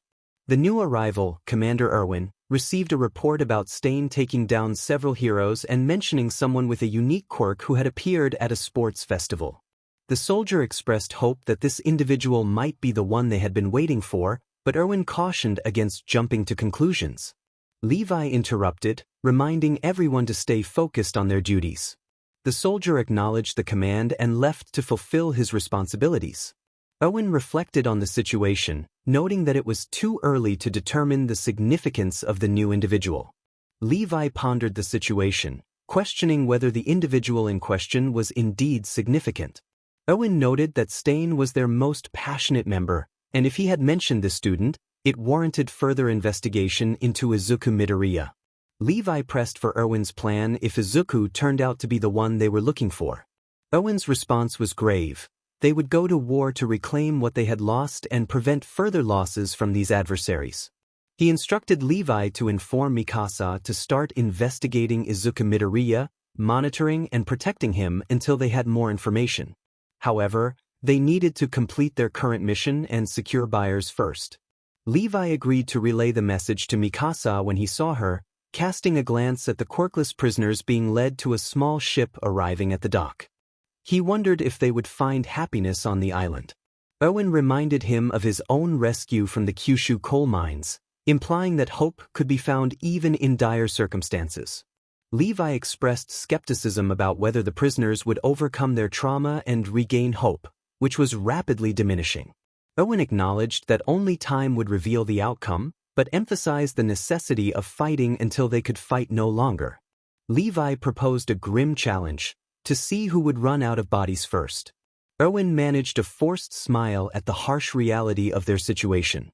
In the midst of his training, Izuku struggled to block out the echoes of Himiko's screams from the previous night. He was startled to hear her cry out in fear, pleading not to be seen by him. As he approached his room, he found her collapsed near Tsunade, who had come to assist her. Before he could process the situation, he sensed a weapon slicing through the air. Izuku narrowly dodged a strike from Maki, then leaped back to create a BLD gauntlet to defend against Alpha's attack, while Seabass approached from behind. He ducked under Seabass's strike and swept Alpha's legs out from under her. As Alpha fell, Izuku rolled aside and transformed the BLD gauntlets into a compact sphere, which he launched at high speed. Maki executed a split to evade the projectile, pushing off to charge from the side. Regaining her balance, Alpha felt frustration for being tripped so easily but quickly focused and charged back in. Izuku, sensing both women advancing, extended his hand as a book attached to his belt glowed, summoning a worm that wrapped around him. It released Playful Cloud, which he grasped firmly, using it to block the incoming strikes from both sides.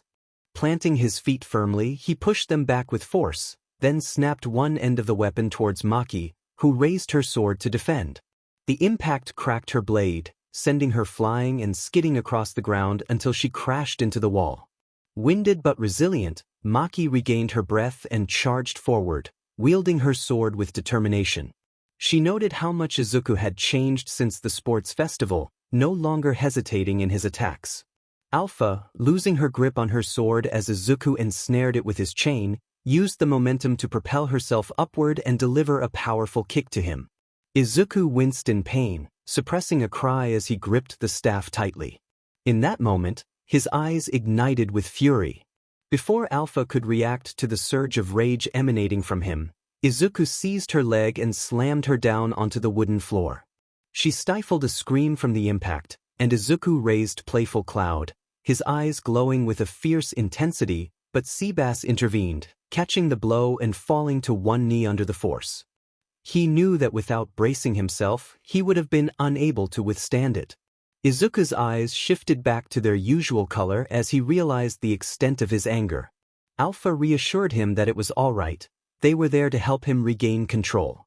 She stood, slightly shaken but composed, affirming their loyalty as his servants and their commitment to assist him in managing his emotions. Izuku nodded, feeling the weight of the moment as he reflected on what had just occurred. He lamented that he had almost succumbed to his anger once more. It had been 5 days since the sports festival, and both Recovery Girl and Tsunade had cleared him and Himiko for now, though they recommended regular checkups. Despite the pain, Izuku had trained relentlessly, and just 2 days prior, he had begun sparring, which had led to complications. He struggled to keep his anger in check, finding it all too easy to lose control and frighten those around him. 𝗬𝗵𝗲 called to him again, pulling him from his thoughts. Izuku apologized for his distraction, feeling a wave of guilt wash over him. 𝗬𝗵𝗲 suggested that he take some time to rest and spend time with Himiko, Eri, and Inko, who would surely lift his spirits. A genuine smile broke across Izuku's face at the thought, and he expressed his gratitude, promising Maki and Alpha that he would make amends for hurting them. Maki accepted his apology but looked away, a faint blush coloring her cheeks, while Alpha's blush was more pronounced, her eyes sparkling with happiness. Izuku faced a new challenge ahead, one for which he still sought answers. He could sense the emotions of his summons more clearly than ever. Just like with Himiko, when he gently held her hand and thought about things romantically, Izuku felt a deep warmth and a slight twist in his gut and heart, coming from both Maki and Alpha. He could vaguely guess what it was. A new feminine voice echoed in his mind, teasingly noting his growth. Another voice cautioned her to remain silent for now. Izuku noticed a pinkish orb floating nearby, which suddenly split in half. The second orb retained its pink hue but now had a reddish-orange center, glowing brightly. 𝗫𝗫𝗏 interrupted his thoughts, addressing him formally. She informed him that Mr. Aizawa and Ms. Nomuri had just arrived and wished to let him know before they entered. She bowed, apologizing for the interruption. Izuku stared at her for a moment before a genuine smile formed on his lips. He walked over and gently placed a hand on her shoulder, causing her to look up in surprise. He expressed his appreciation for her concern and reassured her that she didn't need to apologize for important interruptions. 𝗫𝗫𝗏's face flushed crimson, and Izuku felt her emotions clearly due to their close proximity. He sensed her happiness, pride, an overwhelming longing to serve him, and a deeper feeling of love mixed with fear, knowing she was his summon and he had Himiko. He apologized for the situation and instructed 𝗫𝗫𝗏 to inform the others that he would continue training alone. Reluctantly, his summons left him, and he stood alone in the training hall with his thoughts. The near loss of Himiko weighed heavily on him. She would have been permanently injured if not for her quirk awakening, as Recovery Girl had explained. After taking Ryukyu's BLD, her quirk had activated its true abilities, granting her more control over her own BLD. Izuku resolved to become stronger, feeling a surge of anger at the thought of Himiko being hurt because he wasn't strong enough. He needed to protect his friends, family, summons, and Eri. As he surveyed the training hall, He noticed the weapons scattered on the floor from his training with Maki, realizing she frequently changed her weapons. He then glanced at the worm summon still attached to him, which had finished sealing playful cloud within its form. He contemplated a troubling thought but quickly dismissed it, feeling conflicted. A feminine voice, which had been growing more vocal, questioned him. Izuku turned sharply, catching a glimpse of a feminine shape with a halo around her head, her golden eyes piercing through the darkness. They stood in the same black void as before, with all might above them, while below lay an ocean of closed doors. He could see through the doors to his entire world, from the appealing grasslands to the dark forests and the gate. The vastness of it all struck him. It felt like seeing only a cup compared to the ocean that his world encompassed. The voice revealed that they were his summons. Izuku expressed his concern, noting that they had lives, wishes, and dreams. To his surprise, the voice chuckled softly, her eyes shining with genuine happiness. She explained that their dreams were different from what he might think. When he asked what she meant, she clarified that their purpose was to serve him. They would fight, bleed, and even die for him if that was his wish. While some might have personal goals, at the end of the day, they were his servants. Izuku's anger flared as he insisted he wouldn't throw their lives away. The voice calmly reminded him that they were not truly alive. They relied on him to exist. Perhaps one day they could live freely, but for now they were his quirk, meant to be used. He struggled with the idea, feeling a deep sense of responsibility. The voice urged him to trust her so she could help him understand everything in due time. Tears fell from her as she bowed her head, and Izuku felt a wave of sadness and regret emanating from her, as if it were consuming her. He hesitated, questioning whether they would truly be okay with this arrangement.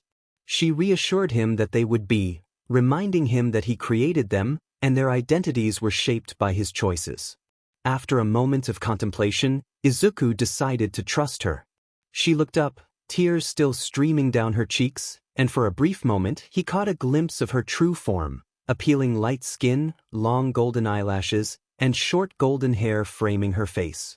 She smiled before quickly reverting to her shadowy outline, as if unaware of what had just happened. Grateful, she promised that once he was strong enough, both mentally and physically, she would reveal everything to him. Before he could respond, he found himself back in the gym, as if no time had passed. Izuku felt a deep conflict within himself as he contemplated his summons. Each one he had created so far had its own personality and dreams, and the thought of discarding any of them for the sake of battle felt wrong. He sat down, staring at the floor for a long moment, before reluctantly pulling out his sketchbook and opening it to a blank page. With a pencil in hand, he began to draw a simple black humanoid figure, devoid of any distinct features except for its human shape. As he placed his hand on the drawing, the paper glowed, and the humanoid materialized before him, standing still and waiting. Izuku stood up and looked at it, feeling a wave of regret wash over him. He wondered if the summon could understand him, and it nodded in response. When he asked if it could speak, the summon shook its head. He instructed it to raise its arms, and it complied. He then told it to lower them, which it did without hesitation.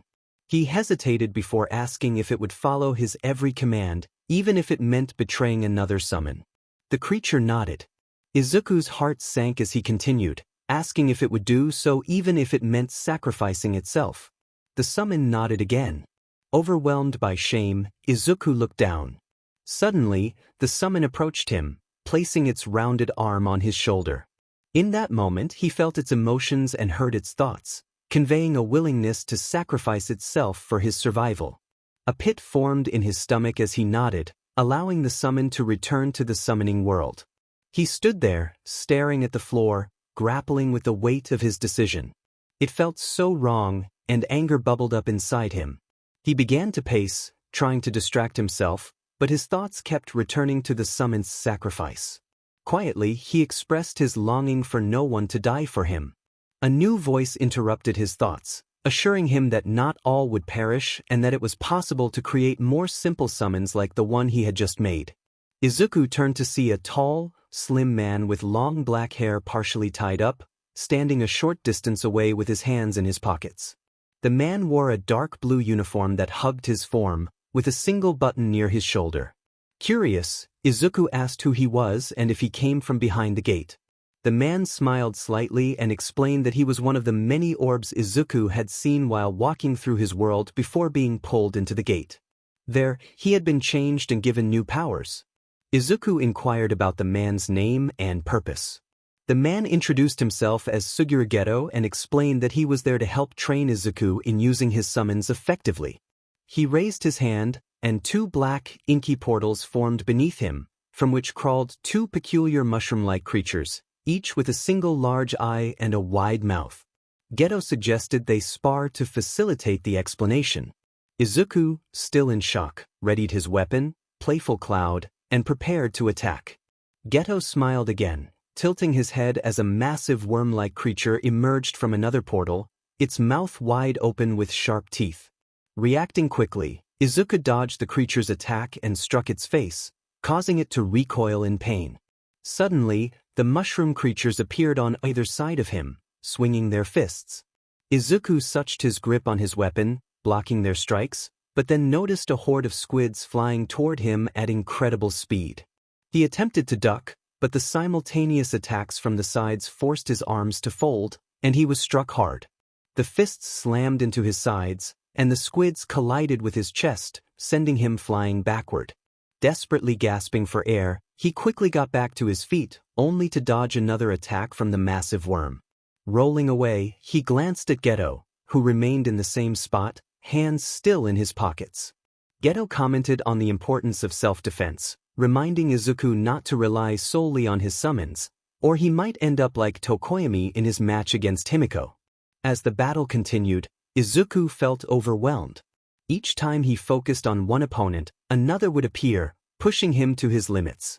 Anger surged within him as he saw the mushroom creatures and the worm approaching. In a moment of frustration, he swung harder than intended, causing one of the mushroom creatures to explode into a black mess that splattered across the ground. Izuku froze, feeling the loss of the summon in his mind. Before he could react, the other attacks landed, knocking him back down. 𝗬𝗄 loomed over him, pointing out that Izuku was too afraid to fully utilize his summons and accept that some might perish. He explained that he had overwhelmed Izuku with weaker summons because of this fear. Izuku protested, insisting that they were his creations. 𝗬𝗄 replied coldly, yet with a hint of empathy, that creations could die.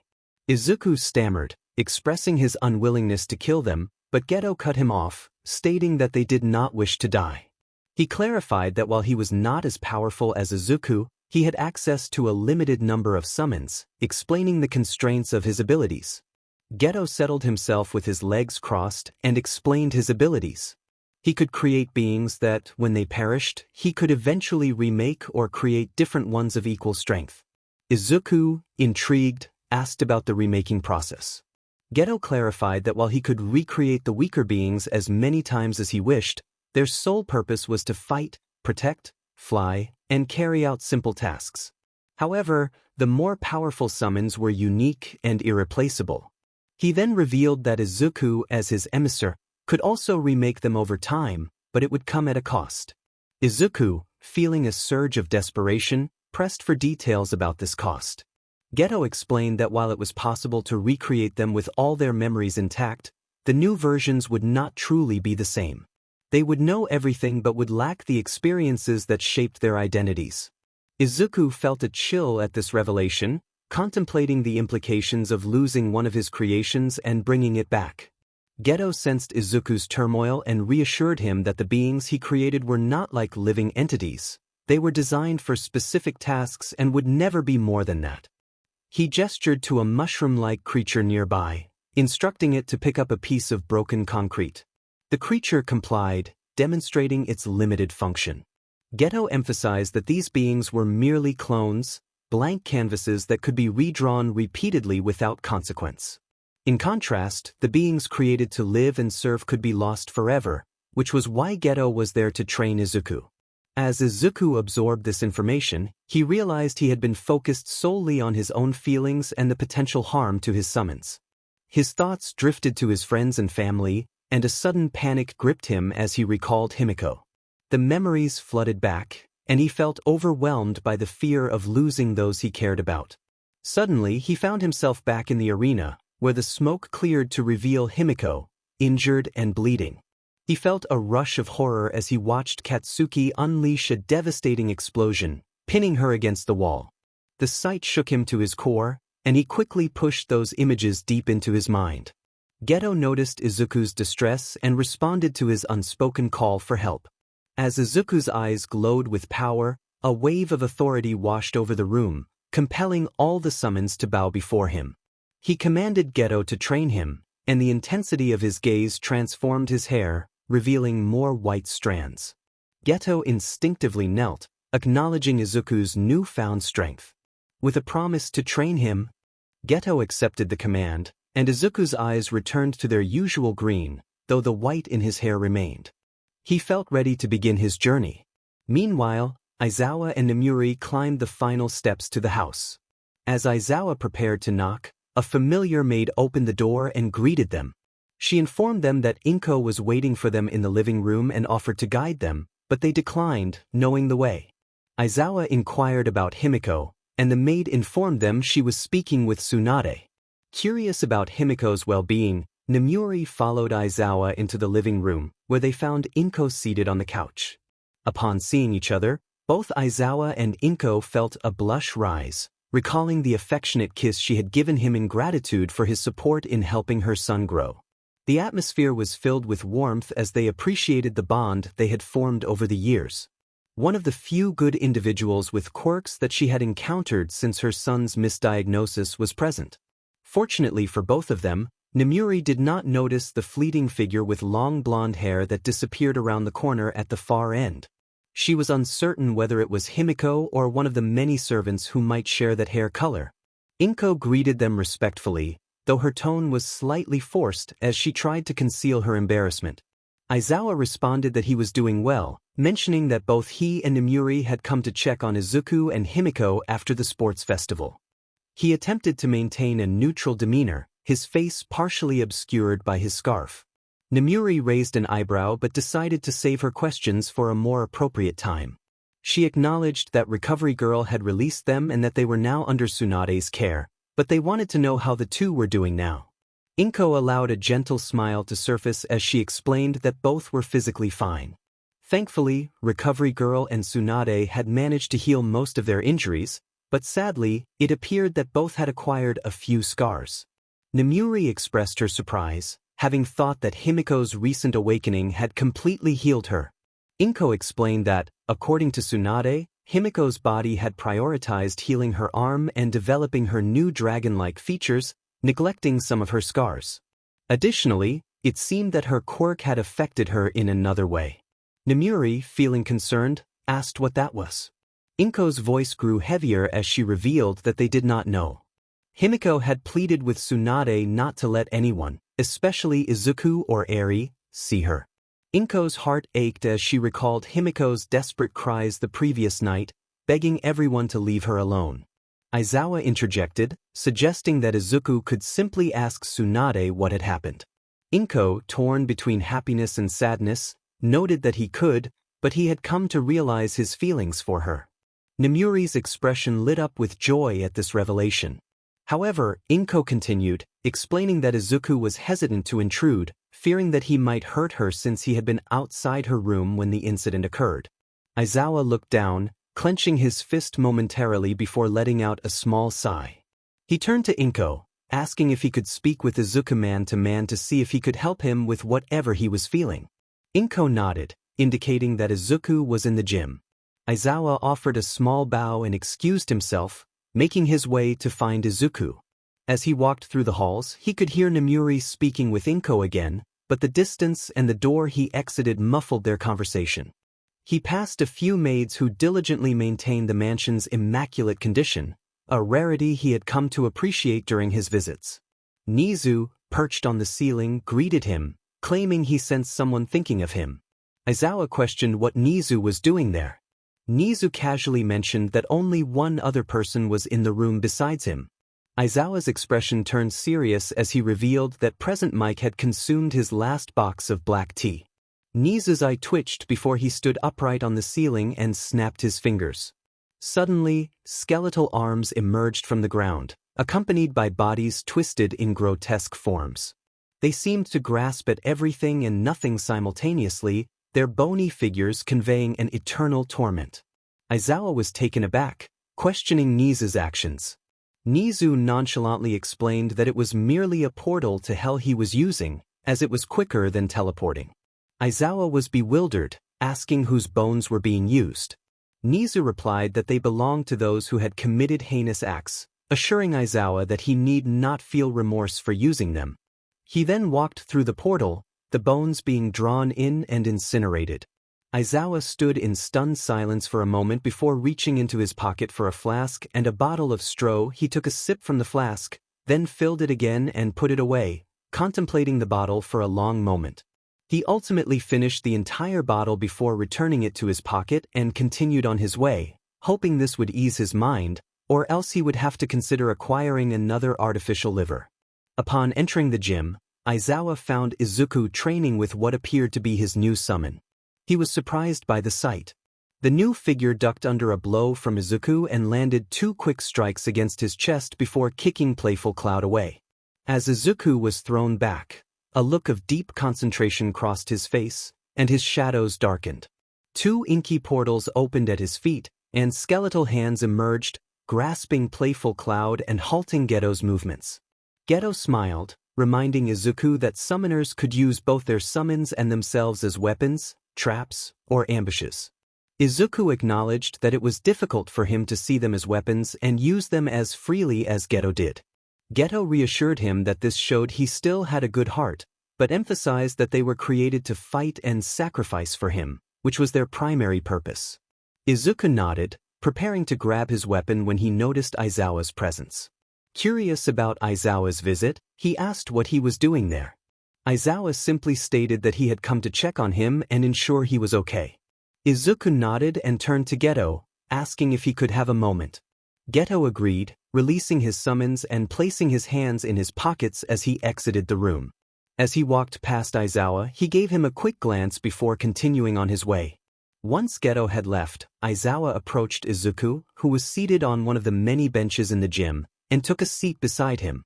Aizawa asked Izuku directly how he was feeling about everything that was happening, especially with the upcoming sports festival. Izuku admitted that he felt strange, struggling to control his anger, and it had become far too easy for him to lose his temper. He mentioned that with 𝗵𝗃𝗄𝗃 and some of the female summons, his emotions were becoming overwhelming. Aizawa realized the implications of Izuku's words and nodded in understanding. He noted that 𝗵𝗃𝗄𝗃 had been quite open about her feelings for him, and he could think of a few summons who had also shown interest. Izuku's face flushed as he explained that he could sense his summon's emotions better now. It wasn't always clear, but when their feelings were strong, he felt them too. Aizawa could only imagine how challenging that must be, considering his own struggles with 𝗵𝗃𝗄𝗃. He expressed his sympathy for Izuku, who felt slightly reassured by the gesture. Aizawa then inquired about how Izuku was coping with the visibility of his scars and brand. Izuku admitted he hadn't been keeping up with the news. Aizawa felt a wave of relief, knowing the media had mixed opinions about Izuku, with much of it leaning toward negativity regarding his quirkless status. However, some outlets had pointed out that Izuku had always possessed a quirk, but it had been misdiagnosed. Aizawa cautioned Izuku that some people would harbor resentment, just as they had in his younger years, but he encouraged him not to let it affect him. He believed in Izuku's potential to become a great hero and an even better person. Izuku expressed his uncertainty about his strength, feeling responsible for the pain his friends had endured, especially 𝗵𝗃𝗄𝗃, who had suffered greatly due to his past decisions. Tears began to fall as he reflected on the consequences of his actions. Aizawa placed a comforting hand on Izuku's back, reassuring him that he would eventually be able to protect those he cared about. He reminded Izuku that he had no way of knowing what would happen and that he needed to focus on moving forward. Izuku nodded but remained downcast, tears still streaming down his face as he thought about everything that had transpired since the sports festival. Determined to grow stronger, Izuku looked at Aizawa, noticing the flecks of white in his hair and the flash of gold in his eyes. He pleaded for help in becoming stronger. Izuku promised to support him, pulling him into a comforting hug, which Izuku gladly returned. In that moment of privacy, Izuku allowed a small, fatherly smile to form as he held Izuku close. He suggested that after this, Izuku should try to see Himiko. Izuku resolved to not leave her alone when she needed someone, recalling how she had always been there for him. Now it was his turn to be there for her. Meanwhile, Nomiuri had just left Inko and was heading toward Izuku's room, where she had been informed that Himiko was resting after feeling unwell. As she approached, she heard cries of distress and the sound of something striking the wall. Continuing on, she spotted Eri outside, gathering flowers with the help of a maid. In the distance, she noticed Shizu Delta, one of Izuku's combat maids, watching over Eri to ensure her safety. Feeling reassured that Eri was well cared for, Nomiuri continued to Izuku's room. She gently knocked on the door, only to be met with a distressed shout from Himiko, who proclaimed herself a monster. Nomiuri identified herself and asked if they could talk, even through the door. After a moment of silence, Himiko reluctantly invited her in. As Nomiuri opened the door, she was met with darkness and disarray. A large imprint on the wall suggested a struggle had taken place. Straining her eyes, she spotted a larger-than-average figure on Izuku's bed, wrapped in a blanket, with a pair of horns visible on her head. Nomiuri approached gently, suggesting they could discuss new recipes that Himiko could make for Izuku. She noticed a flicker of movement beneath the blanket and was met with honey-yellow, draconic eyes that reminded her of Ryukyu in her dragon form. Himiko questioned why Nomiuri wasn't asking what was wrong, to which Nomiuri replied that she would only inquire when Himiko felt ready, emphasizing that she was there to talk whenever Himiko was comfortable. Izuku was likely worried about Himiko, Nomiuri thought as she observed Himiko flinch and instinctively pull the blankets closer around herself. Himiko expressed her feelings of being a freak, looking down sadly. Nomiuri reassured her, stating that she was still appealing even with her new features. When Himiko revealed herself, the room's darkness concealed her transformation until Nomiuri turned on the light. Himiko's horns had grown longer and more jagged, and her skin was now covered in dark, scaly patterns.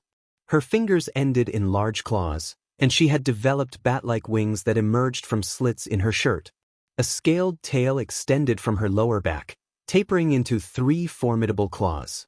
Overwhelmed with shame, Himiko lamented how others with similar quirks were treated, often viewed as less than human. Nomiuri approached her gently, embracing her and insisting that she was not a freak. Himiko questioned her worthiness to be with Izuku, fearing that he would see her as a monster. Nomiuri encouraged her to recognize her beauty and reminded her that Izuku valued her for who she was, not her appearance. Himiko felt a flicker of hope as Nomiuri spoke, recalling that Izuku had never judged anyone by their looks. She realized she had pushed people away when they would have accepted her transformation. Nomiuri continued to reassure her, promising to be there for her whenever she needed support, just like Inko and Eri. As they shared a comforting moment, Himiko instinctively clung to Nomiuri, feeling a sense of safety she hadn't experienced since childhood. They enjoyed each other's company until a knock at the door interrupted them. Nomiuri noticed Himiko's ears twitch at the sound of Izuku's voice, asking if he could come in. Encouraging Himiko to let him in, Nomiuri stood and opened the door just enough for herself to be seen. Izuku, slightly embarrassed, inquired about Himiko's well-being. Nomiuri urged him to talk to her, knowing they both needed each other. After she left, she hoped for a positive outcome, wishing for Izuku to finally express his feelings to Himiko. As she walked down the stairs, she noticed Izuku and Inko in the living room, both appearing somewhat embarrassed.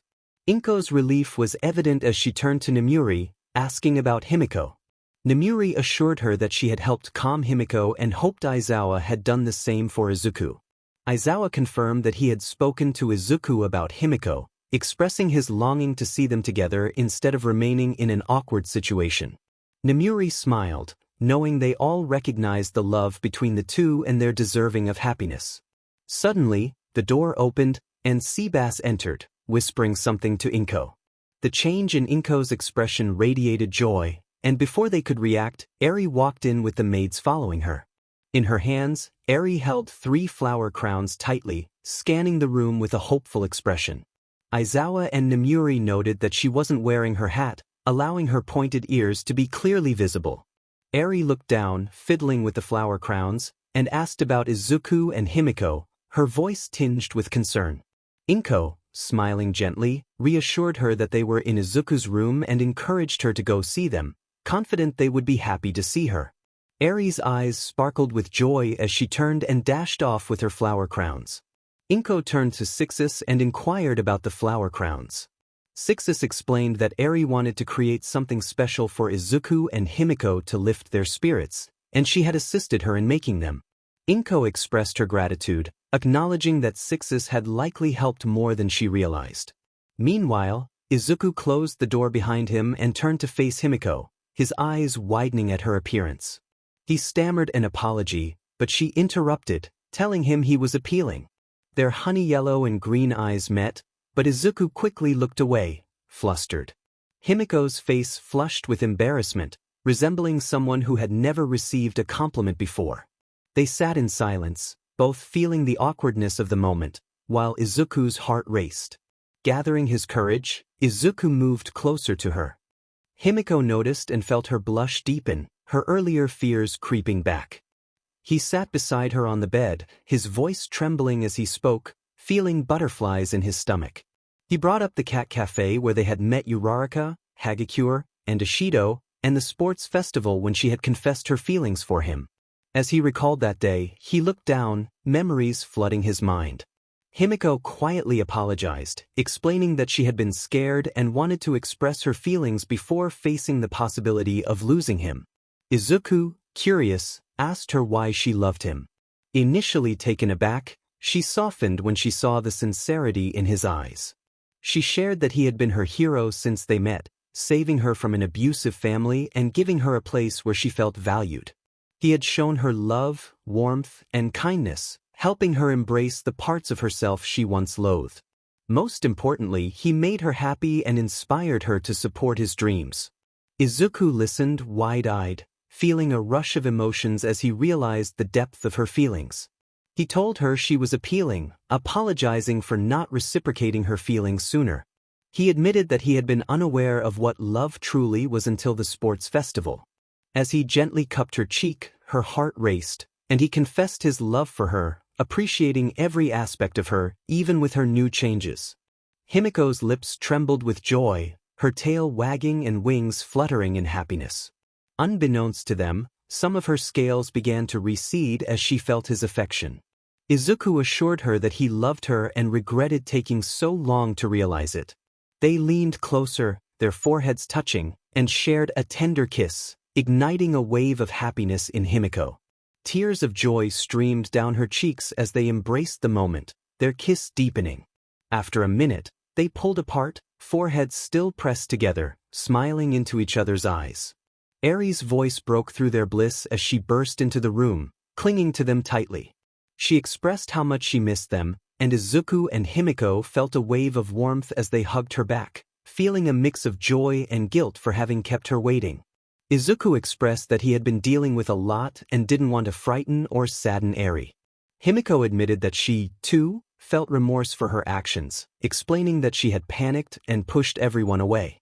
Eri, understanding their feelings, shook her head in acceptance and embraced them both as they held her close.